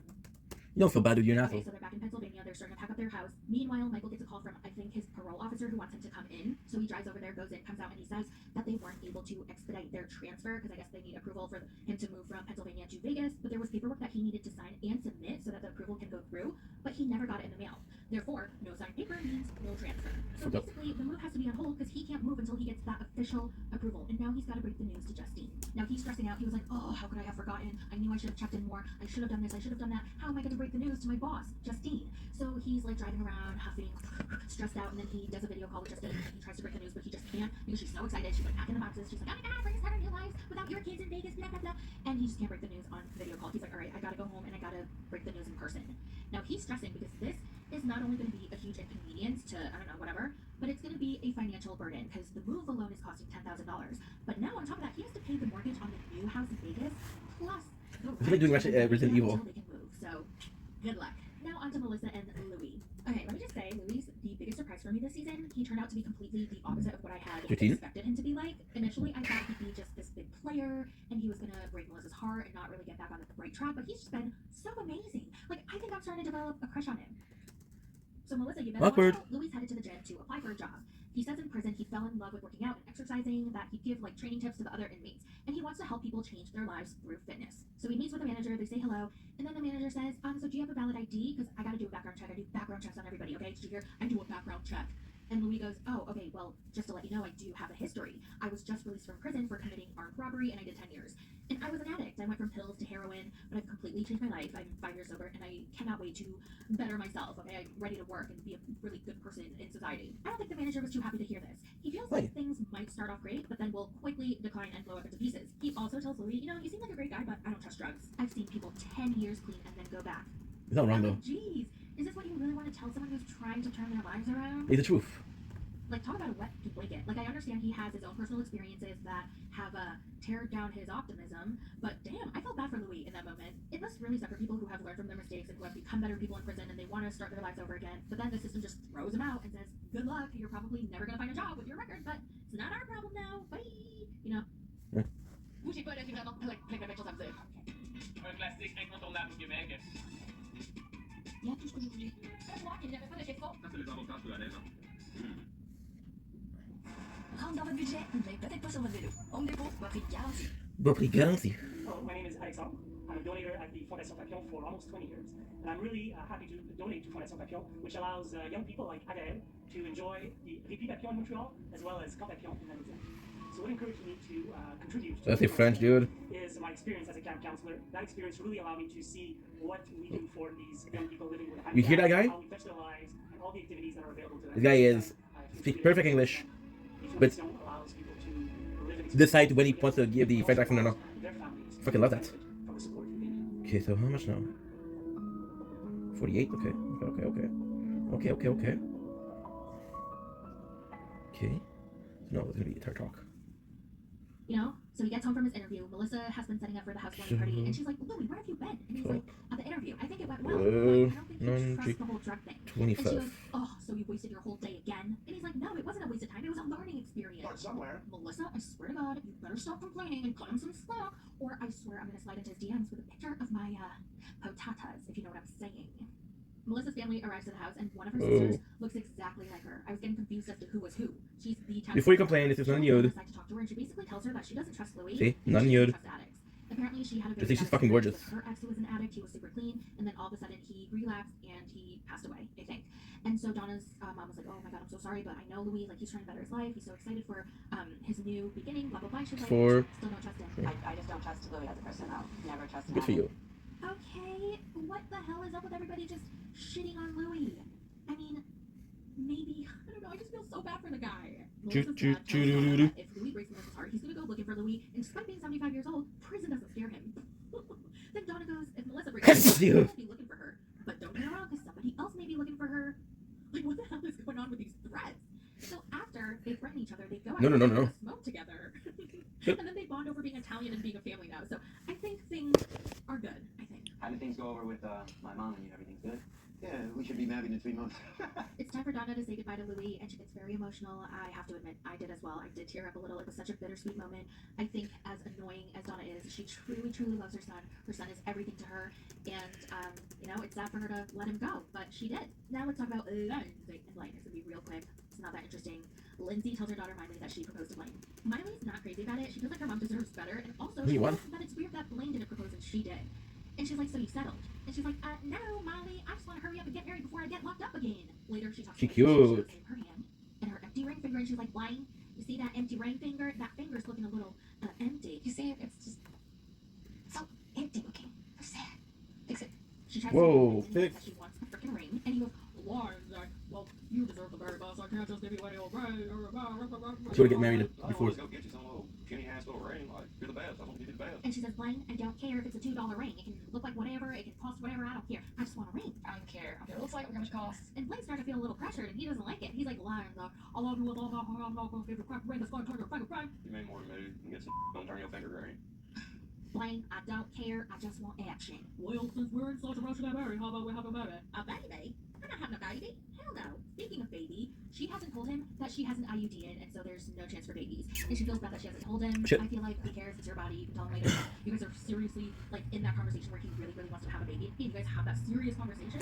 Then you can tell him, but until then, you don't have to do anything. Okay? Now, No, but she wanted to marry him before. let's talk about Chance and Taylor. So they're in the garage making an epoxy table, and Taylor goes, Chance, are you gonna tell me what happened with Bobo? And Chance goes, oh yeah, it's fine now. Like, I owed him some money, and you know, I don't have $1,000 just lying around, so I borrowed some money from Zach to pay Bobo, and he's never gonna threaten us ever again. And Taylor goes, okay, is that it? And Chance, being the thoughtful, chivalrous, well-meaning man he is, planned a surprise for her after everything he put her through. Oh, yeah. He 5. opens her eyes and brings her outside, and ta-da! She opens her eyes to a crusty-ass old limo. Taylor's mind immediately goes to how much this cost, and he goes, "Don't worry, babe, it was free." Okay, well, at least that's within our budget. Apparently, he borrowed it from Zach for the night to try and convince Taylor that they should invest in this limo business. Uh-huh. Of course, he has an ulterior motive. On top Hey, of it, he hired a Yes, chauffeur. chauffeur. You guys, whoever did the subtitles literally wrote chauffeur. So they're sitting on top of those crusty ass seats and they're being driven around. There's a loud sudden noise, and Taylor goes, "I think the tire just fell off." And he's like, "Nah, this is an incredible vehicle, which by the way makes $7,500 a week. Did you know that? Don't you think that would be a great investment, Taylor?" I don't know about that, Chance. So he takes her to a fine dining restaurant called Sugar Burger. And they eat burgers for dinner in the trunk. He pops the trunk. I'm surprised it didn't break open. And Taylor's like, "This is Chance's last chance to chance it because he's had so many chances and there are no more chances for Chance to chance. You know what I'm chancing?" So a few weeks later, okay, a producer gets a text message from Taylor saying that she kicked Chance out of the mother effing house, okay? Something big must have happened for Taylor to kick him out of the house. Production immediately flew out to the house to see what was going on. So apparently, one night, Chance got home from work and demanded he see Taylor's phone. So then she demanded to see his phone too. And when she went through his phone, there was a text message, just one single text message from an unknown number that said question mark. So she asked about him. She was like, "What is this, Chance? Why would somebody send you a question mark?" And he started to get angry and defensive. Of course he did. And he started gaslighting her and blaming her. He was, "Oh, you always pick a fight. Oh my God, why are you acting so shady? Like, what are you doing? You always want to start something with me." Well, remember I said Taylor isn't as dumb as she looks? Well, she's really not, because she took that unknown number and looked it up in the call log and saw that there were 171 text messages between the two of them just that day that Chance deleted. Now another production team is with Chance while he's building his empire, and they ask him some questions. And do you want to know what this crazy mother trucker said happened? He said Taylor constantly tries to entrap him and catch him in something, so he was convinced that the unknown number was Taylor using a fake number to text him. I think I listened to this already. Okay.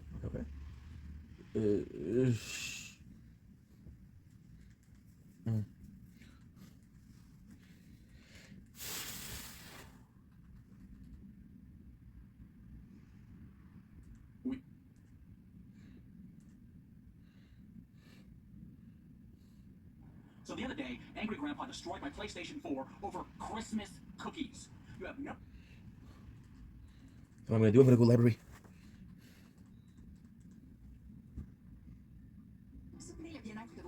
Of course I did. I wish the Yeltsin was more active. Toronto doesn't hibernate. We come alive. When streets are covered in snow, we slay. When things freeze over, we glide. In winter, Toronto comes alive. Hey, your day 1 and 90 on my free Walmart delivery pass subscription. Why does that sound like Kid Boga? Alright, I'm trying to do this stuff.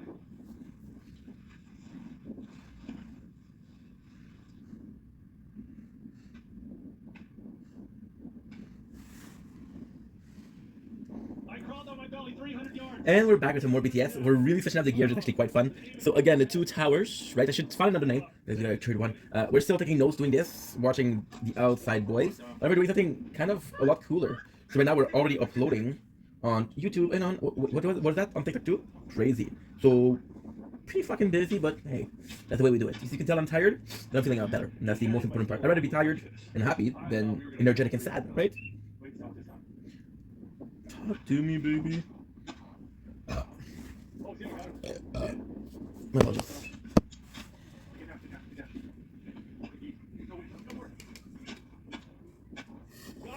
Got him! Dude, I redeemed myself. Look at that. Oh, it's a little. There we go. Canadian goose. Yeah, Canadian goose in Alaska. There we go. There you go.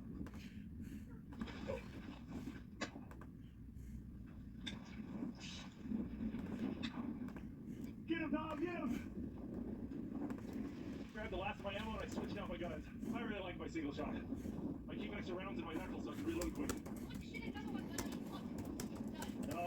Usually it means the firing pin's getting dirty. Tom, right there! Oh, you got him, Tommy! Okie doke.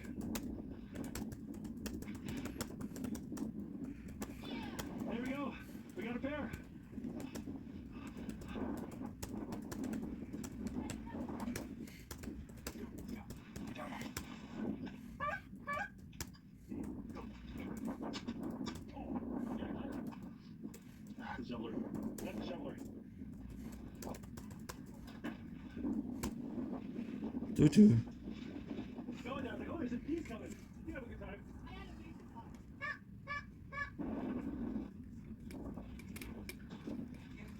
Yeah, we got a few. We didn't do as well as you did. That's big moose. Get back till 2 a.m.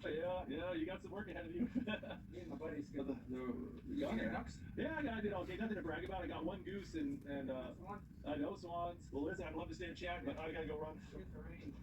Oh, Wilson, always good to chat with you. I will see you this winter. All right. Hey.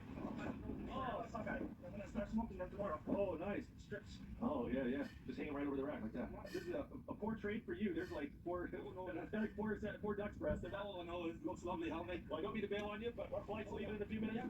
Yeah, well, thank you very much. Hopefully we'll see you in the wintertime. All right, thanks, John.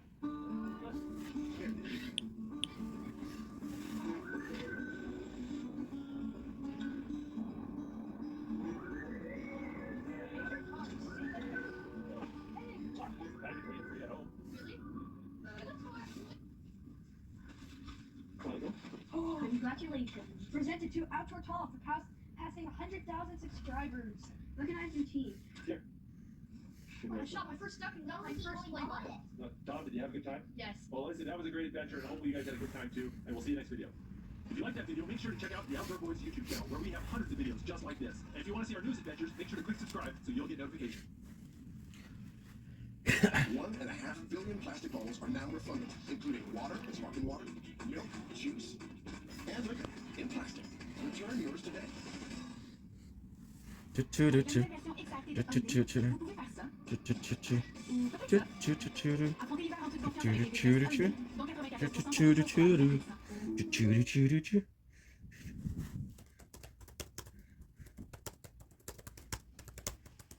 the Outdoor Boys YouTube channel, and I'm stranded in the wilderness of Alaska. For the last 3 days, I've been solo camping in Alaska's rainforest. I've used float planes, canoes, and my own 2 feet in order to explore remote hot springs. But my plane was supposed to pick me up this morning, and it didn't show up. I'm not sure how I'm going to get home. But one thing's for sure, it's going to be an interesting video.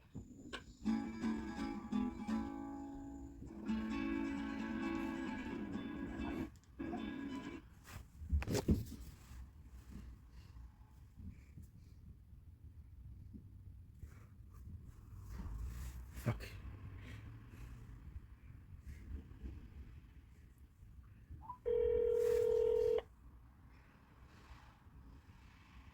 Bah, ça va bien? Oui, écoute, je vais voir chez maman bientôt. Je vais être proche du Fairview. Vous avez quelque chose? Au Fairview? Oui. Ok. Je vais voir maman, puis regarde, là, comme je t'ai dit, c'est pas une job, mais je travaille un peu plus. Ok. Fait que c'est. Tu travailles un peu plus où pour Ben, c'est. Oublie ça, là, c'est 3-4 places, là. Oh. C'est rien de stable. Okay. C'est que là, les. Comment il a comment expliquer ça? C'est que les compagnies commencent à vouloir faire avec les agences. Okay. Écoute, tu vas pas bien que je veux dire, mais ça, c'est des chasseurs de tête. Qui vont prendre un gars, ils vont le tester pendant 2-3 jours. 2-3 jours, pas semaine, 2-3 jours. Okay. Et après, ils vont faire leur pic pour la prochaine saison.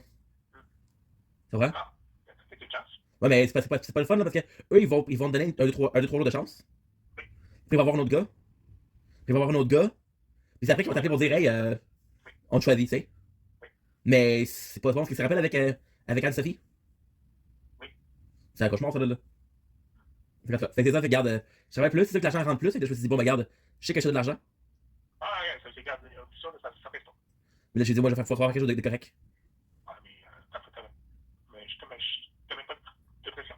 C'est bon. Fait que c'est ça, fait que je t'ai juste demandé pour voir, parce que, vu que j'y vais, là, t'aurais-tu un papier avec crayon, par hasard? Oui. Ok, ben, tu vas le prendre, tu vas marquer quelque chose. Oui. T'es prêt? Oui. O-U. Oui. T. T. Hein? Out. Oui. C'est un mot. D-O-O-R. D-O-O-R. Oui. D-O-O-R. Outdoor. Oui. Ouais. Tu vas marquer D-O-Y-S. D-O-Y-S. Ouais. Outdoor. Outdoor Boys. Ah, ben, c'est pas D, c'est un B. Non, c'est un D pas. Outdoor. Dehors. Oui. Outdoor Boys. B-O-Y-S. Et voilà. Oui, puis c'est Tu vas pouvoir chercher ça sur YouTube, c'est une belle surprise, tu vas capoter. Ah, ok. Tu vas capoter. Outdoor Boys. Ouais. Ok. Ouais, c'est un père de famille. Hey, j'ai trippé là-dessus, regarde, tu vas capoter là. C'est un père de famille. Part avec ses kids. Mais c'est un film? Non, c'est des vidéos YouTube.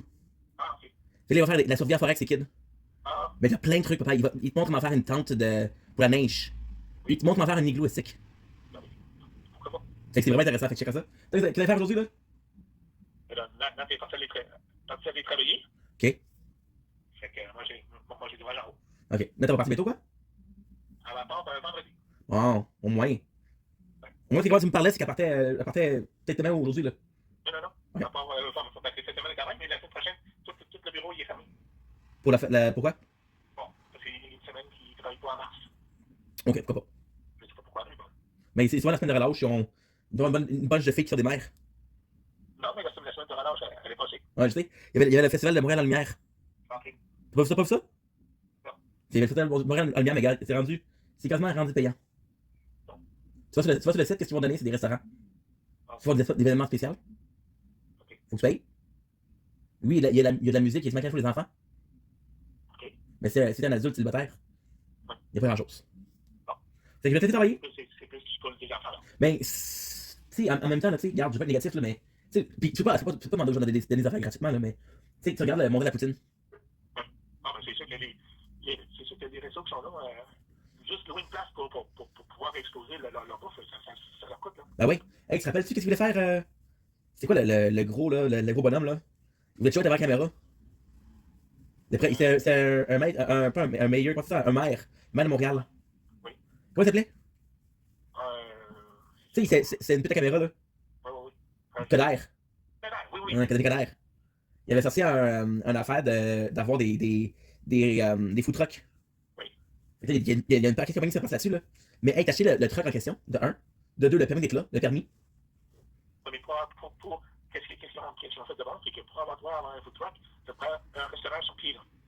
Si t'as pas ça, tu peux pas avoir deux food trucks. Un restaurant sur pied, qu'est-ce que ça veut dire? Ça veut dire que ça prend une bâtisse qui sert. Ah, un restaurant, un endroit. Oui. Comme météo, ben oui. Ça n'importe qui faisait. Alors que s'il y en a pas fait ça, n'importe qui aurait pu s'improviser, faire plein de food truck, puis de leur bouffe, ça aurait été. Il y en a qui ça aurait été bon, mais d'autres, ça aurait pas été ça. Oui, mais en même temps, regarde, le food truck, c'est spécial, le food truck, c'est de la bouffe. Tu peux pas avoir un. Il y a personne qui va te vendre un steak à food truck, là.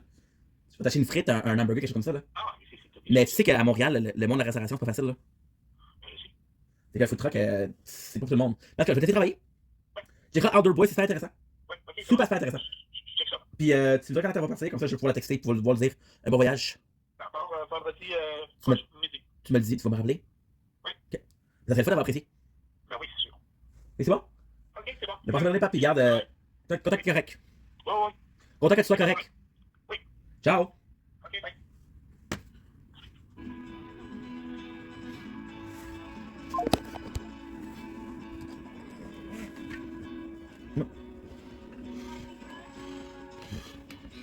Je passe bon.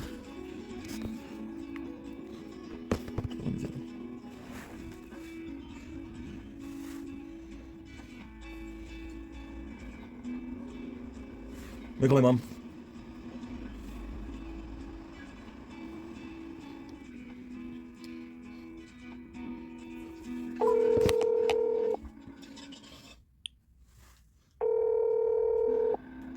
Well, I'm all by myself now. Hello. Hi, Mom. Hi, Habibi. How are you? Okay, how are you? I'm good. Were you still sleeping? A little bit. Good. I'm happy I woke you up. It's okay. How are you? Ok. Stéphane, j'ai quelque chose. J'ai appelé Théo. Ça fait 4 fois, il m'a pas appelé. Donc, il va falloir que tu prennes l'autobus en revenant chez toi à la maison. There's no problem, ma. I'm sorry, maman. No, there's no problem. There's no problem. Ok. So, le programme, j'ai dit, on va aller à Fairview, on va manger. Okay. And if you want, we can go to my place. Perfect. If you don't want, we can have coffee, we can have dessert in Fairview, and whatever you want. There's no problem, ma. I'm just gonna warn you, okay? Yes. I don't know how I'm gonna be tomorrow. It's okay. What's wrong? Well, I'm working. I'm doing it 12 hours a day. Tu veux que on le mette un autre jour? Mais non, y a pas de problème. I don't know if I'm gonna be tired. Of course, you're gonna be tired, maman. But I want to see you. We can see. La semaine prochaine, ça va être mieux. Tu sais pourquoi, Stéphane? Je travaille à la commission scolaire. Okay? I don't understand what you mean by that. I can come to you. Marie, elle peut m'accompagner. Okay. on mange à la Chine. Huh? And then she can take me back. I'll give you some shopping, and she can take me back after. You don't want me to pass tomorrow, ma? I would love to see you, but you said you're gonna be No, tired. I said I don't know. Ok, maman. Comme tu veux, maman. Because I want to make you happy. Non, maman, attends 2 secondes. Si tu vas être fatigué, c'est pas bon, maman. Je travaille 12 heures. Yeah. It's not good. You know what the guys did?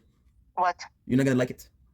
What? They gave me a well, they didn't give me, but they put an alarm clock at my station. They put an alarm clock, and I don't know who. Wait, I don't know who. But Okay. when I said that, so one of the guys said, "Hey, look at your office carefully." And I saw a alarm clock. Okay. And then everybody laughed. But then, then somebody put an oreiller. And then everybody else, they looked confused. Okay. I don't know what happened. They said, listen, there's no problem. He said, you have to tell us that you're tired. I got a great news. Yes. One of the guy, he lives close to the metro. Oh, so he texts you. C'est pas beaucoup, mais quand même. That's great. It's a great job, Mama. Je suis très contente. It's Mais only par contre- 24 hours a week, but I'm telling you, Ma, Yeah. I was, listen, I didn't tell you, okay? Yes. You promise I didn't tell you? I was talking with one of the guy. Uh-huh. Il m'a parlé des assurances, maman. Oui. Tabarnouche. I hope you're gonna take it. I hope so. They said, now that's, I don't know if it's true. Uh-huh. They said that the starting salary would be 18 for the Wow. first 3 months. Uh-huh. Then it's going to be 20. Stéphane, je viens d'avoir un message de work. Yeah? I'm not working on Wednesday also. Well, I'm working Monday and Wednesday. Okay. I'm working on Monday and Wednesday. And I'm not working on Sunday. So how about I see you Sunday? I think it's better. Okay. Yeah. Yeah, I think it's better because it's going to be much better Sunday. I'll tell you why. We're going to have, first of all, Sunday is going to be perfect, Stefan, Why? because I'm not working. Okay. That's a good reason to be perfect. Perfect. No, because I don't know. Maybe I don't know either. Non, tu sais quoi? Parce que Sunday, je vais être plus relax et je vais peut-être dire à Nora de faire, comment tu s'appelles, Kentucky. Man, that would be the dream. Yeah, That would be the dream. Yeah, no, so forget it. Just make it But- Sunday. Because tomorrow, most of the chances, I'm going to be in a good mood. I'm going to be okay. Yeah. But if I'm tired, je vais être agressif. Yeah, parce qu'ils m'ont donné, yeah, and this is very good. You know why? Yeah. Because le 16 mars, it's Sunday. Okay? Okay, No, that and means- the Monday, I'm starting the school board. Mais parfait, ça. Alhamdulillah. Alhamdulillah. So I'm gonna see What's the you. difference between alhamdulillah and alhamdulillah? Nothing. It's only a slang. Uh-huh. Because I hearing a lot of Muslim people, they talk about alhamdulillah. And when I say alhamdulillah, they look at me weird. Non, parce que c'est Ramadan. Ah, okay. So I will see you Sunday. Le 16 mars. C'est parfait, ça. Ok? D'accord, c'est parfait, ça. Ne parle pas québécois, s'il te plaît, Stéphane, ok? C'est parfait. Ok, parfait. Ça, c'est mieux. So I'm gonna see you at what time? You want me to come at, you know what would be really good? Yes. 11:30, 12 o'clock. Yeah, no problem. Perfect. No problem. C'est parfait, ça. It's better 11:30 because, it's better 12 o'clock because I'm going to have the time to go to Kentucky. As you wish, mother. Yeah, I think it's better because I don't have the time, I have the time to go to Kentucky. The only problem is I'm gonna have to leave a little bit early on Sunday. A maximum 9h30 10h because I'm working the next morning at Non, 9. non, on peut pas mettre 10 heures parce que moi, je peux pas.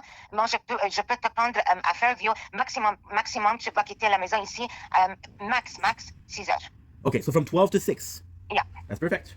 Okay, it's better because I'm working the next day. You're working the next day, Yep. and I don't want to. I have to take you back to Fairview. But- I don't want to go in the dark, Yes. On and I Sunday. don't want you to go in the dark. Perfect. On Sunday, maybe Theo also, huh?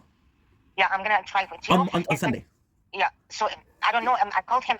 Yeah, Mama, forget about tomorrow. C'est pas grave. Okay. Think about Sunday, okay? Okay. So it's Sunday, March 16. C'est parfait. Please, Okay. please, just text me on Friday to remind me. Yeah, for sure. Perfect. Yeah, for sure. Okay. Perfect. I'll forget. I'm sorry, ma. I didn't think No, about it. no. And you know what? It's good. I like it because you're honest. Well, I don't want to be a dick to you because sometimes I'm tired. I'm like, sometimes we talk and I'm tired, you know? Like, I'm going to be honest with you, last year, there's a lot of time where I was very, very tired because I was filming, and I was not nice to people. Non, mais fais attention parce que ils peuvent être nice et tu as besoin de faire job-là, Stéphane, parce que tu l'aimes. OK? Yeah. So, OK. You know what? You know, I said they must like me. And they're very, very playful. I said they must like me to make a joke, huh? And he said, Have you seen other agency worker? And then they said, I asked why, and they said, la plupart ça sort du bateau. La plupart quoi? Ça sort du bateau. Oh shit. I don't know what that means. C'est des immigrants. So? C'est pas grave. Théo, il m'a texté. J'aurais dû lui dire, qu'est-ce que tu dis? No, je dis, don't worry. Anyway, I'm going to tell him anyway it's cancelled. It's going to be next Sunday. Please let me know. Love ya. Okay, Habibi? Love you. I love you too, Mom. Okay? No, add the Theo. Add Theo. I love you. Okay. What the fuck? Mama, because I have to answer him, okay? I love you, ma. Bye. Have a nice day. So I'll see you next Sunday. You'll text me next Friday to remind me. Okay, parfait. Je Okay. t'aime. Moi aussi, je t'aime. Bisous. Mouah. Mwah. Bye. Bye. Bye. Pourquoi c'est du taille de chez nous? Parce que les bleuets. Parce que les carreaux. Parce que deux toastés. Extra ketchup. Taille. Ça l'avance, ça là. Tu crois réussir à me faire aimer le bout de chocolat noir? Sûr et certain. Mais c'est amer, non? Je peux devoir là. Délicieux.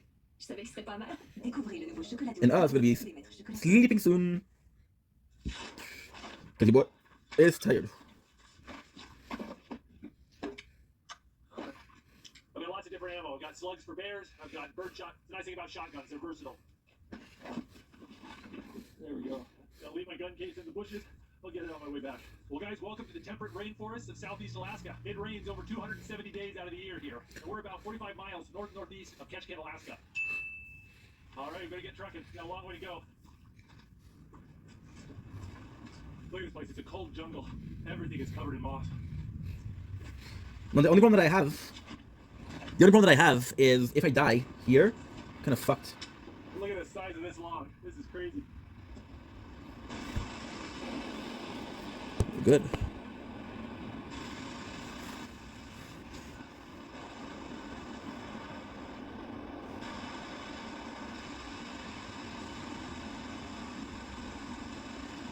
Look at this.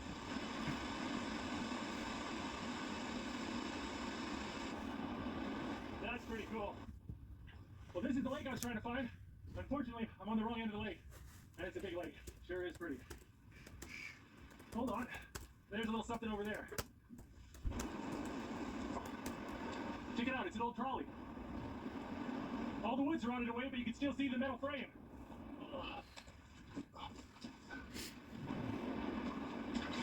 That is slick. You can see the trolley pretty good here. I think normally the water level's a little bit lower and you can walk out to that thing. But hey, I got a great view of the lake.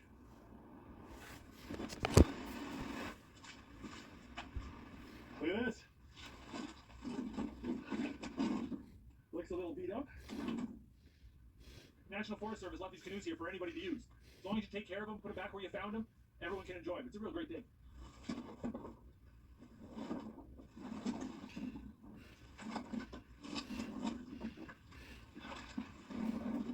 Ooh.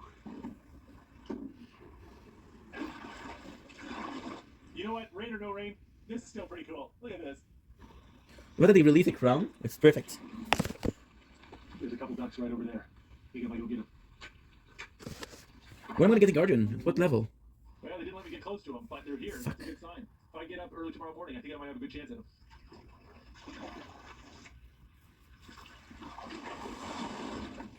Whoa.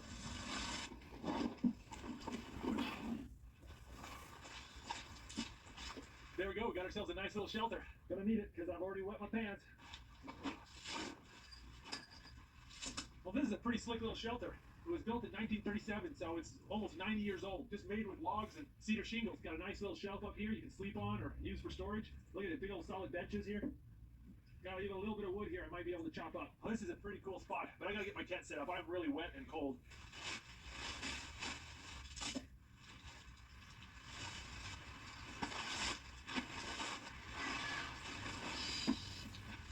I'm gonna rewrite a rope. Well, check this out. It's a volcanic hot spring. Look at all the steam coming off this water. Oh, that's warm. See if we can jam this hole up.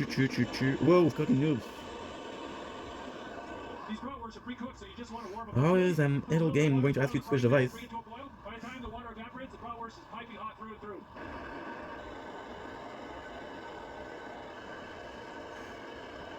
Oh, that's delicious. It's not fancy, but it's warm and it's quick. Two things I really appreciate right now. There you Sheesh. go. Where's the man, bro? I'll tell you what, guys, I am exhausted. I had to get Sheesh, up 5 come on, in bro. the morning to catch my flight. Spent all day on a plane, and then I had to hurry as fast as I could to get here before sunset. Didn't even have time to eat lunch. In English, bro. There's some kids playing the game.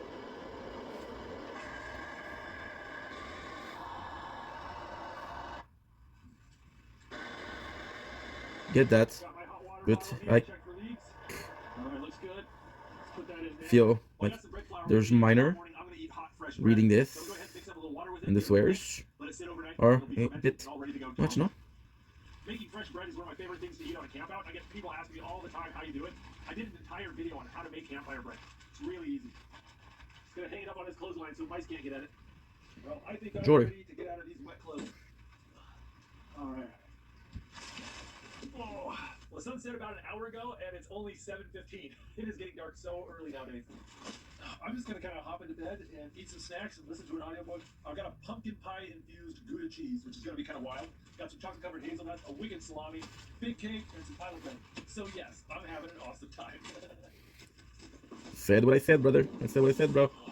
Brother. The sun's just barely up and it's not raining, so I guess go do some duck hunting. What I said, brother. Yeah, these didn't dry out at all last night. This is not gonna be fun. Do, do, do, do, do, do.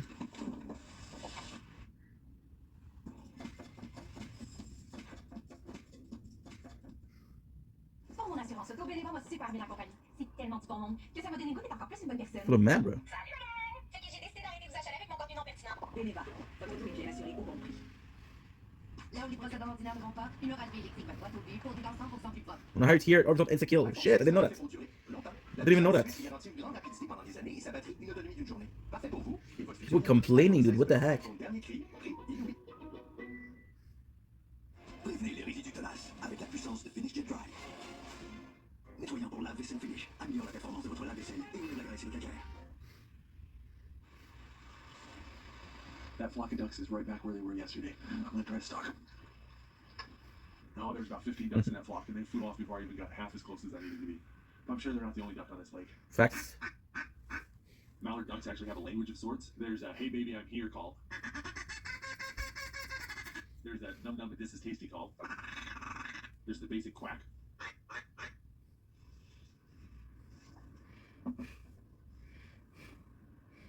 Well, that duck came right into the call, and I was able to close the distance with him pretty good. When I got closer, I could tell he wasn't a mallard. He's some sort of diving duck, and those usually don't taste as good as mallards, so I'm just gonna kind of let that one go.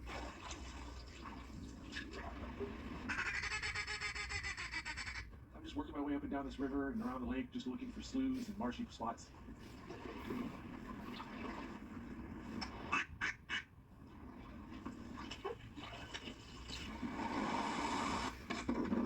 Oh, my legs. Cool field. Oh, I spent about 3 hours paddling around looking for ducks. I didn't shoot any, and oh, I am tired and hungry. I think I am ready for breakfast. What light missile? Well, a little something to keep me warm while I cook.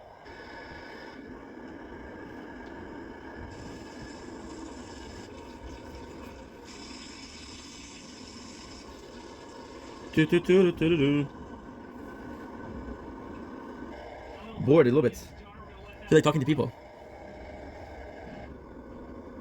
Pour some honey butter on that. Some fresh pan-fried bread with honey butter and pork chow bacon.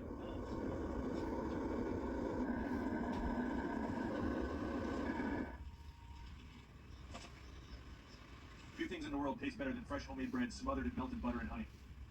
I'll tell you what, the rain has eased up a little bit. I want to take advantage of that. I want to go get some firewood and bring it into the shelter so it can dry off a little bit. Maybe, just maybe, I can build a fire tonight.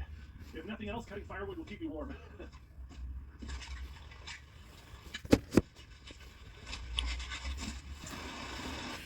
Okay.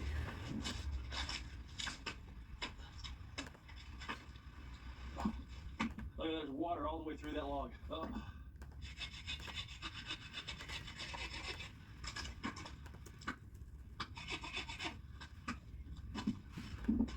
There we go, got a nice pile of wet wood. It's mostly dry on the inside, but it's still wet on the outside. It's going to take a lot of heat to get it dry so it can ignite. In order to get the fire started, I'm going to need dry kindling and lots of it. And the problem is where do you find it? All the branches and moss and grass here are just soaking wet. I got these two dry pieces of wood I found in the shelter, so I need to chop them down and make them into kindling and keep that kindling bone dry. Bone dry. Each dry piece of wood, I'm going to lay over here where it's nice and dry. Okay. June 13 is what? It's 6/13. Our Resident Evil 8, 13, 6, But 25. this stuff's soaking wet, so we're going to dry it out.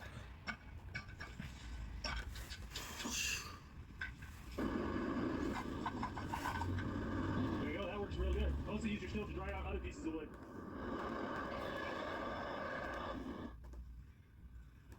Oh, I'm out of water. Luckily around here there is no short supply of water. If the water you're filtering out has a lot of sediment, it'll gum up your filter really quick.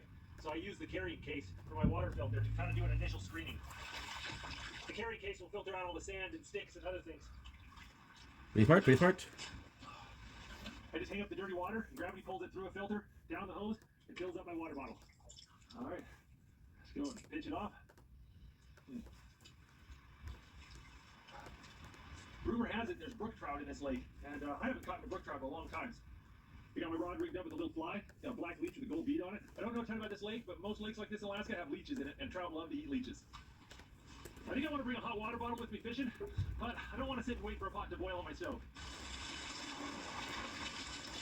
Woo. Yeah, that's toasty. Oh, that feels nice.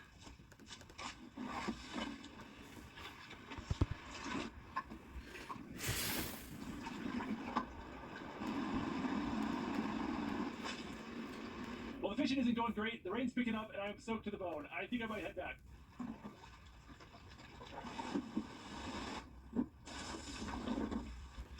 I am soaking wet and very cold. My hot water bottle has lost its oomph. I think I need to do something with up. I got an idea. Oh, all right. Let's get warm. I'm starting my idea. Oh. Cool, Cyberpunk. Now this is Cyberpunk. Okay, half of me is being boiled alive, half of me is freezing to death. And into the wind!